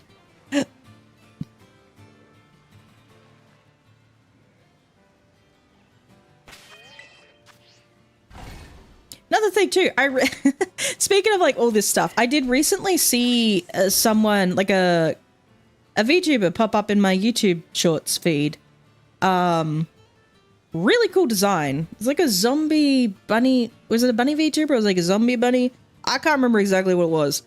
But they started off the video by going like, "Oh, I did the one thing that that all the big VTubers tell you not to do, and it's like spend all this like fuck ton of money, $40,000 on not even just the VTuber art and rig alone, like not even just the model alone. It was like the model, all of like the Twitch stuff, so like your sub bits and emotes and shit like that,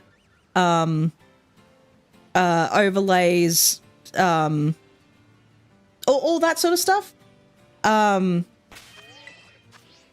it's like, oh, good for you. Like, you know, if that's what you want to do, if they, you know, if you wanted to spend, you know, money on a really good first model, like if you have the expendable income, that's totally fine. It's just a lot of like, especially larger VTubers, a lot of them, even I will say this, are you going to continue like creating content as a VTuber? Like if you had already been doing it and you're just like, I've been doing this for like fucking like 5 years or something, and now I want to be a VTuber, like, yeah, fuck it, go for it. Who gives a shit? Because you've already been content creating, you've already, you know, like, you know what you're doing, you know what you want to do, you know, you want to do it as a VTuber now. It's like, go for it. If you're just starting from scratch, if you don't have any other, you know, if you don't have any content creation experience, if you don't have any experience with like recording or streaming or whatever, and you straight up just like spend all that money, it's like, well, do you see yourself doing it for quite a long time? If you don't see yourself doing it for quite a while, if you don't see yourself like continuing to do it, even just as a hobby, like don't try and think of it as a job. Think of it like, you know, just as a hobby. Even in that aspect, like how long do you think you'll do it for? That's why a lot of people will say don't invest too much. Not even just into VTubing, into like content creation, streaming, YouTube, like YouTube, Twitch, fucking TikTok, whatever. because you might invest all your time and money into it. You think like, I need the best camera, I need the best microphone, I need the best this and that and all the bells and whistles, and then you do it for like a week or like a month or two, and then you go, oh, I'm not seeing progress like I'm seeing Mr. Beast make all this money and stuff, but I'm not going to do this anymore. You wasted all that time and money into setting up, like, for what? Just so you could quit? Like, and that's what I mean, like, you need to just build up to it. Just build up little bit by little bit. I don't even have, like, I just have the webcam. I don't even have an iPhone like a lot of pretty much every VTuber I have seen or mentioned is like, oh yeah, I use like the iPhone with the face rig and blah, blah, blah. And I'm like, I just use a webcam with the built-in NVIDIA graphic, the built-in NVIDIA facial tracking. That's what I have. Like, that's what I've been having for 3 years. I'm like, I have not got an iPhone yet. I don't see myself getting an iPhone anytime in the future. In the near future, maybe eventually down the line, I'll get like better facial tracking software and hardware. But right now, my webcam is fine. I don't need anything else. Yeah, I don't know.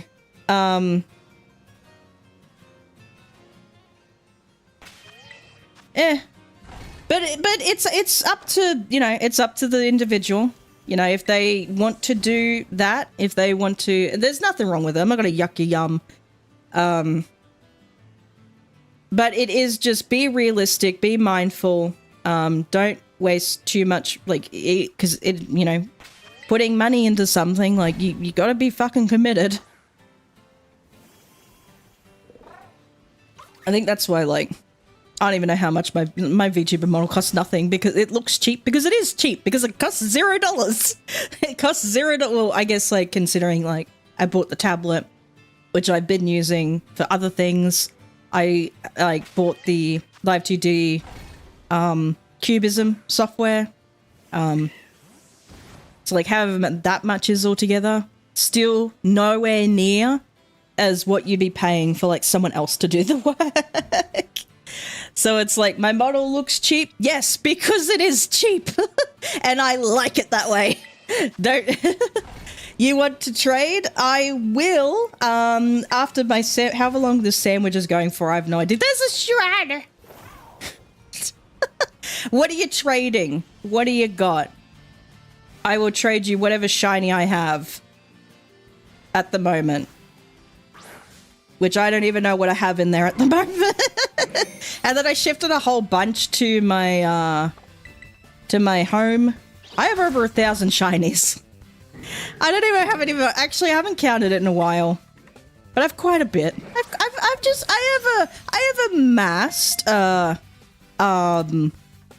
have amassed a collection.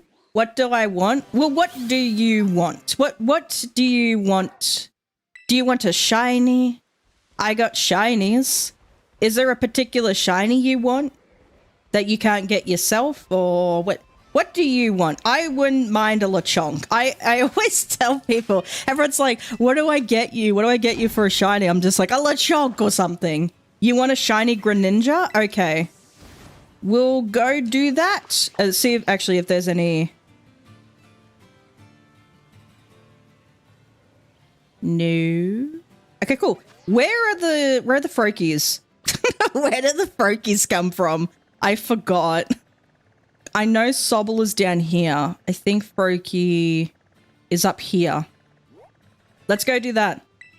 Do I want a shiny Koraidon or Miraidon? No, I wanted Lechonk. Just give me a regular ass Lechonk. Get me whatever regular ass Pokemon you can find. Do not tell me. Just surprise me. And, like, catch it in, like, whatever Pokeball. I don't know. Surprise me. I'll get you a shiny Greninja. I just got to cancel this, actually, no. Screw it. We'll make a new sandwich. The whole point is we're trying to get rid of all the Urban Mystica, and I have too much. I'm not going to be able to get rid of all of it by the end of the stream, so it's okay. We'll get you this Greninja. Don't you worry.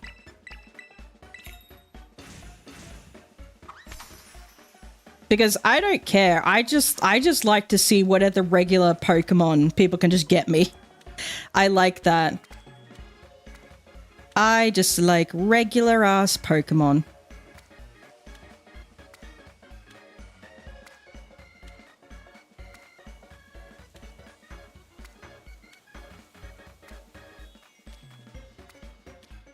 I think this is supposed to be a water type sandwich. I'm not entirely sure. Should be right. That cucumber, that pickle, I mean, nearly fell off. Pickle? Don't you dare. Don't you dare.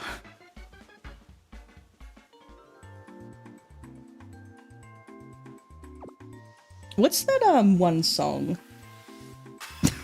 That's such a stupid thing to say. What's that one song? Like... As opposed to the millions of songs out there. I meant like, what's that one song in the Dr. Facilier song in The Princess and the Frog? Friends on the Other Side. I like that one. I got friends on the other side. Look at all those froggies. I hate frogs with a fucking passion. I don't like them. They terrify the fuck out of me. Can I see them? I can see them on the beach. I'm getting way too excited for this. I got a reputation to maintain. I gotta get this Pokemon. This person is shiny. Or they're shiny.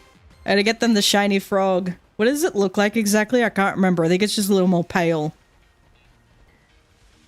You shiny? Nope. You ain't no shiny.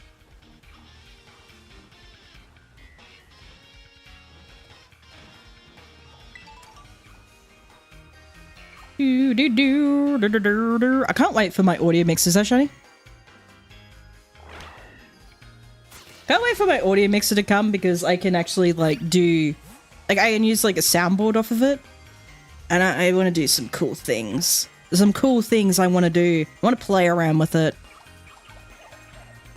because it's been so long, and I'm just like, I don't need an audio mixer. But then after a while, after editing my videos for so long, I'm like, maybe I need an audio mixer. Maybe I need one. And I had a bit of expendable income come in at the moment, and I was like, I can splurge a little. I can splurge. Because it's like, what else have I got going on? Nothing else, I'll tell you that now. I had someone like ask me recently, like, what are your hobbies? What do you do outside of work? And I'm like, like, how do you explain to people what do I do? I don't know how to explain that. I don't know. I could never explain it to people. I'm just like, digital marketing. I do freelance work for digital marketing. That's what I do.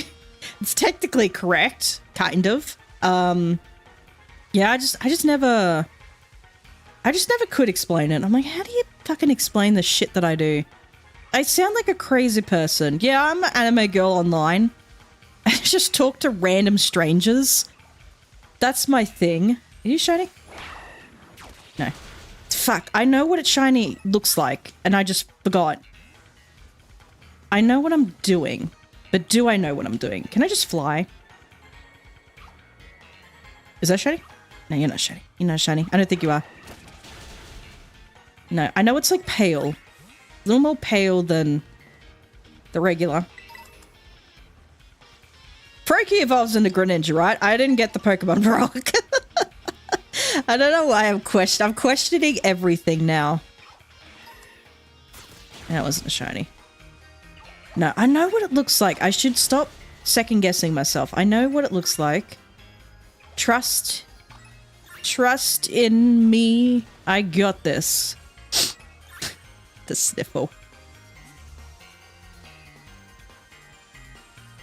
Do do do do do do do do do do do do do do do do do.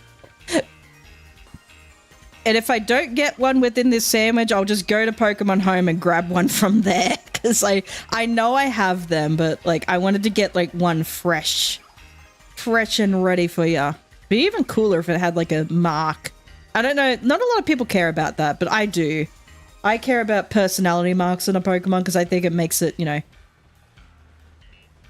it makes it seem more personalized in a way. Like, I can customize it. You're not a shiny. Thought you were, but you weren't. You lied to me. You shiny? You shiny? Crap, now they all look shiny and I can't tell. Shit. You're not shiny. You in the bush, you shiny? You're very tiny. I cannot tell. Hiya! Ah, Stiffles.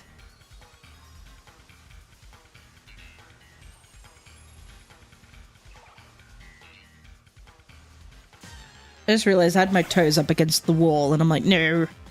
Do not put your toes up against the wall. That's how far back I recline. Enough that my toes can reach the wall. The wall behind my desk.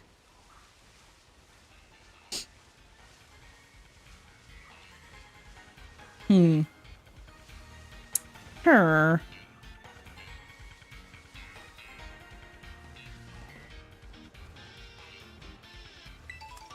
Come on.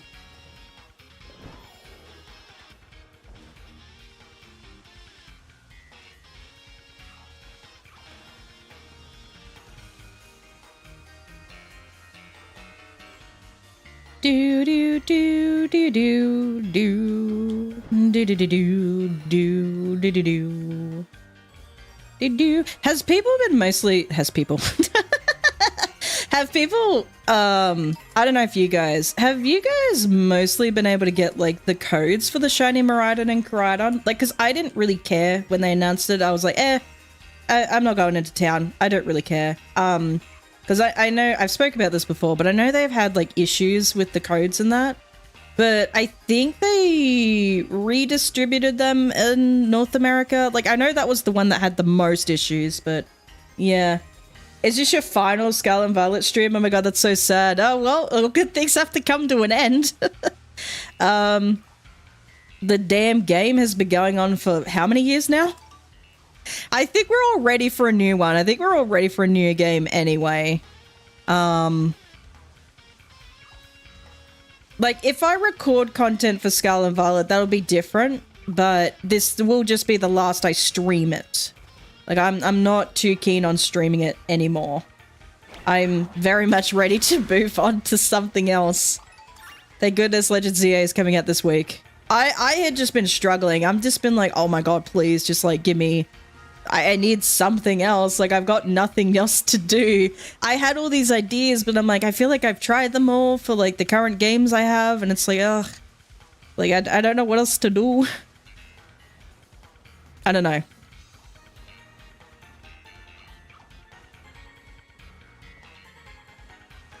Because I still have, like, the speak English, Kaede. I still have the you lose, you trade a shiny thing I need to do, but I've done that for Unite. I've done that for... I did that for Mario Kart, actually. But I wanted to do it for Champions, and I want to do it for Legends ZA, and I want to do one for TCG Pocket.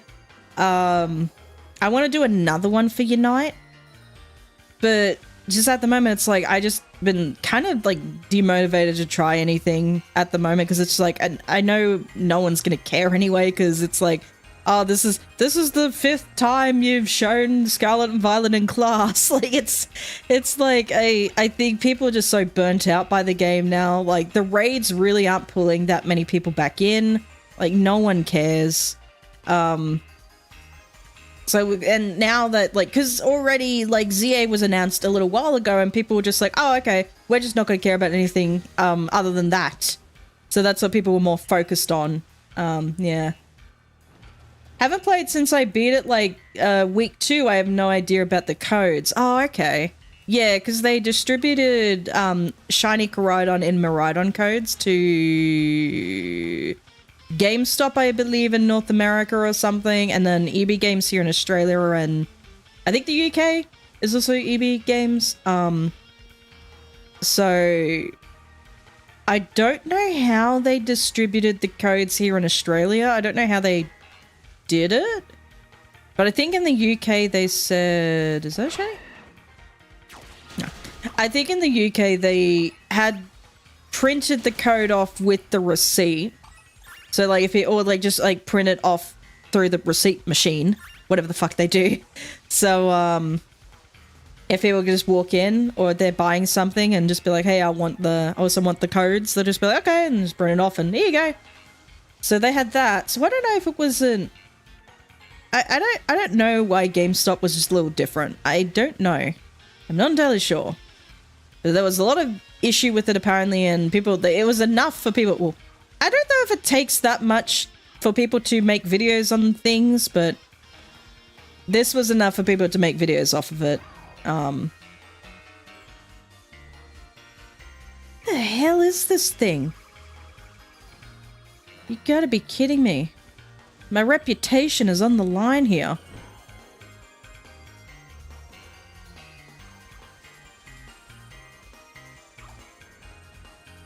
I'm like the shiny hunting fox. I need to find this damn shiny. Where is it? Where's this stupid frog? I'm certain though I do have some in Pokemon Home, so if I can't find it, I'll just get that one. I'll just get whatever I have in Pokemon Home and trade that off. What the hell is it? Been running around for ages. Which, however long has it been? Not even that long. Okay, never mind. Calm down. Like, it's not that big of a deal. Oh, goodness. It's just hard because it's like, I feel like I know exactly what this is, but now I'm second guessing myself. Give me a moment. Faroki. There it is. It is very pale. It's almost white. It's almost white looking. Okay, I can work with that.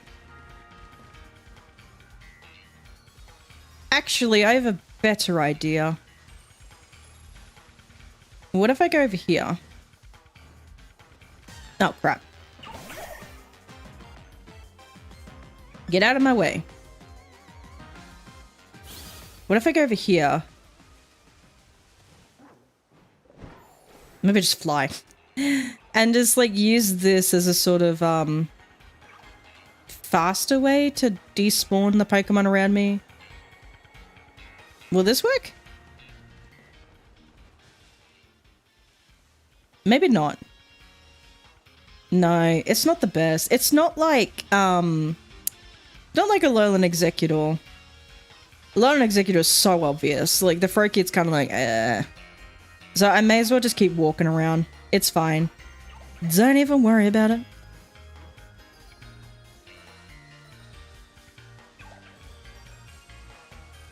My ass do be hurting. Maybe I should, like, adjust myself again. I don't know. I can't be fucked. I can't be fucked to move. I seriously should just get, like, a sit-stand desk. That'd be so good. It's the more superior way of doing work, standing. What? Oh my god. One of my mum's old bosses, like, like the stupid, he's such a stupid principal. I fucking hate this guy. But like, he goes to the staff, he's like, you know, sitting is the new smoking. And everyone's like, what are you on about? And it's like, it's like mostly because like they kind of, you know, we've always sort of known this, but like, you know, you should be like combining, like you shouldn't be sitting for long periods of time. You should be combining that with standing, to get the legs moving a bit. Because it's like, you know, you get like blood clots or something. I don't know, like poor like blood flow to your legs. You need to pump the blood flowing through your legs and all that. But it was just so wild how he said it to people who are out and about running after kids all fucking day, basically standing up like all day, and heaven forbid they sit for a lunch break. And he's like, you know, sitting is the new standing. And it's like, motherfucker, how about you fucking start standing and moving around the school? No one even knows who the fuck you are. I remember there was this one time he walks into a classroom. This kid is going ballistic. He's going off. He's like screaming and yelling because he's like angry And then he walks in, this principal walks in, and the kid whips around to him and he goes, and who the fuck are you? Not even realizing that was the principal, because he's like, he's never seen him, so how the fuck would he know? No, none of the kids see this principal. So it's like, they don't know he's the principal. So he turns around, who the fuck are you? Like, what the fuck? Oh my god. I remember, so we have every year, at the start of every year, we have mandatory training. All staff mandatory training. So we all sort of have to like sit down and discuss shit. Doesn't usually take long. For whatever reason, he also decided like he needed 2 days of like stuff. So the first day was mandatory all staff training. The next day was this like fucking kumbaya bullshit crap. What was it called? Smarter, stronger fucking shit? I don't fucking know. I didn't turn up to it because I'm like, fuck it, I'm a casual. I did the all staff mandatory training. I'm not even a permanent bloody staff member to friggin' Education Queensland. I'm not turning up. So I just kind of said, oh, hey, I got things to do. I can't turn up. My boss didn't give a shit at the time. She was probably just like, oh god, what is happening with the school right now? No one gave a shit. I got back the next day. Or like my mum was kind of explaining to it, like about it when she got home, and I'm like, that sounds like they brainwashed you guys. She's like, no, it was actually kind of good. I'm like, no, they definitely brainwashed you all. I went back in the next day, and they were talking about it, like the other cleaners were talking about it. They're like, oh, it's actually really good and this and that, and I'm like, no, this is bullshit. Like, you guys have just been brainwashed. Like, none of this is gonna, you know, none of this is gonna make you stronger as like a fucking school, like a team or something, you know, like a family. Like, no one's gonna give a shit after a week or so. What the hell happened after that? They all started freaking tearing into each other's throats. And then they all started saying, this thing was bullshit. And I'm like, yeah, I fucking told you. I told you it was all a bunch of malarkey. Like, what do you mean? Oh, I'm glad I never turned up to that fucking shit. It was awful. I'm like, and then they did it the next year. I wasn't there. Mum also left. Oh, did she? Yeah, she also left. She only lasted a year with this new guy. He was there for like a year and a half, technically. No, she left. I only lasted a term. Then I left because I'm like, don't call me back. I'm not coming back. And like they did it again the next year. And everyone's like, this is fucking stupid. Everyone had just been lining up to leave that school, practically. Like, they just all started then lining up, leaving that school. He actually started blocking people from kind of leaving, so he kind of would sort of almost stop people from leaving because he was losing too many staff. And I'm like, because you're a fucking idiot. He sounds like the Hello Fellow Kids meme. Oh my god. He never showed up to like school. He never showed up to school. He was always gone. Every year they have like, also like, it's so fucking stupid. Like it used to always be gone. Like there was like a swimming thing, like a school swimming thing or like some swimming thing. And he's like, oh, I gotta go do that because I'm like some fucking timekeep official or some fucking shit. I don't fucking know. Some official. I'm like, fuck off. You couldn't official anything. You couldn't officialize any fucking... You couldn't officialize shit coming out of your own ass. What are you talking about? And he's like... His daughter got tickets to go see Taylor Swift with her friends and that. So he's like, I gotta go to Brisbane to take my Swifties to go see Taylor Swift. Go with my Swifties. I'm like, fuck off. Fuck off with your Swifties. What are you talking about? And like every fucking... like... a weekly staff update, like we would have like newsletter for staff updates and shit, and he'd always like talk about himself. It was always about him. Someone lost their child. Someone had like lost their child, and then he tried to turn it into about himself. And I'm like, bro, can you not read the room? Like, what are you talking about? Oh my god, the audacity. I was like, you've got to be kidding me. It's all about him. It was always about him, always about what he did. always about what he could do for the school. And if it was someone else, it was someone else doing something, someone else that organized something, someone else had made something happen for the school, he'd always be like, always about him. Then he would always make it about himself. And I'm like, get the fuck off your high horse, you bastard. I hated that guy. He's still there. He's still at the school. I fucking hated him. I'm like, I do not want to speak to you. I had very little to do with him. But he treated me as if I was new staff. I'm like, bitch, I've been here before you. I'm just casual. I'm in and out. I don't fucking live here. Like, but I've been here longer than you. Like, what are you talking about? Oh my God. God, it was frustrating. And like, just listening to the other staff who I'd worked with for quite a while, and they're just saying like, this is just a joke. And like, people were in tears. They were just wanting to get out. They were just wanting to leave. But anyway, so stupid. Oh God. Yeah, and as soon as Mum could apply for transfer, she got snapped up by her old boss, and he said, I'll get you out. I'll help you. And she's like, oh, good. Because she was on her way out. But I think she kind of had an idea of where she was going to go, but she wasn't too entirely sure. So she spoke with it, spoke about it with him, and he said, yep, no, I got a place for you. Like, I'll do it. We will sort this out. And I think there was a bit of dragging of the feet from this other principal, but she eventually got out, which is good. I was like, oh, thank fucking God. Because that joint, there's gonna be a freaking class action or something.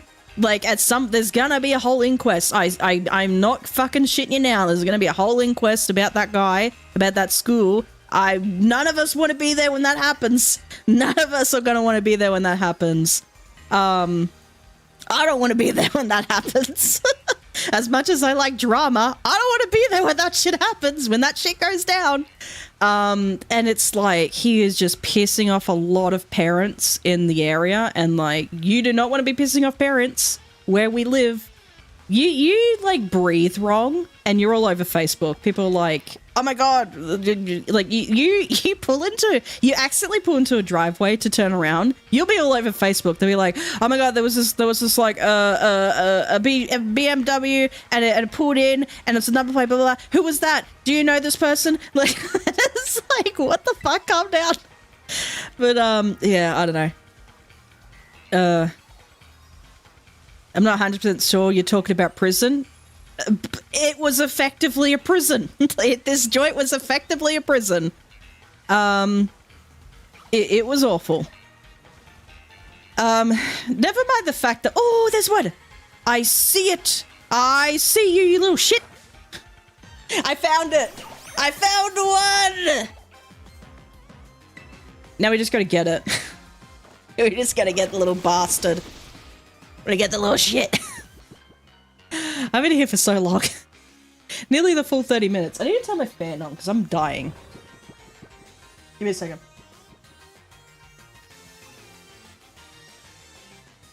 There we go. Okay. False swipe. Luca, I have no idea if you're still here, but I eventually found you a Froakie. I have it now. What kind of ball do you want it in if you're still here? I could attempt for like a... Do I have a lure ball? I have a lure ball. I got luxuries. I got a bunch of dive balls. What's your fancy? If you're still here, you probably just left because you were like, God damn, this bitch ain't getting my Froakie.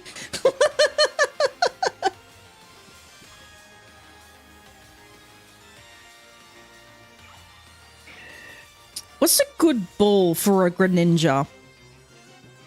Like a shiny Greninja. I mean, personally, I wouldn't mind a moon ball.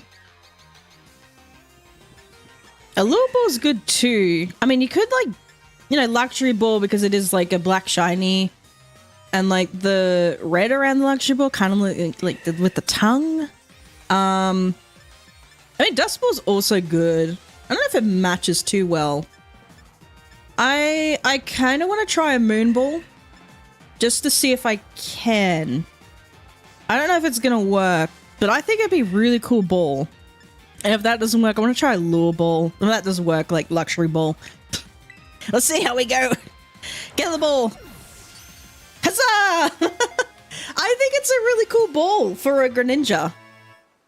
I think it's cool.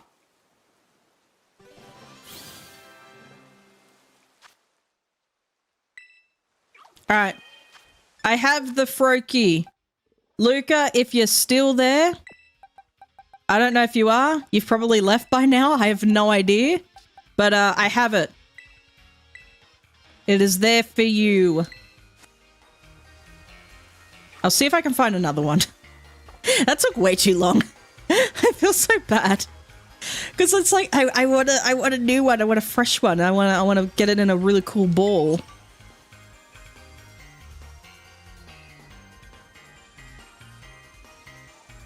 Do do do do do do do do do do do do do. Oh, sniffles.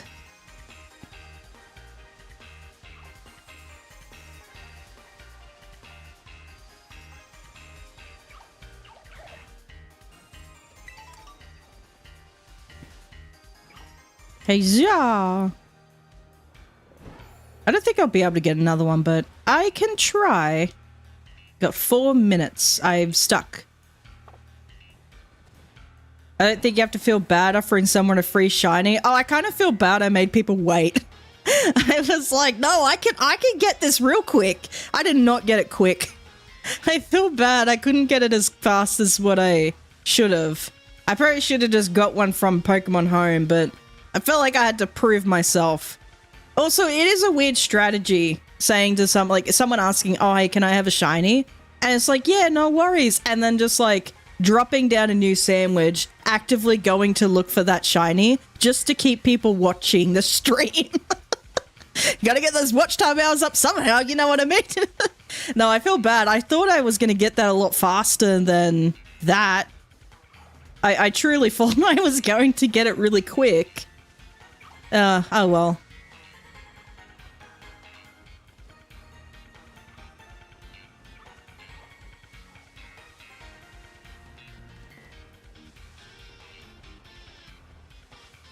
See if I can get another one. Is that one over there? Over from a distance, they look shiny, but they're not. That's a deerling. That is not a frog. God damn it, deerling. Why you gotta be here? Huzzah! Huzzah! I swear to God, the longer I stream, the more loopy I get and the more, like, animated and fucking strange I become. I don't know. I mean, if you can't wait 20 minutes for a shiny, do you really want that shiny? No, I feel bad though, because what if they were on like a lunch break or something? What if they were on break and then they can't stay forever? I still feel bad. Don't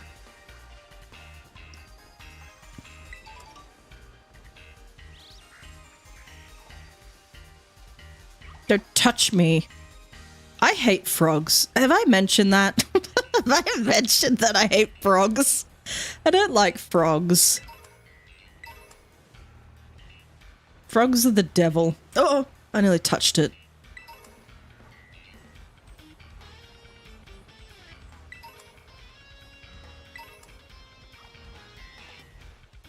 No. The shade makes me think it's a shiny, but it's not. It's just tricking me. I could fly, though. I could probably fly. Would that help?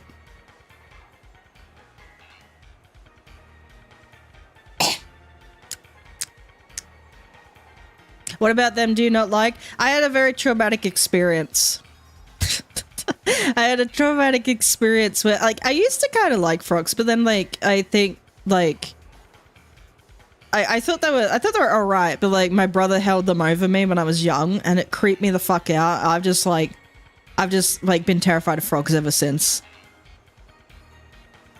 Cause he like held me down and he held the frog over me and I was like, ah! No, and I was terrified. Little bastard. He's not little anymore. He's older than me, but like still, I was a helpless little girl. Like, why would you do this to me? I mean, it's siblings being siblings, to be fair.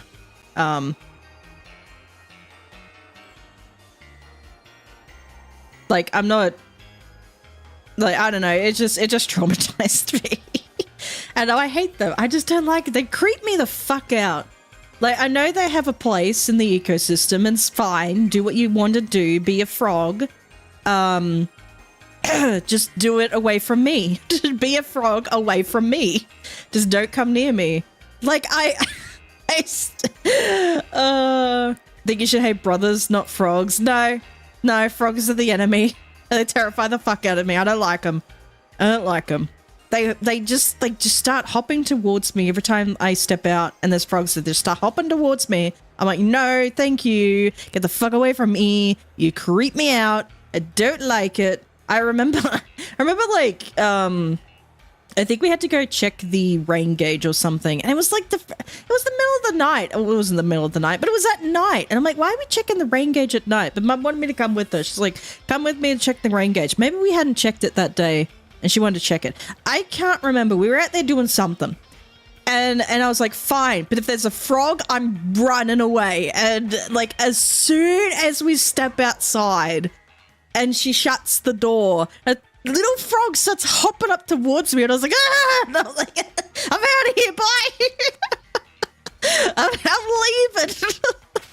And because she was so adamant, she's like, there's no frogs get around that are going to get you. You'll be fine. There aren't any frogs around. And as soon as we walk outside, there's a frog that just starts hopping towards me. I'm like, no, I don't want this. Get out of here. Get out. I don't want this shit. Get it out of my life. Oh, what am I doing? Wait. Hold the phone.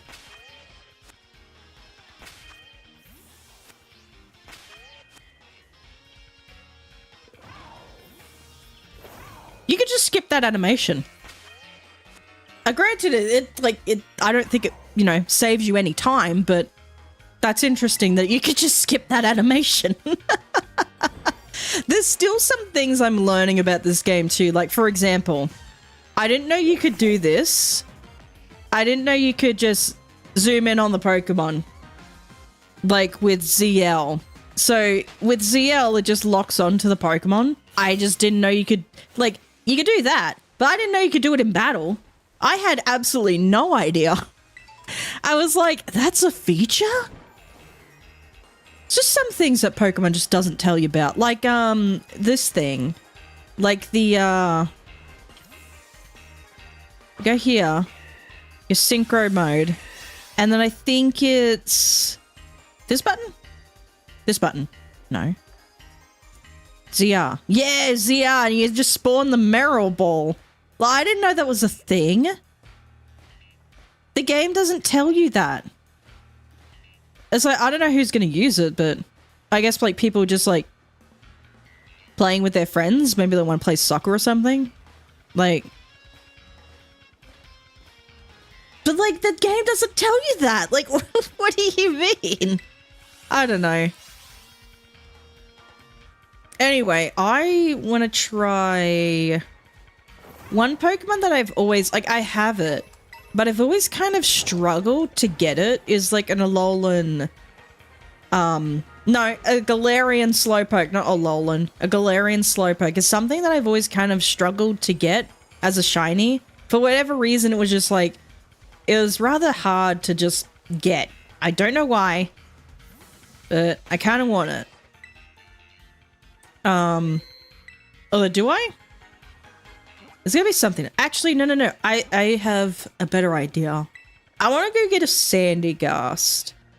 Because when I started, I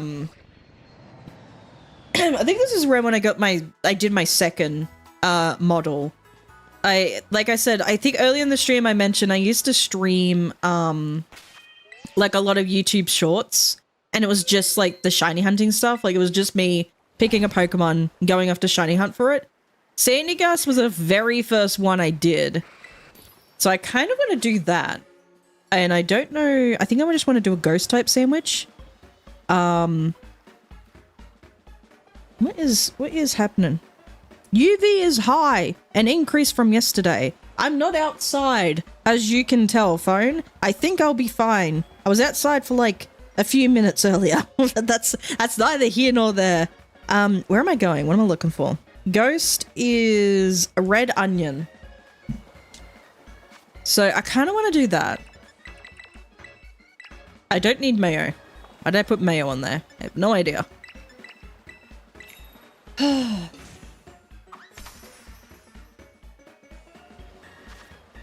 Shouldn't be a too difficult sandwich to do.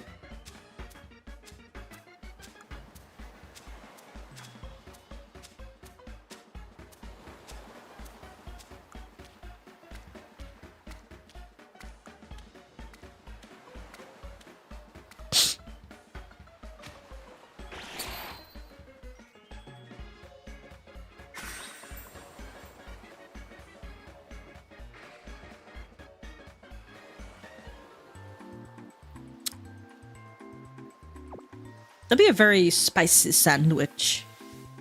I remember when I was living in the barracks on my first stint as a park ranger, and like the other temp who was there with me, he cooked up red onion, and it like the whole like, so it's like a common area type of thing is what we call it.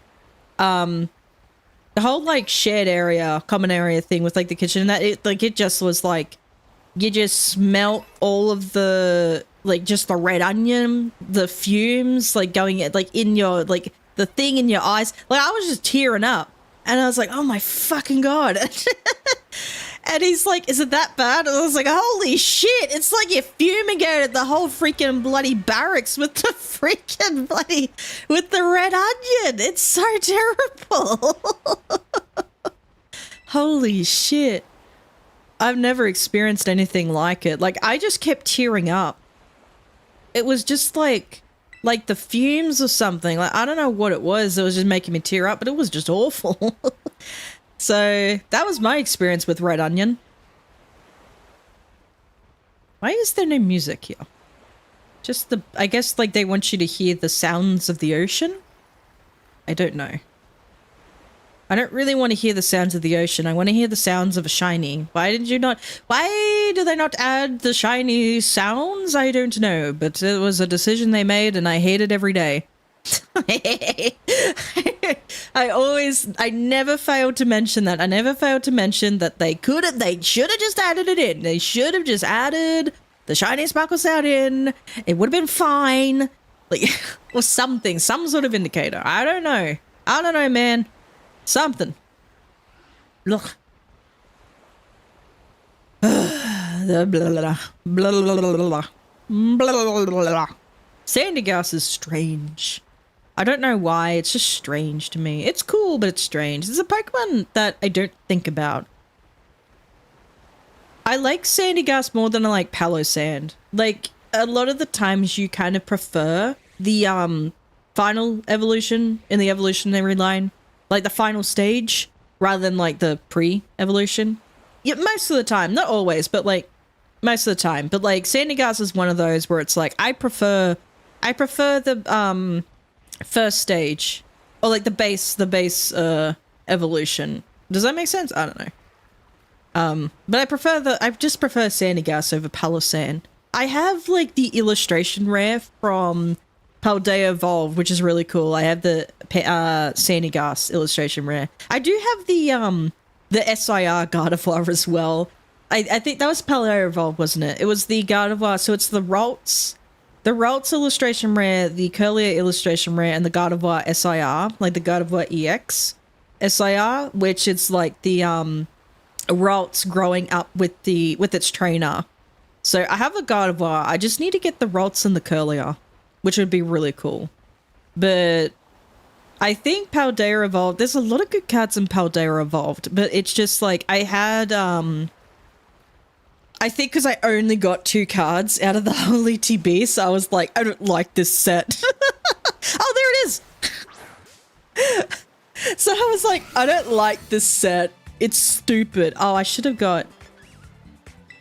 Probably should have got a Pokemon. No, is there any Pokemon with Scrappy that can learn False Swipe? Probably, I don't remember. Don't worry about it. We just set it to sleep and use a luxury ball.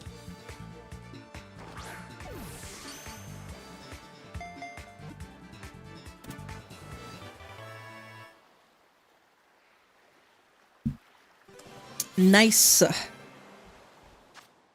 Sandy Ghost.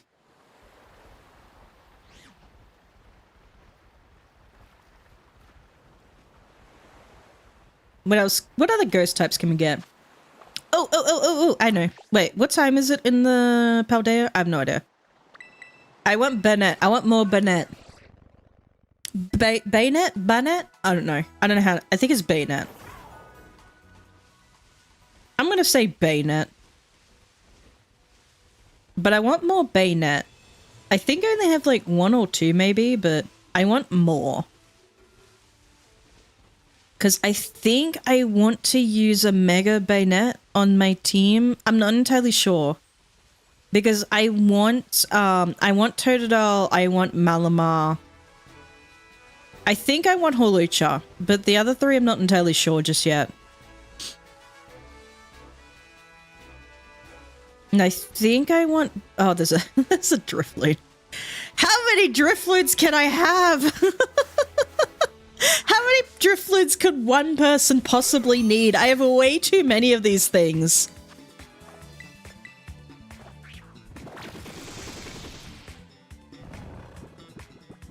Like, it's actually ridiculous how many shiny Drifloons I have.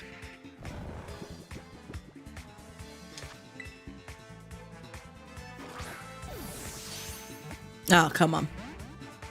I'll just use a dust ball, I suppose. It is a good shiny, though. It's just weird because I really wanted one back in Sword and Shield, but I thought, like, the best way to get it is Masuda method. I'm not going to try and do the, like, just the, like, you know, encountering the same thing over and over and knock it out to, like, 500 type of weird thing that we thought the strategy was. So that was my second Masuda method Pokemon. And then Legends Arceus came out and I just had like a fuck ton of them. I just kept getting so many of them. I'm like, I have too many. I have an alpha one. Like, there's too many. I have 2 alpha ones actually.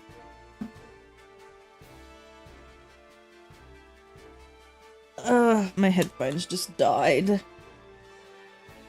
Actually, I could probably just like, hold on. There we go. There we are. There we go.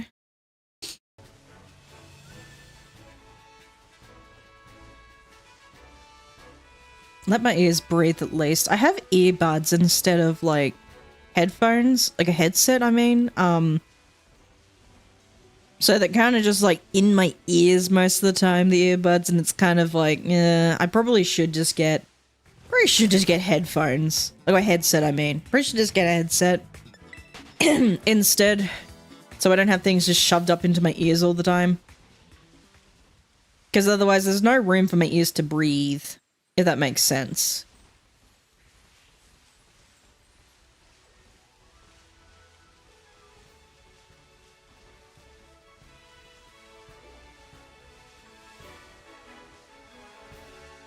Bennett should be an obvious shiny, if I recall correctly. I like its Mega. I think its Mega is cool. Oh crap, I was supposed to have a video out.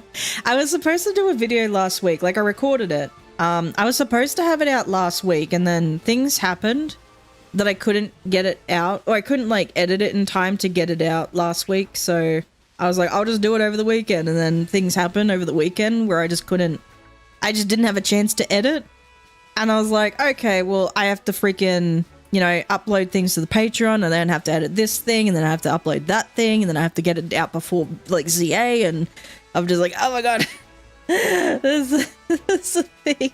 Hello, Nabil, how ya doing? Hope you're doing well.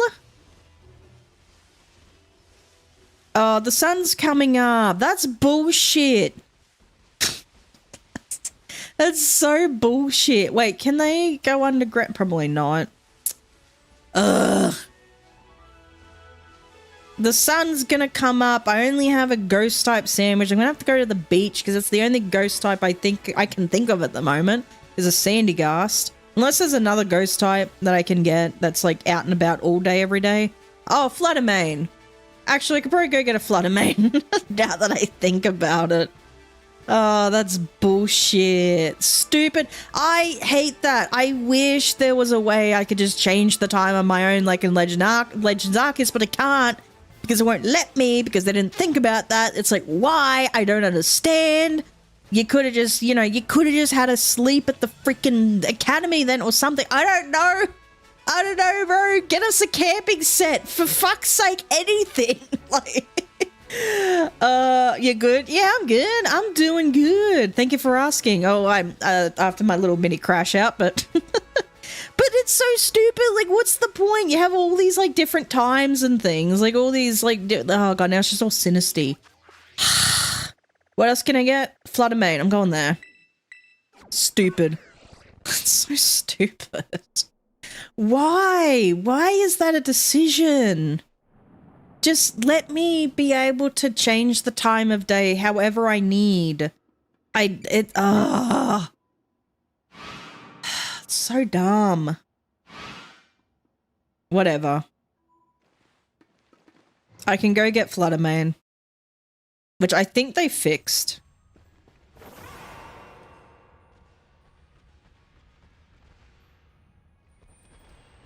Where is everyone? Hello?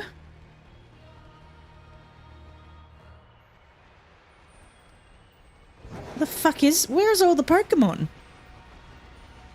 Oh, I found one. Maybe they didn't fix it. Never fucking mind then. Ignore me. I'm stupid. I thought they fixed it. Oh, clearly not. They didn't fix shit. I thought they said, we're going to fix the issue that something to do with, like, the Fluttermane. I was like, oh, okay, they're fixing it. Like, you know, we're going to have just Fluttermane spawning everywhere. Never mind. They just decided not to do that. Why? I don't know. Whatever. Oh, come on. That's stupid. No. Don't you dare. Oh, God. It's crazy how good this Pokemon is. Like, you wouldn't have thought that this thing would be like... excuse me, I had a hiccup. Would be really good competitively. But here we are. God damn it, this thing's... God damn it. Get the ball, you little shit. Could I just use a dust ball? Will that work?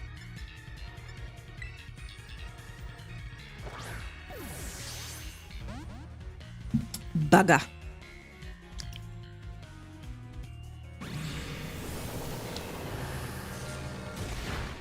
What other moves do I have? I have Stun Spore. No. Just go Spore. We'll just go Spore, and then we'll... I don't know. I don't know what to do. I don't have anything that could hit this thing. So... We're just gonna repeat ball. And hope for the best. There it is. Yay! Fluttermane. I thought they fixed the thing. That's so weird. Maybe they just fixed it so that, like... No, I don't know. They didn't fix it. It's just it's only the shiny that spawns. Because it's, like, there was the thing where, like, they would only spawn at night. For whatever reason. I don't know. But Fluttermane would only spawn at night. the thing was the shiny Flutter Mane wouldn't, like, it would just stay there. So, like, the other Flutter Manes would, like, spawn in and then disappear. So they would spawn in, disappear, spawn in, disappear. So pretty much spawn in, as soon as they, they would despawn as soon as they would spawn in. The shiny Flutter Mane wouldn't do that. The shiny Flutter Mane would just stay there, like we just saw then. So I don't know what, I thought they said they fixed it, because I had not checked since. See, there. It spawned in and then disappeared. What the fuck? It's bullshit. Because apparently they only spawn in consistently during the night? But like, why? Because you're constantly underground here. So, see, there, and it's gone. See, there, and it's gone. It's, it's bullshit. But the shiny ones would just stay there. So, I thought they said they fixed it, but maybe they fixed it so that it just doesn't constantly spawn in and despawn. Like, I don't know. What are you doing, Game Freak? What are you doing? I think we just go back to the set. Or is there like any, are there, oh, I know what we could do. We could do, I think they're over here. We could do Gollet and, oh shit, there's a shiny! I just left! There was a shiny right there and I just left. I have too many of those anyway. I was gonna say we could do Gollet and Golurk. Like they're a ghost type. God damn it. I teleported away from a shiny. I don't think I've ever done that before in my life. That's so funny. That is diabolical. Now, the only time I've gotten a Gollet is from Pokemon Go. Like a shiny Gollet is from Pokemon Go. So, let's see if we can get one from here.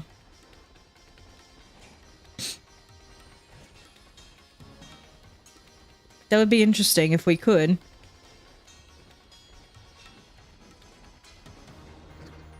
I can't believe I've done. I can't believe you've done this.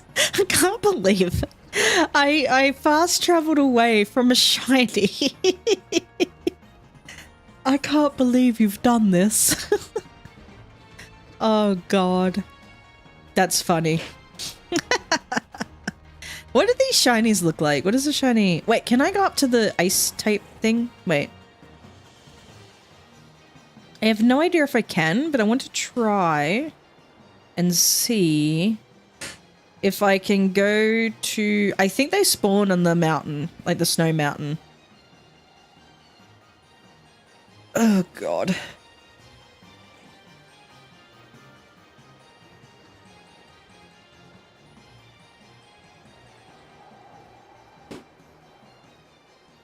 Oh, they do.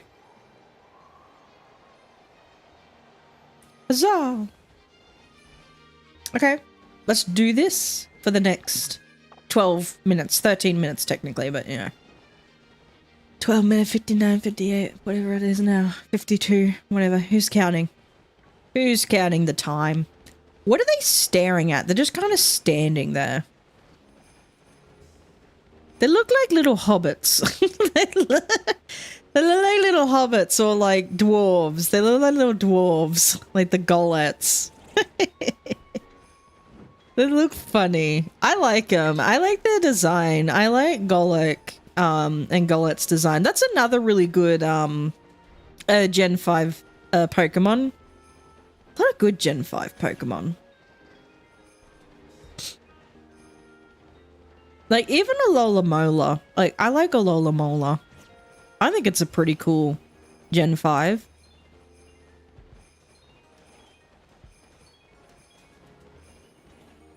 Like Livani's pretty cool. Patrat and Watchog are fine. Like they're okay. They're the ones that are kind of like, they're okay. Not terrible, but they're not like, yeah, they're fine. What else was there?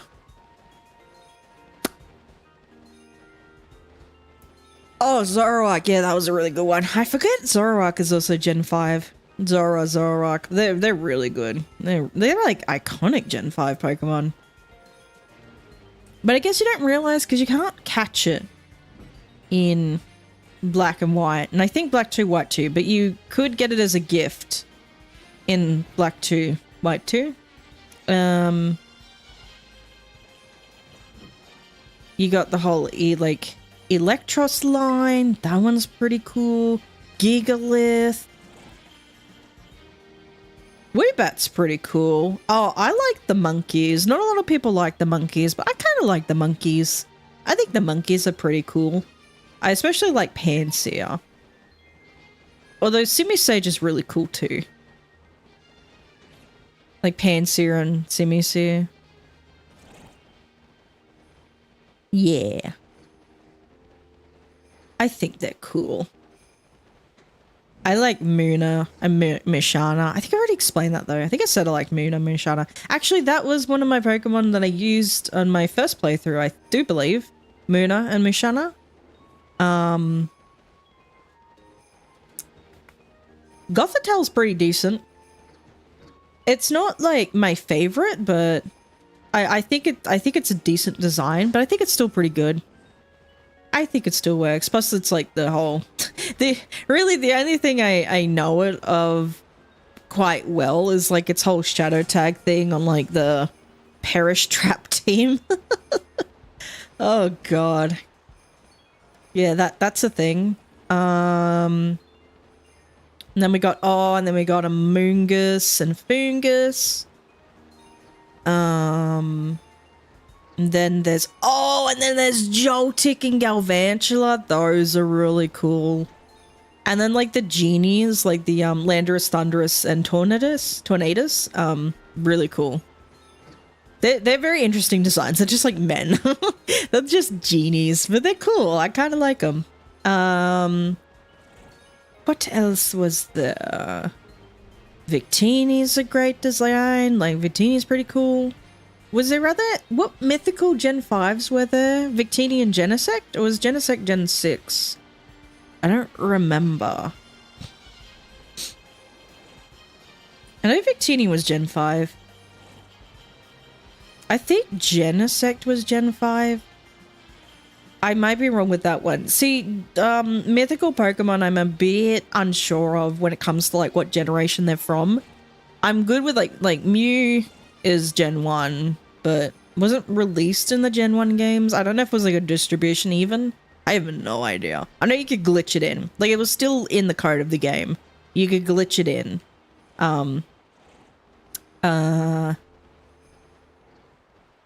Celebi...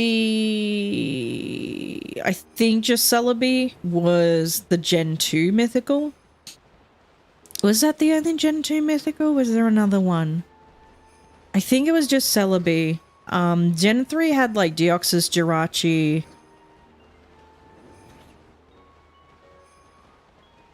I think it was just Deoxys and Jirachi. Trying to think. I could be blanking on some things. Gen 4 had Darkrai, Shaman. Was there another one, or was it just Darkrai and Shaman? That's all I can think of. Gen 5, I think it was just... There was Victini, and I think maybe Genesect was Gen 5. Gen 6 was Volcanion. Magearna? Diancie. Hooper? Was Hooper? Like, I think I remember one of the gens added like a ton of mythicals, and I think that was Gen 6. I think it was Volcanion. Wait, was Zeraora Gen 7? Wait, where was Marshadow? Was Marshadow Gen 8? Zarude was Gen 8. I think Marshadow was also Gen 8. Yeah, I think Hooper was Gen 6. I know Volcanion and Magearna were Gen 6. I know Diancie was Gen 6, definitely. I think Hooper was also Gen 6. Oh, excuse me. I think those were the Gen 6 mythicals, and yeah, then Gen 7 was Zero Aura.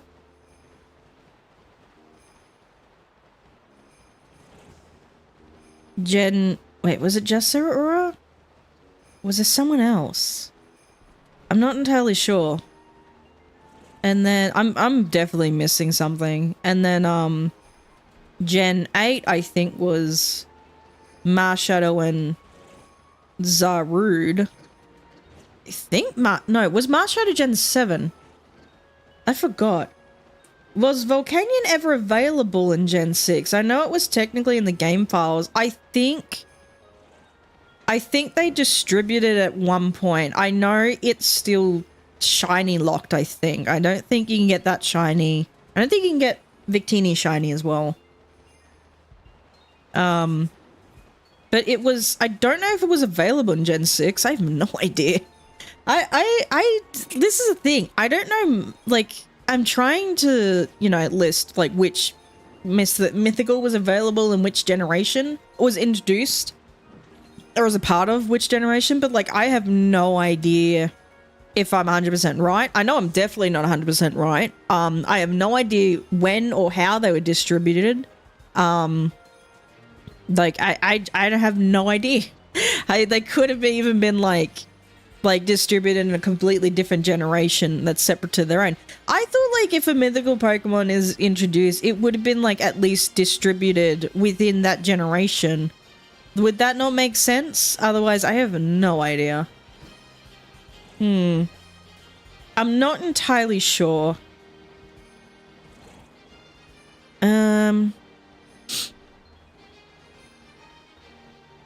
Yeah. And then Gen 9 I know was Pecharon. I don't think there were any other mythicals in Gen 9. Were there? No, I don't know. I don't think so. No,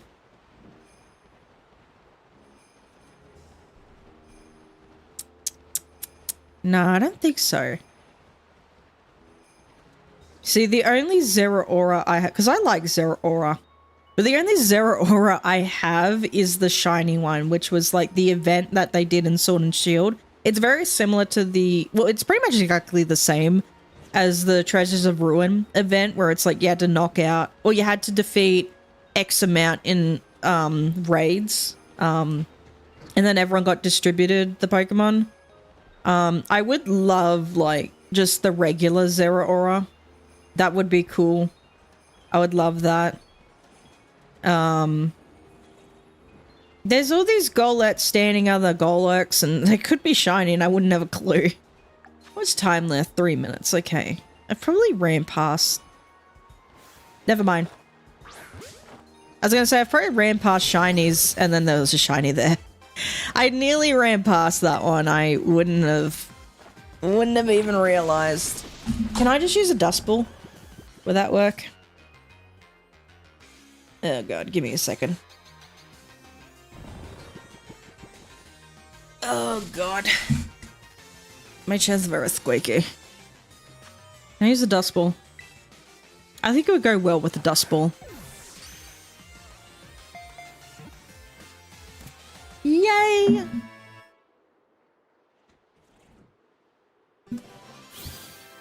Huzzah! I completed something, apparently. The BBQs were kind of fun in this game. I think it was one of the... I think Blueberry Academy introduced, like, a lot of cool things. That's another one. Hey, there we go. Can I do another Dust Ball? Hey. How many have I ran past and didn't know about it?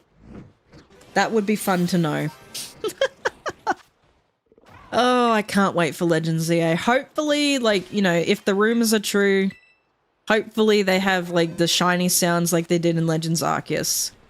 And then I possibly won't have to fail another shiny by running away from it again. Because I nearly walked past that Golett thinking like, oh, I still haven't seen a shiny. And then I saw that, I'm like, oh, your yellow is not yellow.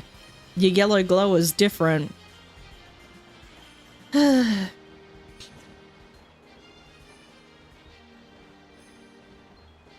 well. Because I want shiny Pumpkaboos. I have never gotten a shiny Pumpkaboo. It's a really cool shiny, and I want one.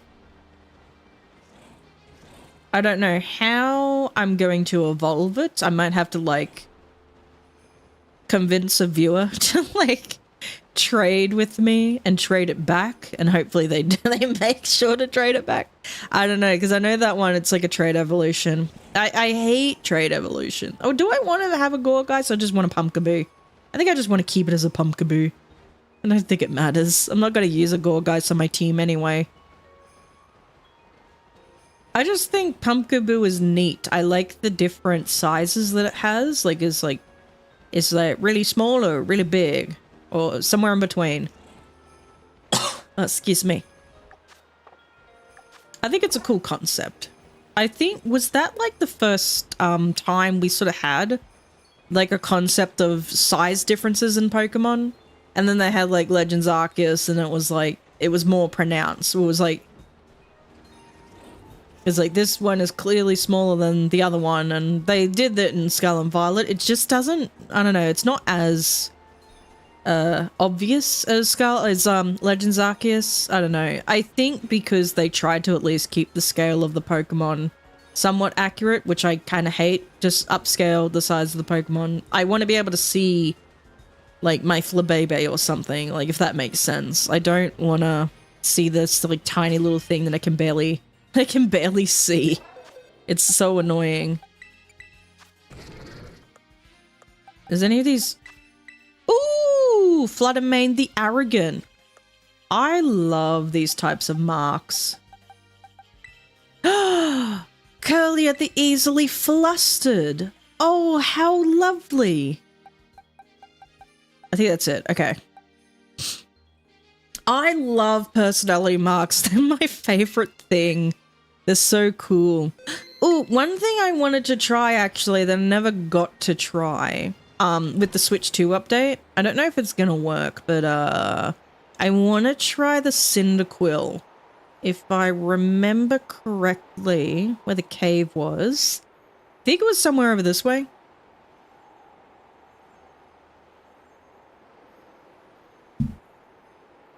I'm going to try and make this stream as long as I can today because I won't be back until the release of Z8, which, like, it's weird because it's going to be released midnight my time, so I'll be a few hours late to the party, but I will be there because I do have to come back from work and everything. There is a Minior. How... is this gonna work? I don't think it's gonna particularly work too well. I don't know, I just have a hunch.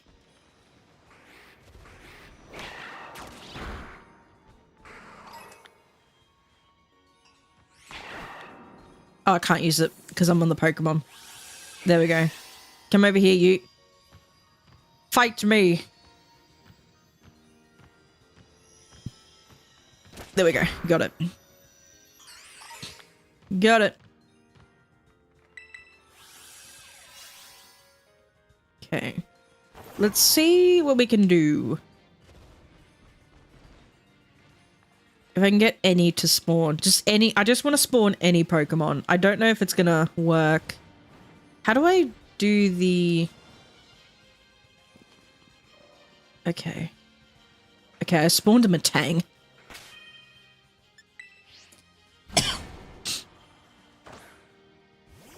I just want to see how the Pokemon spawn in this.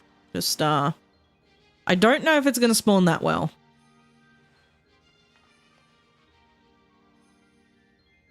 No, I don't think it's going to work.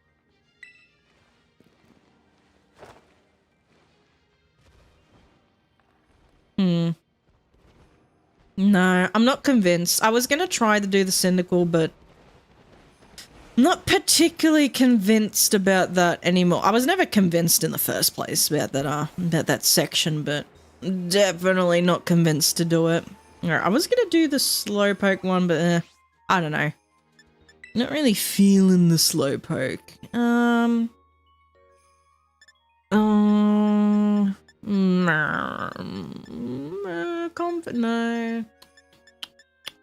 Oh, I never got a Horsey. But I don't really care. Ooh, Braviary. I kind of want to do Braviary. Go do that.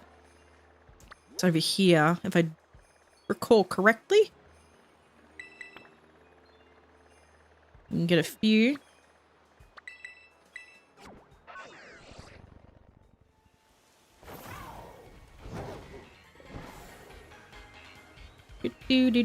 I like Comfey and I like Comfey Shiny, but doing Comfey in this game without an outbreak is kind of annoying.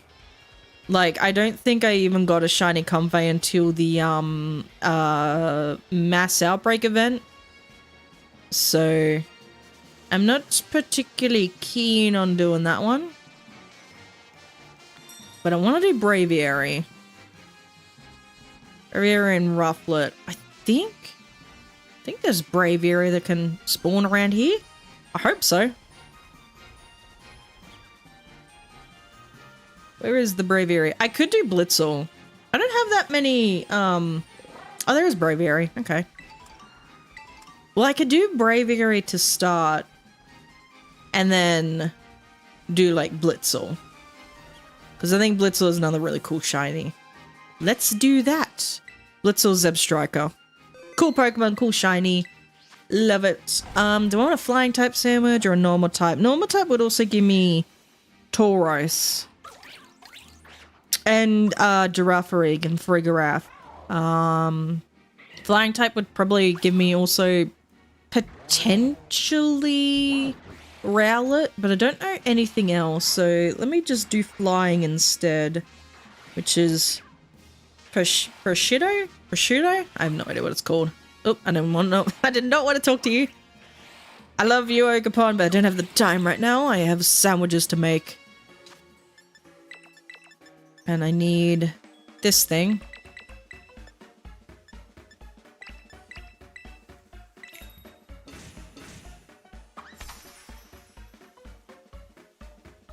Alrighty.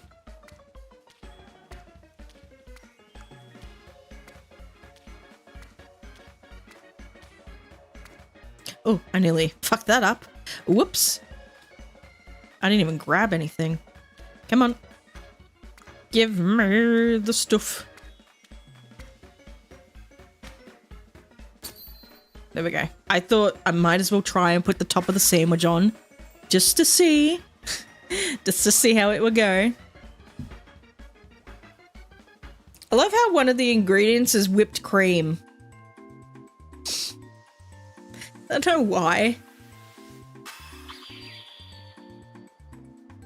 Do people put... Oh, I guess you can technically put whipped cream on a bread, but why? I don't know. It's like, yes, I would love some cholesterol in my sandwich, please. Give me a heart attack on a bun. I crave it so. Okay, so we got little birds and big birds. The goal is the big bird. Also, hold on, I need it. Oh no, never mind, you're already healed. It's gonna heal Breloom, but it's like, oh, you're already healed. Oh, because I ate the sandwich, I'm stupid. Is that a shiny Rufflet? It is not. Never mind. I think it's coming in Japan on fruit sandwiches. Oh! That would make sense. Like I said, I've seen cream on sandwiches, but not a lot. And it's mostly like a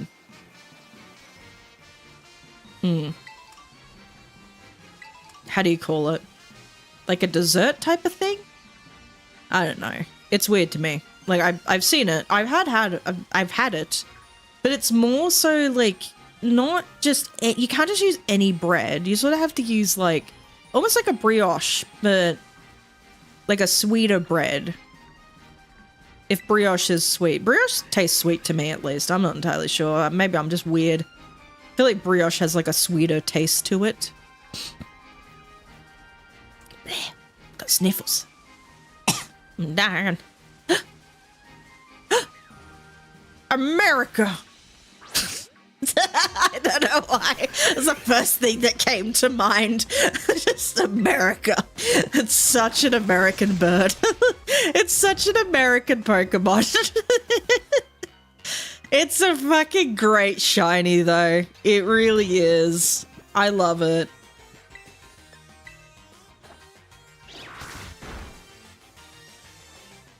Okay, stay asleep. I will catch you in something. I think the normal bread in Japan is like a milk bread. Oh, that's right. They do have like the milk bread thing. Which I think... I forget how they make brioche buns. I don't know if it's particularly like a milk bread. It's is it something similar? I think so. Don't quote me. I don't know these. I don't entirely know the nuances of bread and bread making. I know how to make bread, but I don't know everything about it. Ugh, sniffles.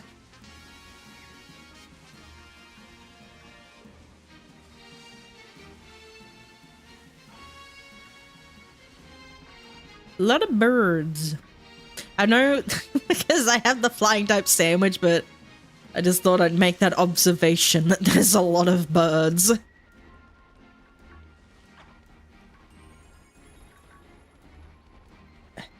Oh god, the sniffles.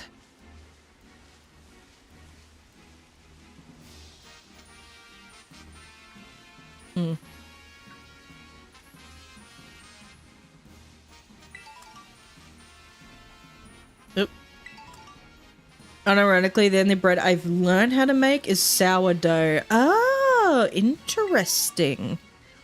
Is sourdough difficult to make, or is it like, is it fairly easy? I know it's like, it kind of has a mind of its own, and it freaks me the fuck out making that dough. It's like, I've seen people like, you know, with the dough, and they like shake up the bucket or something, and the dough kind of looks like it's freaking alien-like, and I'm like, what is that? I love sourdough. I think sourdough bread is awesome. Just the making of it, the dough, like before it's formed into the bread and baked and shit, I'm like, that freaks me the fuck out. Get the fuck out of here with that shit. It's terrifying. Could they just be over here? Look at all those chickens.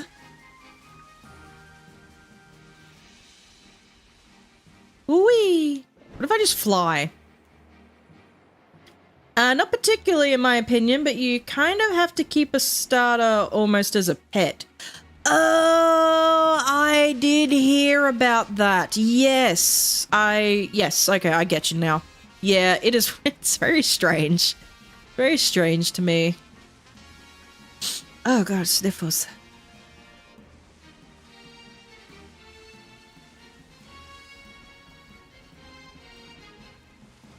But I think my first attempt at making bread, the bread tasted fine, but actually it tasted good. It was a no-knead bread, or no-knead dough I did. The thing was, it was supposed to be like in the air fryer because I wanted to try making bread in the air fryer. So I attempted that and it went well, but it just like, the tray was too wide. So it was really only like, sort of just like bread that you would just butter and probably just have on the side with like a meal, like pasta or something. That's kind of how I would describe what I made. It was good. It just wasn't like, it just wasn't like a beefy bread. It wasn't like I could make a sandwich out of this. No, it was just something like, oh, I could just have this on the side, which is totally fine. It's just, I don't think it was what I was going for exactly. So I'm gonna have to like actually use the proper tin next time. and not do an air fry one, just do like a basic in the oven, regular. Because I do have a tin. I do have a proper tin that I could just do it out of, but yeah. Also probably could have just left it to rise a little bit longer in the air fry tin, so I don't know. I don't know. There was a step I skipped along the way. Your oldest starter was named Larry. You named your starter? Larry. Rest in peace, Larry. So so why do people get rid of the starter? Like this, the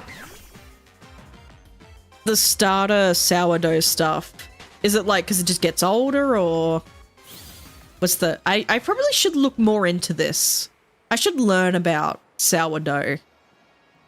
It fascinates me. It terrifies me, but it fascinates me.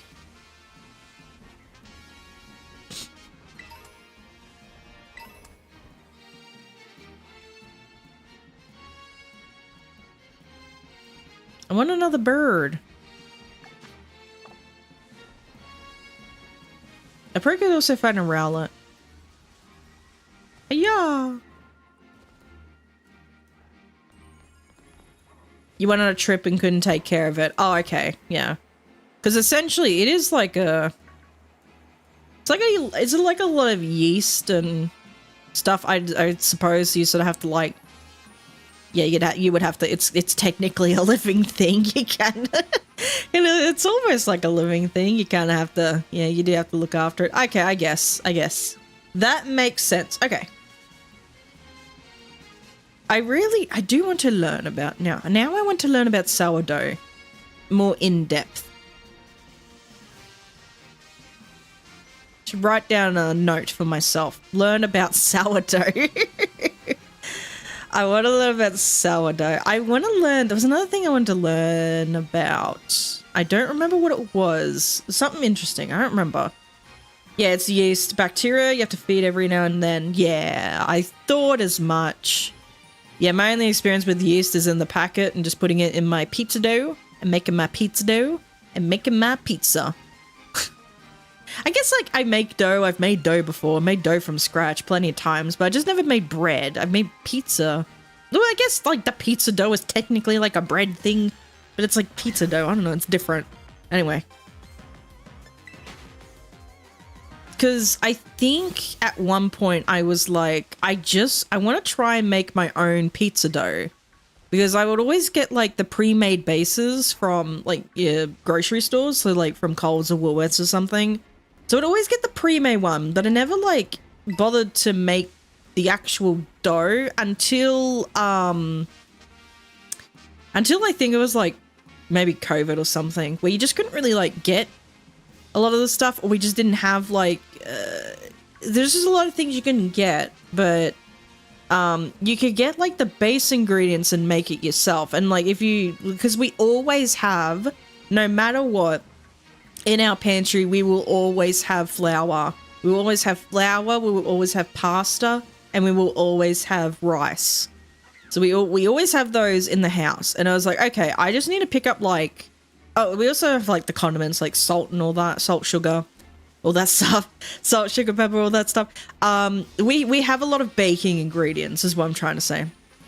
And I said, okay, I'll pick up yeast. I used to pick up, like, a tin of yeast. And then until I figured out, like, I could just get packets instead of getting, like, the tin of yeast. So, I was like, okay, all I need is just the yeast. So I get the yeast, and then I pretty much just learnt how to make the dough. I think my first attempt was fine. It wasn't perfect, but it wasn't terrible. It was fine. And then I think, like, my second attempt was amazing, and I was like, awesome. And then I kept doing that for a while, and then I kind of stopped making pizzas for quite a while. And then when I went back to making pizzas, I almost forgot how to do the dough again. So I was like, I forgot what my methodology was, because I kind of had to, like, I was using a recipe, but then I kind of had to, like, tweak it a little bit, because I'm like, I like it, but I don't like it that much, and it's not really, like, that effective, and I don't think this recipe is too good, but it's still good enough that I can... So I tweaked it, but I forgot how I did it and I never wrote it down. So when I came back to doing the pizza doughs, it would be dry. And I'm like, what the fuck am I doing wrong? And it's not rising as well. Well, I didn't think it was rising as well as what it should. So I thought, is the yeast like dead? Is it expired? Like, what did I do? What did I do wrong? So at first I thought it was the yeast, so I got new yeast. And that's when I got the packets instead. Found out that wasn't the problem.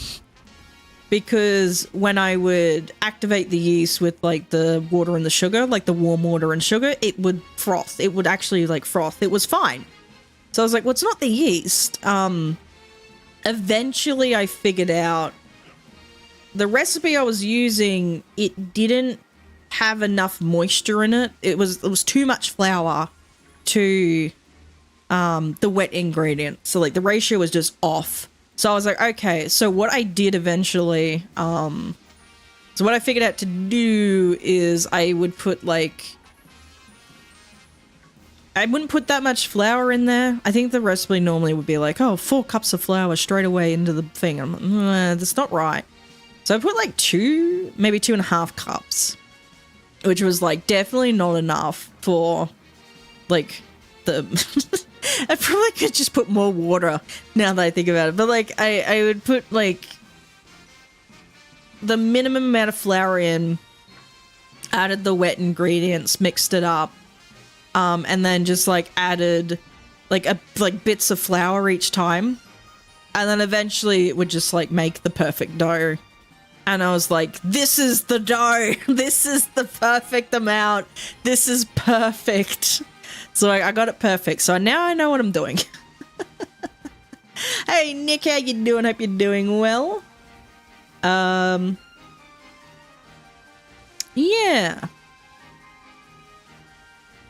So that's my experience with dough. Oh god, I gotta lean back again. Oh, my back.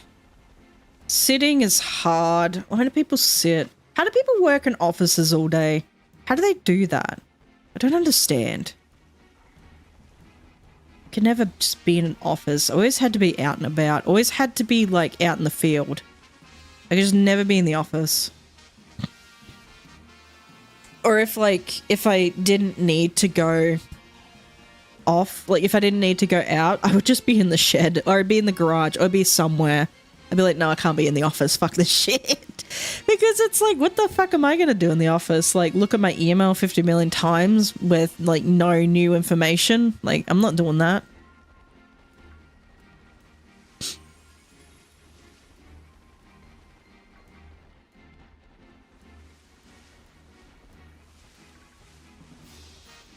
So I'd either go, like, clean the utes or clean the equipment or, like, sharpen the tools or something. Maintain the tools, make sure everything was fueled up, and I'll just be like, anything to get me out of the fucking office. Because I remember at one point, my second stint as a park ranger, it was raining quite heavily. It was raining a lot. So we literally couldn't go anywhere.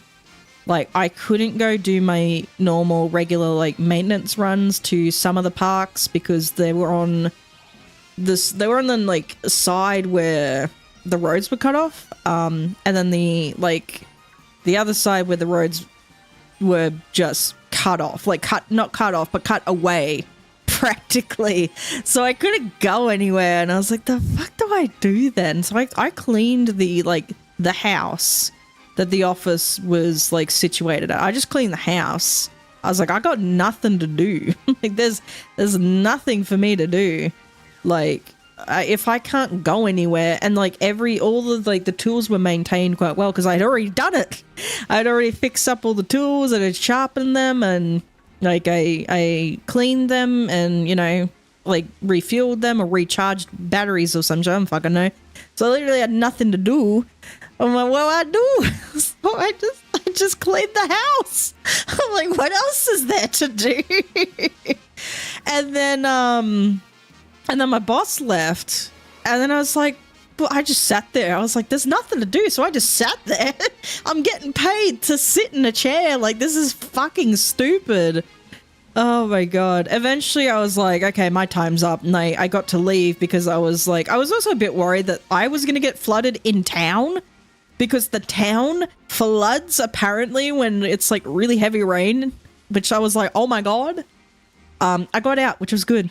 There was no water on the road. Thank goodness. It was like, I think I did have to drive somewhere a little bit. And when I came back, there was like a little bit of water on the road. And I was like, oh God, that's the way I have to go to when I go home. I don't want to be dealing with that. Thank goodness when I finished for the day, yeah, it was fine. What was I talking about? I don't remember. I'm still paranoid about feeling an earthquake that isn't even there. Oh gosh. Yeah, that was terrifying what you showed. That was scary. Hello, dead man. How you doing? Been a while. Hope you're doing well. But yeah, no, stay safe. Like that, yeah, that's crazy. Is everything pretty much like right now? Like, is everything pretty stable? Like, there hasn't been any earthquakes since? Because I would have shat my pants if that was me. I would have been like, I'm going home. I would have been on the first plane back home. I would be like, fuck this shit. Oh, what was it, like a 7? Yeah, that's crazy. Yeah. Shit, well, stay safe. Yeah. Fuck that. I wanted another bird. America. It's so American. Around 1 a.m. earthquake happened in Cebu. Oh, okay. Cebu? Am I saying that right? Wow. Sniffles.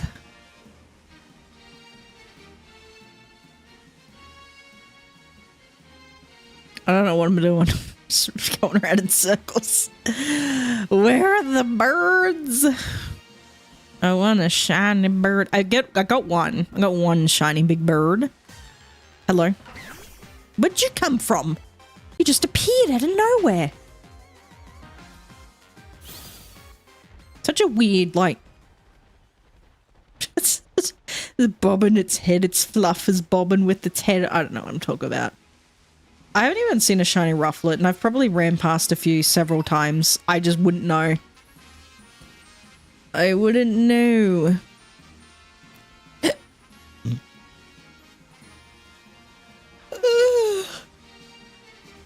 We had a bit of rain come in last night. Wasn't too heavy. We got about like 3.5 mils. Which I don't know how many that's in inches. I don't fucking know. Some people care about that. I don't give a shit. But yeah, apparently we got a warning saying like heavy thunderstorms coming in. And I was looking at the radar and I said, okay, it's going to come in like around 11 p.m. midnight. But I didn't think it was going to be like, I didn't think it was going to be thunderstorms. Like there was thunder over the hills, but I was like, I don't think we're going to get a blackout. And then Mum's like, well, just be careful if you do. And I'm like, no, we should be fine. And we didn't get a blackout. So we were pretty much fine. And now it's just clear skies. Because apparently they said they lost power in town. And I was like, how the fuck did they lose power in town? There's nothing's happening over there. What do you mean so I don't know if they cut the power off in anticipation that the thunderstorm was rolling in. But we'd already lost power like a few days prior. So I didn't think they were gonna be bothering with us. Even though we were in the direct line, supposedly direct line of this thunderstorm. It was fine. We were good. It was all good. Nothing bad happened. We were fine. It's just annoying, like, the power keeps getting cut out, like, constantly where I am, and it's just, it's a frustrating thing to deal with.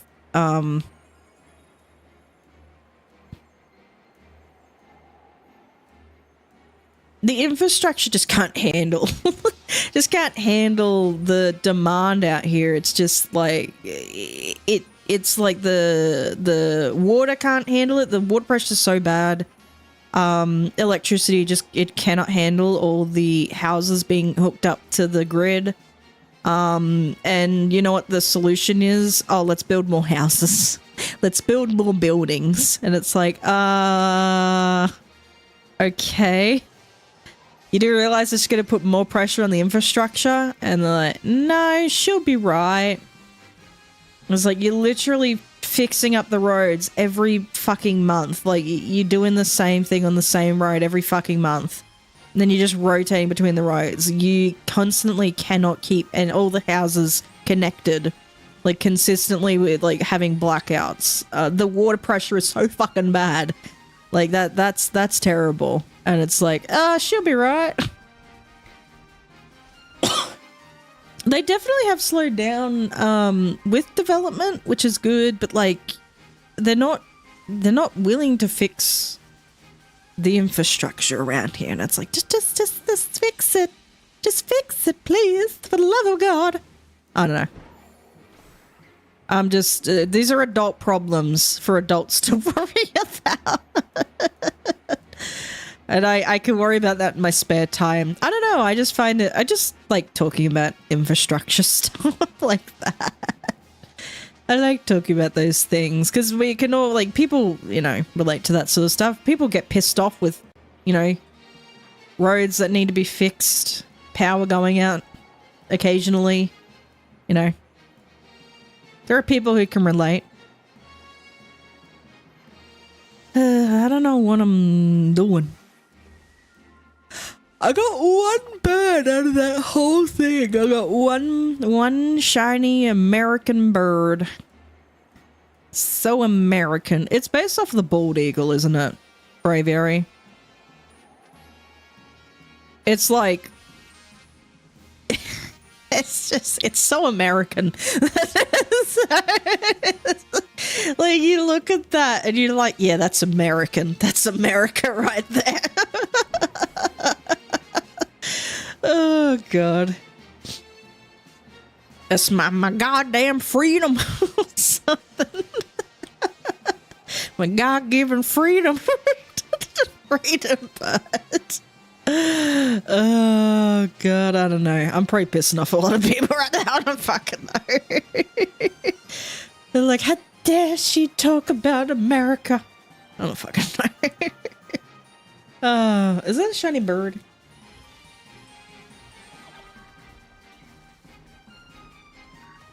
I don't know.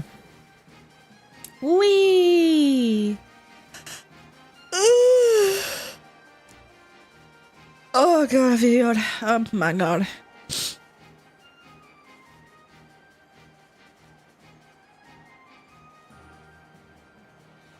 Wee! Wee! Wee! I don't know what I'm doing. I want to do like a, you know, like how you have your living decks? You know how you have your living decks for, like, you know, you catch each, so like you go Bulbasaur, Ivysaur, Venusaur, so on and so forth for every single Pokemon. I want to do that for the cards. I want to have like a living card decks.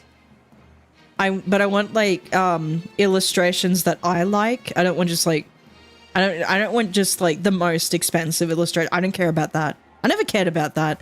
But I want illustrations that I think are really good. I think that's a binder I want. I want a binder of just all the cards. Not all the cards. I want a binder of like every single Pokemon, all like 1025 or however many there are going to be after Gen 10.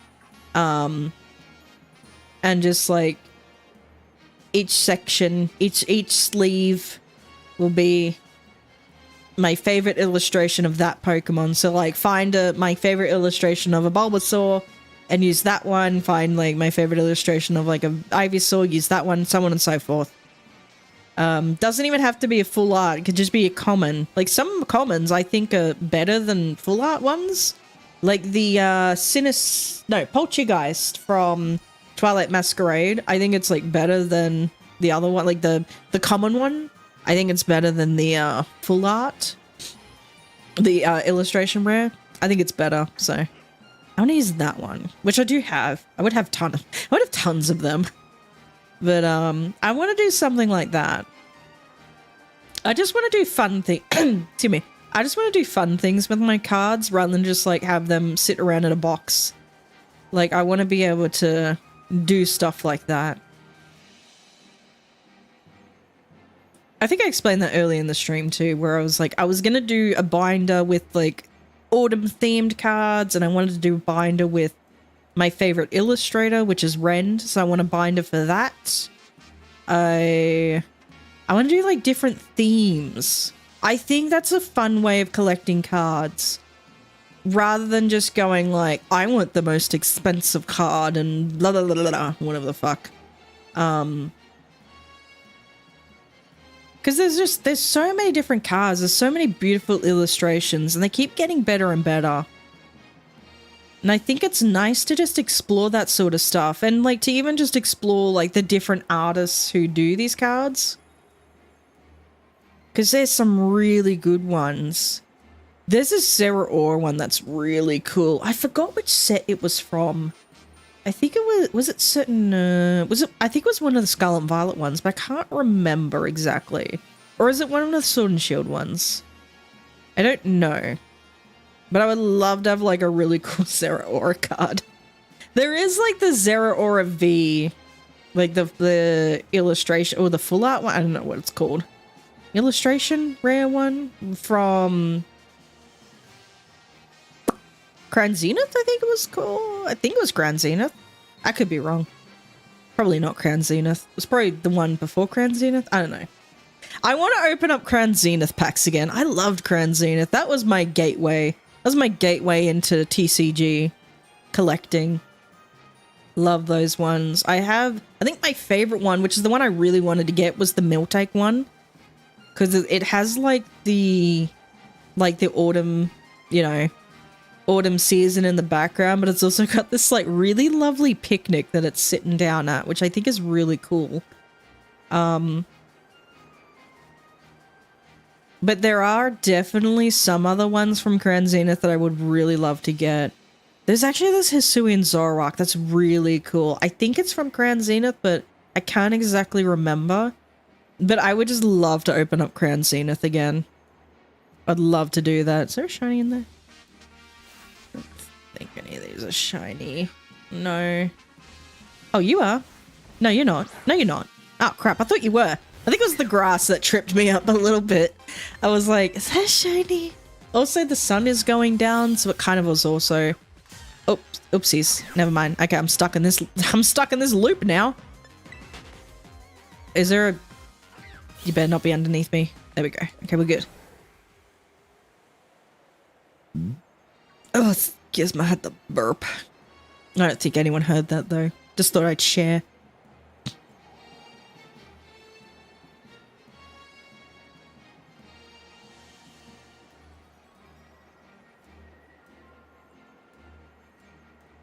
Yeah, but there's some really cool cards in some older sets that I kind of want to try and open. But I probably could also... It probably might just be easier buying some of them. Because some of these packs, like some of the older packs, are so expensive. But what I figured out... So I've explained this before, but I opened up... Like, I explained that I found this vending machine when I was on holiday in the Gold Coast that had Pokemon card packs in them, like, that had packs. And that was how, like, I first opened the Japanese set of the Mega Evolution, which is the one that just recently released for English. But there was the Chinese version of what is our Prismatic Evolutions, but theirs is called... Gem, like Pokemon, like the Chinese Gem Volume 2 or something, I don't remember exactly, which has like completely different illustrations to what the to what the prismatic evolutions has. And they're very pretty, and they like kind of make up a collage of like the different or like not a collage, but like almost a portrait of the different evolutions. So it's like I think there's like, actually, which ones are there? I don't remember which ones was in the thing. But now I'm like, oh, I wanna buy those packs now and open them to see if I can get those illustration cards, because they look really cool. Like, I would love to have them. I just think some of like these other ones of like the different languages have like cards that you probably wouldn't see normally in the English versions, which is really cool. There is like a Pikachu card, Hiroshima's Pikachu, I do believe, which Gameology actually sells with like, because it is a promo card, but Gameology is actually selling like the thing it comes out of, and I'm just like, ooh, I want to buy that now. Because that's what I want from my autumn set, because it does have like the autumn theme in the background. I'm like, ooh, it's got like 4 leaves, like Japanese maple leaves coming down in the back. I'm like, oh, I need it. I need this. I need this for my collection. What do I want? Oh yeah, I said Zeb Striker next, didn't I? Did I only get the one bird? I only got the one bird. That's okay. It's a nice bird. It's a really cool shiny. I like it. Okay. Picnic.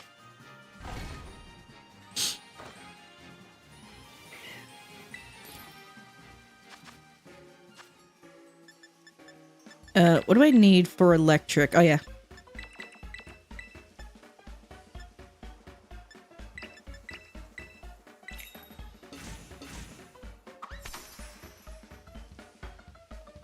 Alrighty.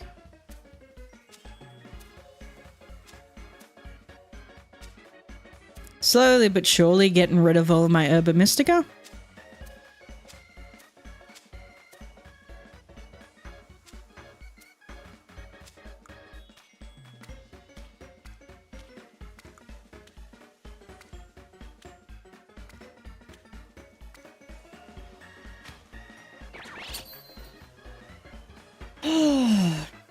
Oh, gotta stretch.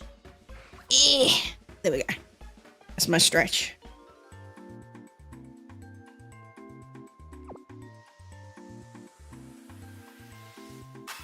Do do do do do do do do do do do do. I'm so glad I got the ETB for Twilight Masquerade, because I think my favorite Ogerpon card is actually the promo from that set. I remember seeing it for the first time and I was like, oh, that's so pretty. It's really cool. I love it. And then I figured out like that's kind of the only that's kind of just the only like illustration rare of just Ogerpon without like a mask on. So I was like, I think that's the only one that was like so far. I could be wrong, but as far as I'm aware. So, and it's a really cool setting too. It's like sunset. It's running across like the fields of Kitakami, like across the rice paddies, I think. And it's so beautiful. Such a cool card.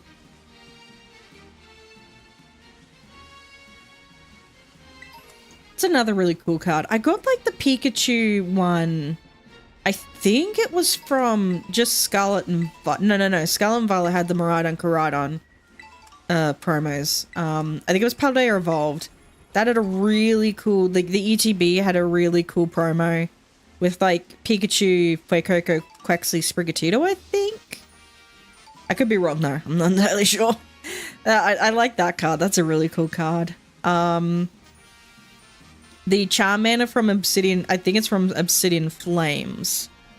ETB, where it's kind of looking at the window and it's like staring at the... It looks so angry staring at the Pidgey. That one's a cool one. I like that one. I liked that Koraidon ETB one. Because it was like, it was weird because it was Scarlet and Violet, so that was like the first Scarlet and Violet set. But like the ETBs, you could get one of like the Koraidon one or one of the Miraidon one, and it had like the different promos depending on which one you get, which I think they also had that for Paradox Rift, I think. I can't exactly remember. Was it Paradox Rift or was it Temporal Forces or something? One of them had Iron Leaves and one of them had Walking Wake, if I recall correctly. But I think it was like when I went to order it, I don't remember who I ordered it from, but they had it in a way where it was like you just got what you were given. I think it was JB Hi-Fi maybe, because apparently they sell, because I was just shopping around, I'm like, who's got the cheapest option for cards right now? And I was looking at like JB Hi-Fi for this set, which I just can't remember what it was called. No, it wasn't Paradox Rift. Paradox Rift had Iron Valiant and Roaring Moon. I think it was it Temporal Forces? It was one of the ones that had Iron Leaves and Walking Wake. And I remember the like in the description when you ordered like these types of ETBs from JB Hi-Fi, I do believe it was JB Hi-Fi, or it could have been any fucking store, I don't know. And it would say like when you order these, just bear in mind like you're just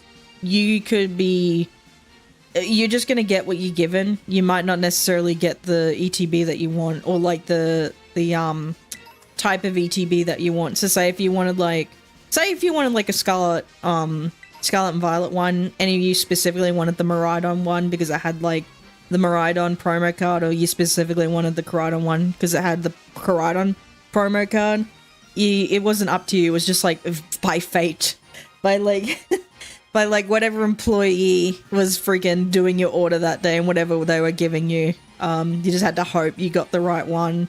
So I think at the time when I started, like, you know, when I got Crown Zenith, I just walked in the store and I was like, I don't know, I think I was with my mum or something. We were going somewhere, we were doing something. And she was like, "Oh, do you want to do anything?" And I was like, She's like, "Do you want to go in here and check stuff out?" Like it was like a pop culture store. And I was like, "Sure, why not?" It was like a pop culture gaming store type of thing. And we walked in and like I noticed they had Pokemon cards, and this was the time after I had uploaded my like stupid little tier list video, which it was at the time it was a joke. After I recorded it, I was like, oh, this is actually kind of cool. I get why people do these cards now. And I noticed they had the Crown Zenith ETB, which I remembered listing like S tier in my video because I thought these illustrations are fucking fire. And I saw it and I was like, and I was like, I might get that. So I got it, and Mum looked at me. She's like, what are you doing? And I'm like, I'm getting Pokemon cards. She's like, okay. and then I think like my birthday, she got me cards as well. She's like, oh yeah, you seem to be having fun with them. And I'm like, yeah, because they're cool. She's like, do they make money? I'm like, everything's about money with you, isn't it? She's like, I just want to know, do they make money? I'm like, if you get a good card. But yeah, that was like the first time. Like, I don't think if I had sort of walked in to that store and saw like the cards, like or saw like the ETB there, I probably wouldn't have gotten it. Because I just sort of happened to walk in. I noticed like, oh, they have Pokemon cards, and I'm like, oh, I wonder if they have like, and I saw it at the back, and I was like, oh, I want that, and I got it. Because I think it was the hottest. I think it was even the hottest set at the time. Like this was just before Scarlet and Violet released, so it was the set everyone was talking about at the time.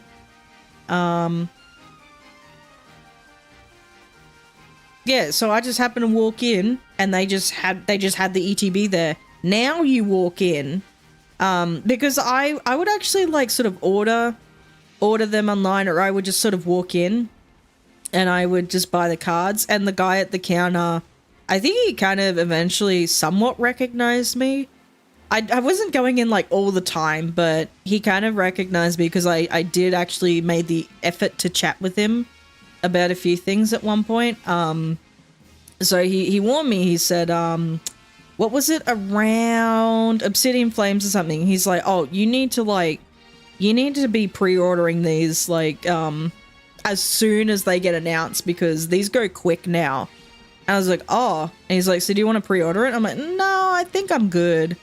And that thus started my trend of getting the Pokemon cards like months after they have been released, when no one cares about them anymore and have moved on to a new set, because I just didn't care. I'm still on trying to get Paldean Fates, and I'm still opening, or wanting to try and open like Shrouded Fable and Temporal Forces, whichever ones. I know Shrouded Fable has a Rend card, and I think Temporal Forces has a Rend card, which I think is the Cutie Fly. But yeah, at the time, you know, when I started getting into it with Crown Zenith, I didn't realize like popularity in Pokemon cards was spiking. Like, I knew about the whole like Logan Paul thing when he started opening cards, and like interest really spiked from that, because I think people saw it as more of a way to get rich quick scheme type of shit, which is not really the case with Pokemon cards. I don't know why people still delude themselves thinking that they're gonna get rich opening and scalping Pokemon cards. Like, that's not, you're a fucking idiot. But yeah, I just didn't realize. And now you just walk in, you try and walk in now, and you'd be lucky to get, you'd be lucky to even see a pack of the newest set. You're probably mostly going to see like the older sets. If you're even lucky to see any of the older sets. Like, it's very hard now to try and get these cards. It's very sad, because I want people to, enjoy Pokemon in all forms, and I want children to get into it, because, Pokemon has pretty much been part of my whole life. I've made friends off of it. I have so many memories with it, and I want the same for, younger audiences and younger enjoyers like of Pokemon. But yeah, it's frustrating hearing about parents, or hearing about like, having to tell their kids, oh, sorry, I couldn't get you your cards for your birthday because some fucking, some guy just cleaned out the whole vending machine of some shit. Like, fucking hell, it's annoying. Pokefesters or whatever they're called are pretty annoying. Yeah, they're just scalpers, and it's just loser behavior. Just a bunch of sad losers who got nothing better to do with their lives. But no, I just really want people to enjoy Pokemon. And it's just like, just let kids have fun. Just let kids enjoy it. Stop with all this like bullshit of, I got a family to feed, therefore I need to scalp all these cards and fucking sell them at like fucking like 50 times the market price or some shit. It's like, fuck off. You number one, you don't have a family to feed. Number two, if you did have a family to feed, stop wasting it on Pokemon cards, you fucking idiot. Like, what are you doing? You have the weakest argument ever. It's so stupid. Oh, God. Anyway. Those damn scalpers, yeah. I remember also, it kind of also happened to the PS5. I remember the PS5 coming out, and I think my brother got it at some point. He got it within a reasonable time, probably not as like quickly as because he's a very big PlayStation fan, but at the time there just wasn't that many games out on it, so I don't think he was too quick to try and get it. But yeah, I remember the whole PS5 like scalping thing. Like, scalpers bought all these PS5s, but no one was buying it off of them because no one was particularly too interested in getting the PS5 in the first place on release, because there just weren't any games on it. So they were like, well, what's the point? We don't care. We just keep using our PS4. It's like, we'll be fine. We'll just wait for more games to go. So that all these scalpers had all these freaking PS5s sitting around. And they're like, they didn't know what to do with it. They're like, oh, no one's buying it. It's like, because you're a fucking idiot. You're a fucking idiot. Oh my god. I remember there was one set. What was it? Journey Together. Apparently no one wanted to touch Journey Together with a 10-foot pole. I don't know why. I don't know what happened with Journey Together. I think there just wasn't like that much going on with it, but yeah, people just weren't. Not even the scalpers wanted it. I don't know what the hell was, because even I still see Journey Together being sold at a reasonable price. I'm like, what the fuck happened with that one? I think it seems pretty cool. I haven't really checked it out. So I don't know what's in Journey Together, but I should check it out just to see if it's worth getting. I'm mostly interested if it's like, number one, if it has a rend illustration in it. Number two, if it's a set I kind of wanted to pull anyway. So I wanted to do black and white, Black Bolt, White Flare. Number one, because it has 2 rend cards in it. But I like Gen 5. Gen 5's pretty fun.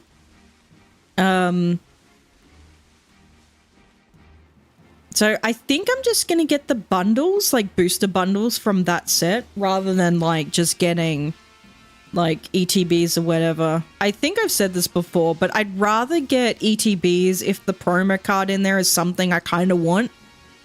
If not, then I'm just not going to particularly bother with it and probably just get booster bundles. And if I have like a bit of extra income, like a booster box maybe. But yeah, I've been kind of like more sold. Well, I initially had been getting just like the loose packs. But I kind of just been like, you know, more convinced to get the booster bundles after watching like a lot of Purple Cliffs or Jack's flipping his like YouTube shorts with his new TCG channel, which I've been really enjoying. I've been really enjoying that TCG channel. It's so much fun to watch because it's not an aspect of Pokemon that I've had really gotten into. But just watching like his videos about all the TCG stuff, it's kind of fun. It's really made me want to at least like learn about the game a bit more, rather than just like collecting the pretty cards. Hello, Marant. How you doing? Hope you're doing well. Happy you're doing well. They even also scalp Transformer blocks for them, 135, but from the toy stores it's only, oh wow, okay. Damn, even the freaking, no, they're not even the Transformers are safe.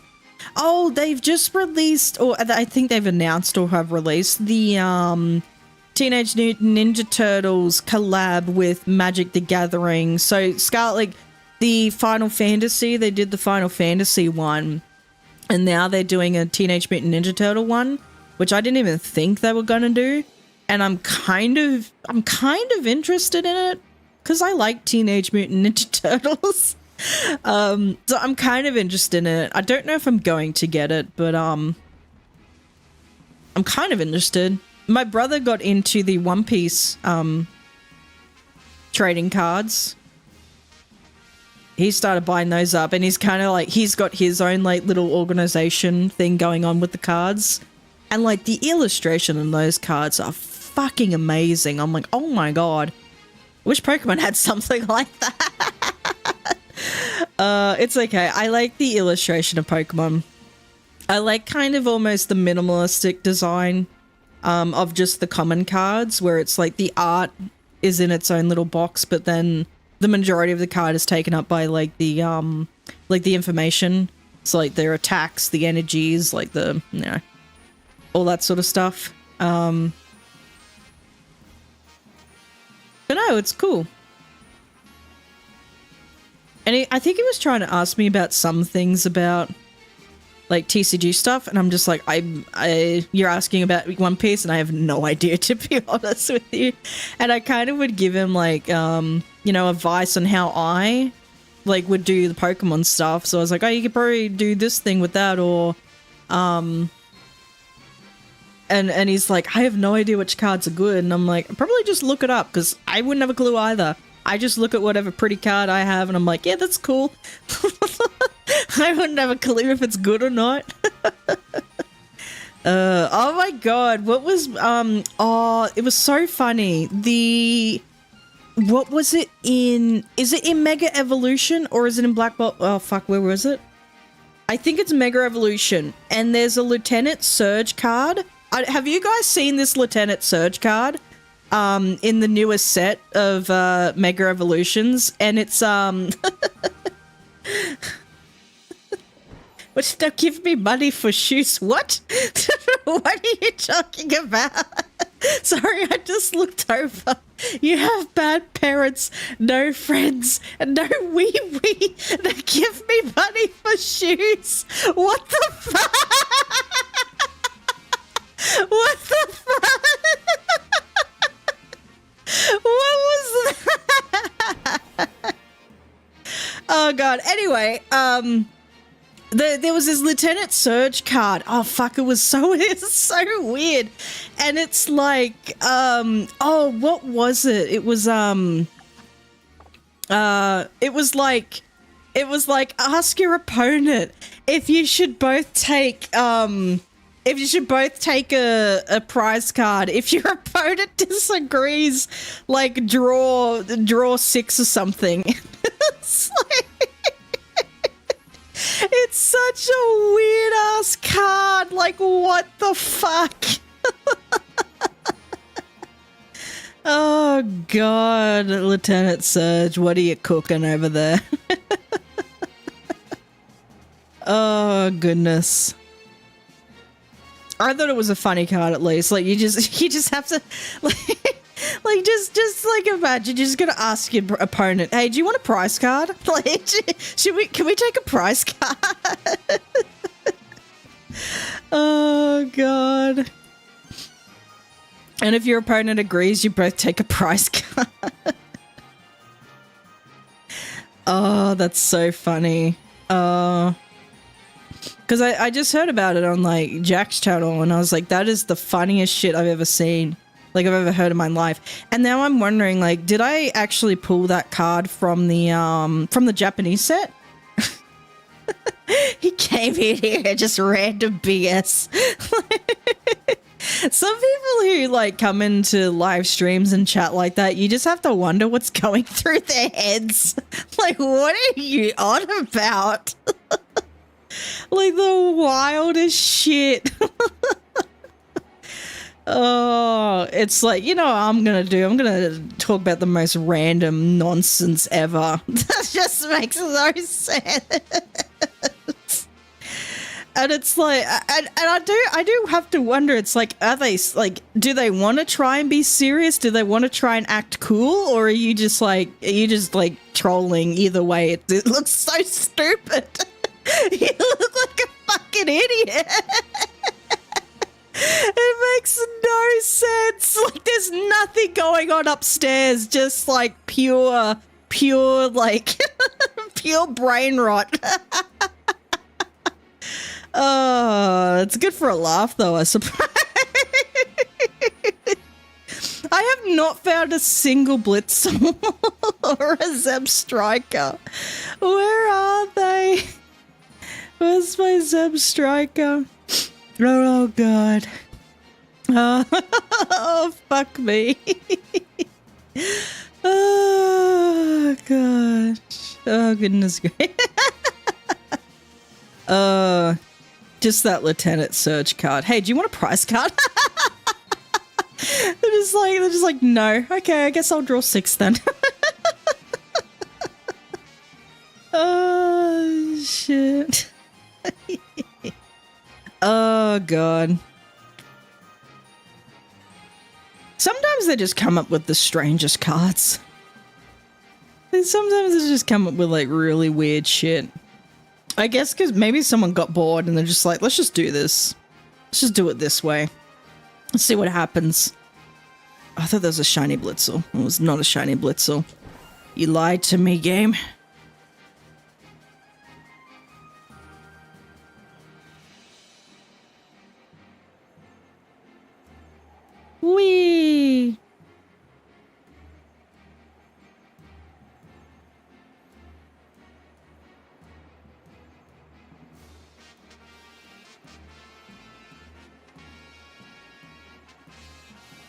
Is the Lieutenant Surge card like a double edge? I don't know. In a way, like maybe you want your opponent to like say no so you can draw 6 cards or something.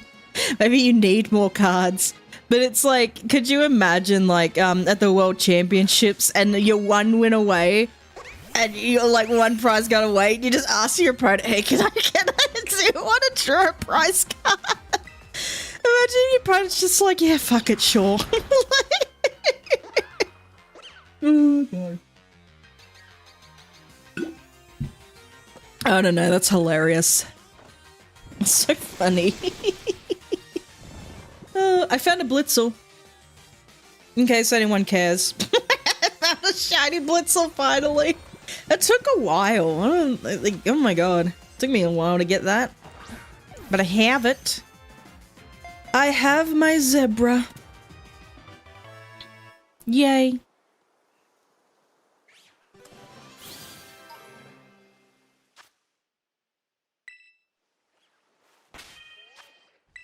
No, that's not what I wanted.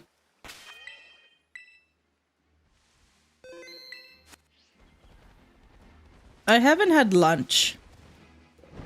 I just thought I'd share that. I should eat. But I have 6 minutes left of this sandwich.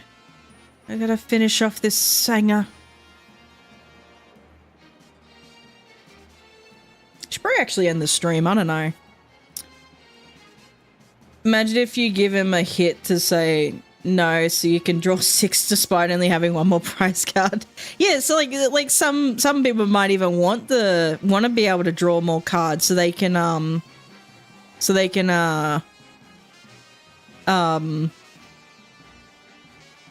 for like a specific card. Like maybe they want that. I don't know. It's such a weird card. It's just one of those like real like gimmicky cards. Like I don't know much about the TCG, but like that would be like a card which is like, it seems very gimmicky. Like it seems like it would work in like a weird specific way. Like just somehow get it to work. I don't know.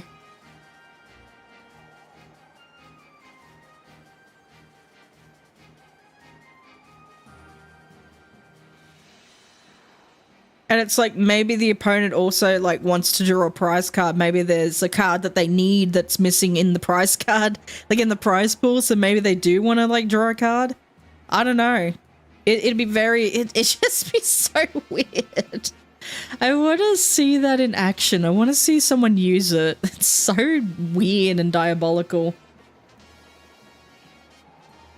It would definitely speed up the game at least. Yeah, I feel like the TCG can go on for quite a while, but maybe that's me. I'm not entirely sure. Maybe I just don't pay too much attention to it. I don't know. I feel like it takes a while to go through a match. Or to at least go through a match, I guess is the right word. I'm not entirely sure. Round match? I'm not too sure. What's it called? When it's like best out of 3.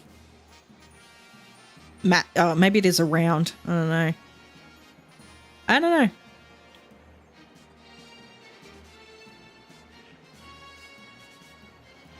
Am I done with the Zebstrike? Probably not. 4 more minutes. I only have the 1.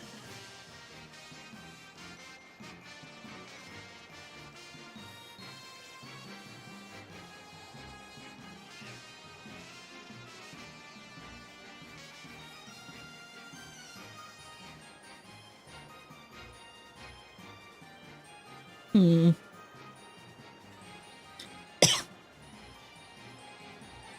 think I've yapped too much and need to rest my voice a little.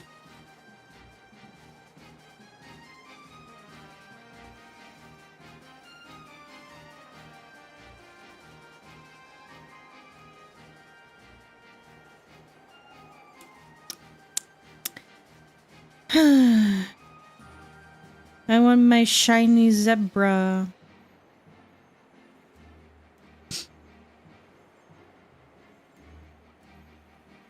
Wee! Wee! I don't know what I'm doing. I thought there was a shiny Zebstrika there, but it was not. It was just a regular shiny. It was not a regular shiny. It's just a regular zebra. I don't know what I'm talking about. I've lost the plot.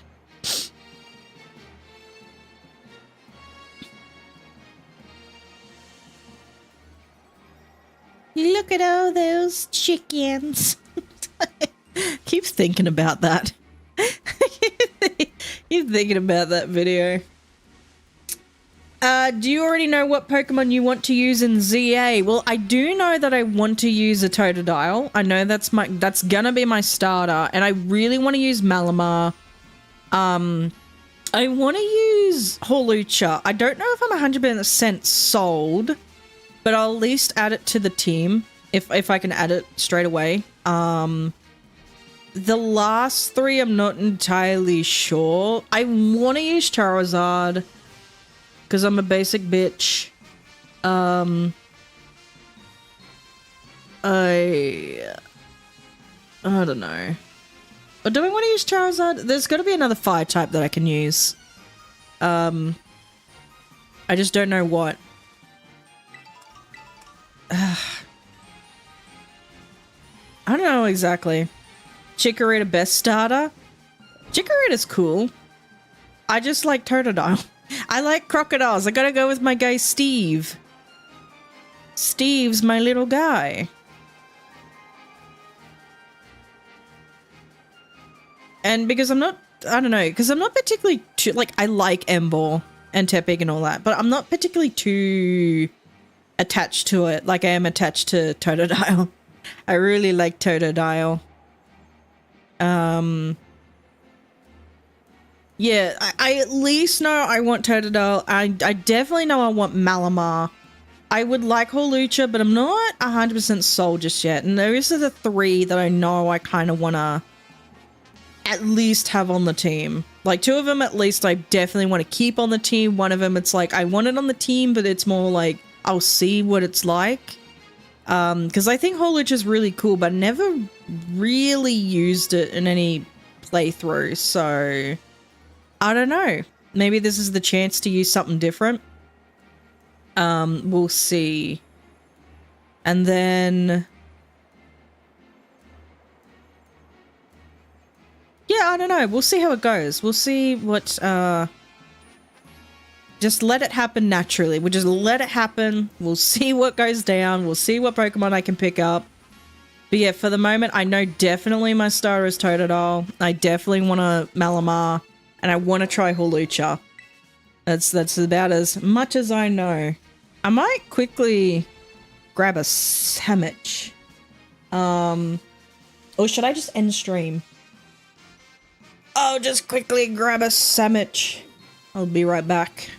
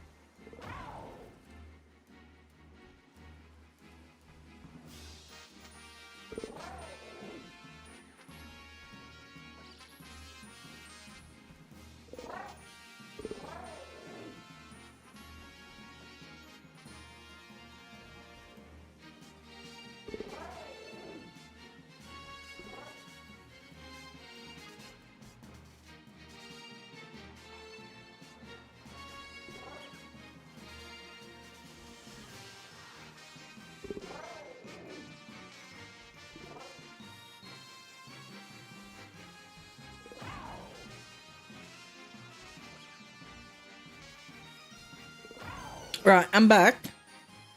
And I just checked my emails. Is the Twitch, what the fuck? Like Twitch, I got a bone to pick with you. I got a bone to pick with Twitch. I just got an email. And it was like, congratulations, you've been sent a gift sub. And I was like, okay, sure. I don't use Twitch that often. I occasionally jump on and watch some of my favorite streamers. But no, I just don't have all the time. Like, I don't have the time. But you are now subbed to Road to Crazy. Never heard of this person in my goddamn life. I've never even clicked on their stream. I've never looked them up. Never heard of them. It's like, you've been sent a shiny new gift to one of your fave channels. I don't know this person. I don't even know what they do. What the fuck, Twitch? Why are gifted subs being even sent to me for a channel I don't even follow? Like, what the fuck? Why not send it to an actual follower of that channel? Like, who even is this person? I gotta find out. I gotta freaking look this up. I've never, like, who the fuck are they? Hold on. I'd assume they're probably streaming now. I don't know. I was only sent this today. Who the fuck are you? You probably viewed them on the front page once, maybe? Like, why? I thought they would just send these things to, like,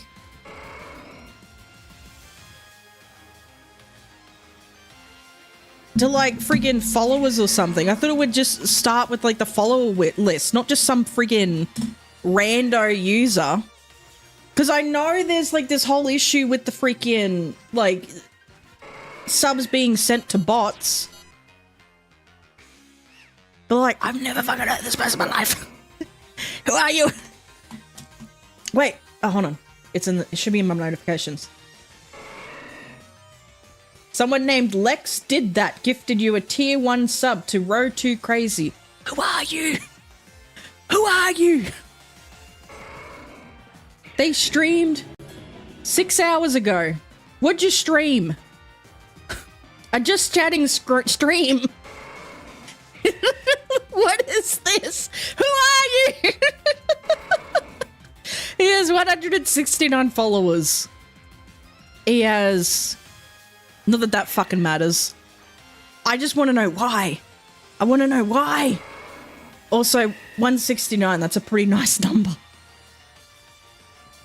Like, what? I don't get it.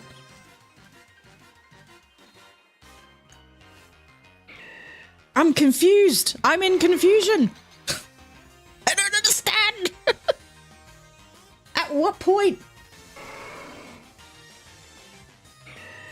There are a lot of people in this house.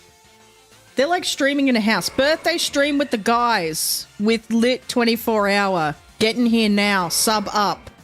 Where's the camera gone? Oh, wait. No, he's shifting the camera. Wait, why is the camera so tiny now?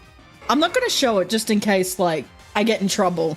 But, like, I want to understand. What the fuck? Now I'm going to get, like, friggin' recommended this guy all the time because I clicked on the channel. What's over here? Is anyone chatting in the chat? Oh, there's people. No, someone is gifting subs. But it's just sent to randos. When did I get gifted the sub? When was that? 3 hours ago. Okay, at what point... So this stream was 6 hours ago. But I got sent this 3 hours ago. Wait. So, was it towards the end of the stream? Oh, I definitely cannot show this because they're saying words in there. It's like, oh, I shouldn't show that on stream. Where the fuck? Where are... Oh, it's just a whole... They're streaming a whole ass birthday. Who streams a birthday? Why do people care? He's throwing up gang signs. I need to click away. Thank goodness I didn't show any of that. He's throwing up gang signs and shit. Maybe they're a nice person. I don't know. But like, okay, this is not a them thing. This is a Twitch thing. What the fuck, Twitch? Why am I being sent this? Like, what? That makes no sense. That makes no fucking sense. I don't understand. I've never clicked on this. I don't even think I've seen them on the front page. Like, 169 followers, you're not even front page worthy. I would know because I'm freaking 180 something followers on Twitch. I'm not even front page worthy. Unless you like pay for front page. Or you have to, it's a weird thing. You have to sign for front page. Also, I still have the BRB. Do you guys like my BRB overlay? I put so much thought and effort into it. I don't get it. I don't understand. It's active viewers, then previous viewers. Do you not have to, like, follow them, though? I thought it was followers.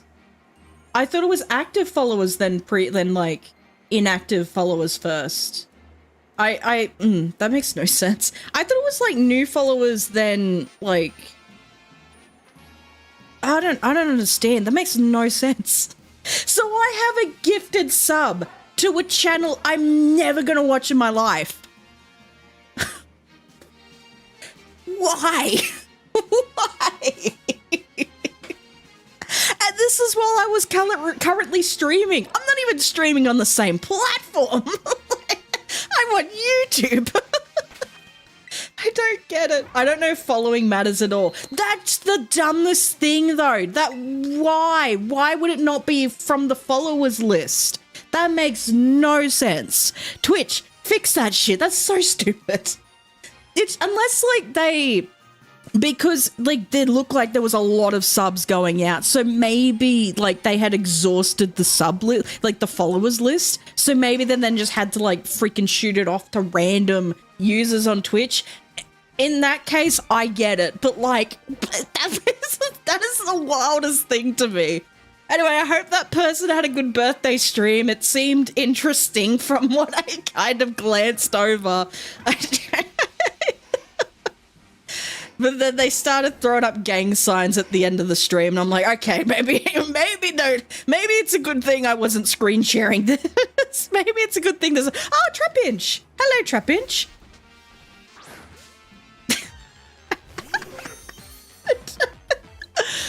Oh, that was the wildest thing. Oh, goodness. Okay. I hope they had a good birthday, whoever they were. Yeah, Twitch is weird. You gonna take your afternoon nap? Nice. Enjoy your nap.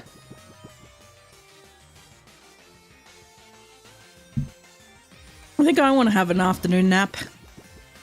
I'm still streaming though. Still have the stream. Yeah.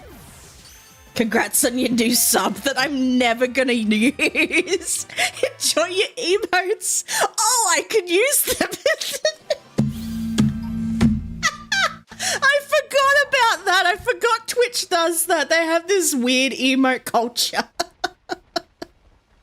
That I see people waste too much time and money into like having all these like animated emotes and shit. And I'm like, who gives a crap? I should check. Wait, what emotes do I have? Now I kind of want to know. Wait, how do I get on? If I go to my Twitch, if I go to my channel, if I just go to my chatting, which is somewhere, my chat. Because if you didn't know, Twitch, like, you can, there's like offline chat in there, so people could just like chat whenever. Right. I have, it just says it's love. It's just an emote that says love. Wait, hold on.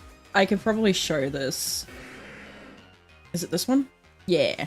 Can you, I don't know if you guys can see that. That's the emote. That's the emote that I have. Yay! The emote. I don't care. I'm sure they're a lovely person. I'm sure they're fine and all great and dandy, but it's like, I don't understand. Twitch me well. I think the thing is, I think because they only had like, what, 169 followers, I think they exhausted like the follower list to like gift subs too. So that's why it just kind of pinged it off to random users across the Twitch platform. That's the only thing I can think of. And in that case, like, I get it, but I still don't like it. I still don't like it. All right, what are we looking for? What do we want? What do we want?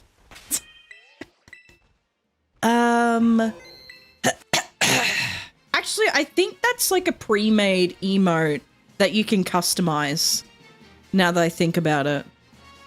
It probably is. I don't know. I swear I've seen that emote before. Right, what do we want? What do we want? Do we want to be in Blueberry? Let's go get Slugma. Slugma was my very first... Oh, wrong way. Yeah, no, this is the right way. Slugma was my very first shiny Pokemon. Let's go get that. Picture in picture, yeah. Yeah. Oh shit, sorry.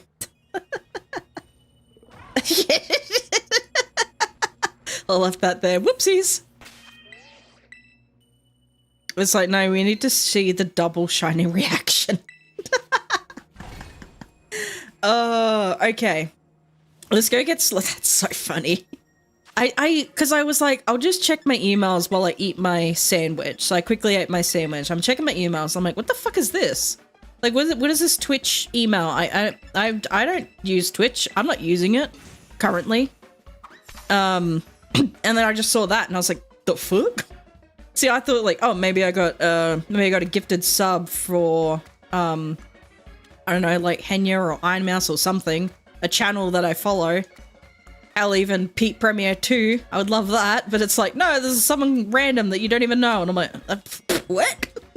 No, I think that is the case. I think it was like, it just started pinging off to random users because it was like, well, we've already gifted subs to your follower list. Let's just like find random people.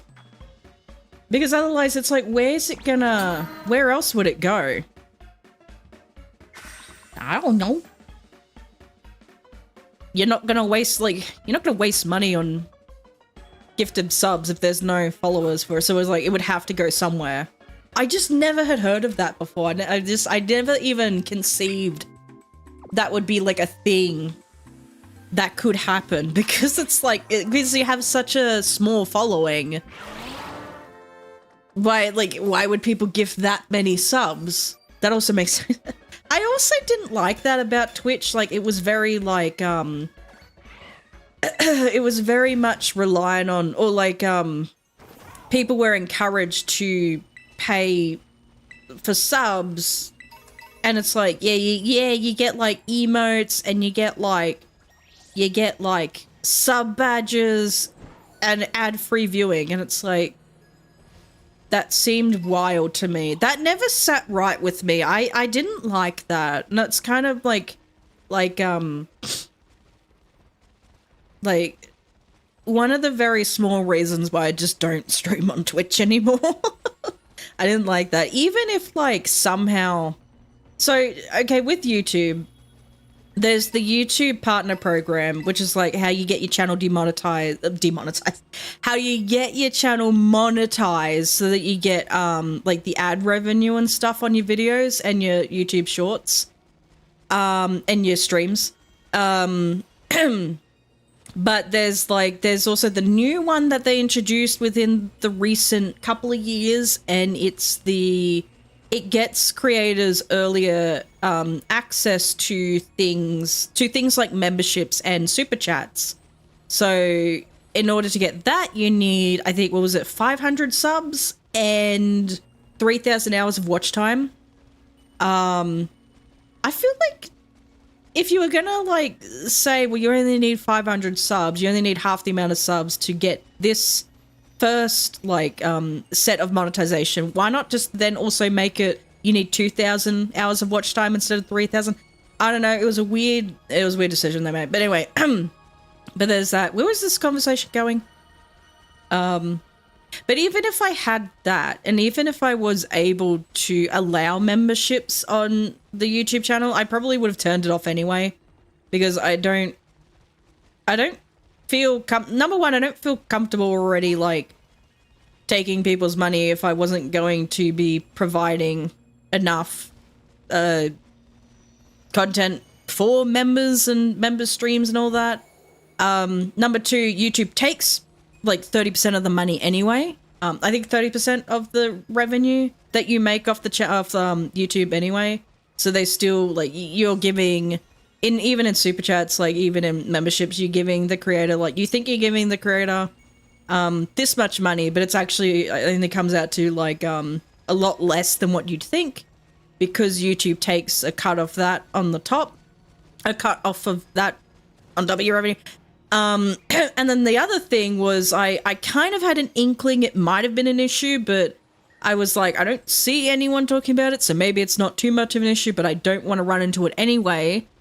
But now people are talking about it more, is the whole membership videos are being recommended more on the homepage or the recommended list. And it's more prevalent now than it is before, which kind of also like fucks up like the algorithm for the rest of your channel, which like for your public videos at least, because all people are getting are the members videos, and it's like, no, I want like the general, like the general viewership to get like the public videos. I don't want them to get the members ones. And it's like, that was already an issue. Well, that's been talked about a bit more. I kind of had an inkling like something about the members with YouTube just didn't sit right with me, and I just couldn't really figure it out. And I think it was more for like me personally. It wasn't like, it works for a lot of people, or at least works for some people, but for me, I'm just like, I could just do that on a Patreon, which I do have live. The Patreon is live, but I can't upload videos at the moment because it takes so long to upload them. I didn't realize. So, it's going to take a while for me to actually get videos out onto it, but slowly but surely over the week, I'm going to try and get them out. So there's that. Otherwise I'd have to chop them up and, I don't know if I particularly want to do that. It's kind of annoying. Maybe I'll have to do that. I'm not entirely sure. We'll see how it goes. What else? Shiny Slugma. That's what else. That's what do be up. Such a good shiny. Look at that shiny. Can I just hold the... Huzzah! And we spore it. And I like the idea of a Patreon a lot more. It's because it's like, it's content that'll probably never, won't ever make it onto the main channel anyway. So it's kind of like, I record like a lot of stuff in my spare time as well. So it's like, well, instead of like getting rid of that footage that, like, because there's a big chunk of stuff that I probably would never use. So I was like, instead of getting rid of all of it, like, may as well have it as like extra stuff, or, you know, behind the scenes. I also want to do like episodic gameplays of, you know, other video games that just, you know, episodic gameplay is like, it's so much fun to do.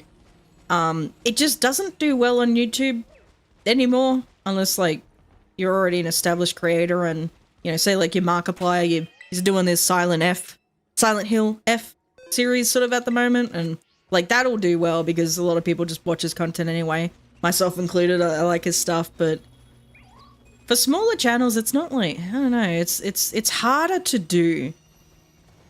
Actually, even larger channels, it is harder to do those types of gameplay videos, like in episodes, rather than just like one big chunk of like highly edited type of videos. Nothing wrong with those ones either, but it's just like it's more about like what people want nowadays, and they want that sort of stuff less and less. The more episode by episode type of gaming videos, and rather just like put it all in one video, highly edited, in less than like an hour or something. Or like at least, well, I don't know, even then, not even less than an hour. People want like really long videos now. It's you're either really short videos or really long videos. There's really no in between, I feel like. I don't know. Anyway, it's like, I don't know. Maybe maybe I shouldn't worry about it. Maybe I should just do whatever I want, but then again, you can't really do whatever you want. You sort of have to like have some sort of structure. And I think the Patreon is good, where I can do whatever I want. I can talk about things that I want to talk about, and I can show things that I want to show. Because I want to sort of do like behind the scenes video editing content type of stuff, or at least like sort of explain my process. I'm not like a fantastic video editor by any means, but I'd say like I'm fairly decent. I'm saying I'm pretty good. Not to toot my own horn or anything, but I do want to get better at it. Absolutely want to get better at it. Anywho, what else? What was I talking about? When did this conversation start? I don't know. How did this conversation start? I don't know. Huzzah! Oh yeah, the whole like sub thing. The whole Twitch and I don't know. So like Twitch is the better streaming platform. I do get that. I've never said one was better than the other. Well, I am saying one is better than the other, because I am saying Twitch is better than YouTube, but I think it also kind of comes down to personal preference as well. It started with the gift sub. Started out with wait, how okay. What was that song? Started out with a kiss, how did it end up like this? How do I say it? Started out with a gift, how did it end up like this? Do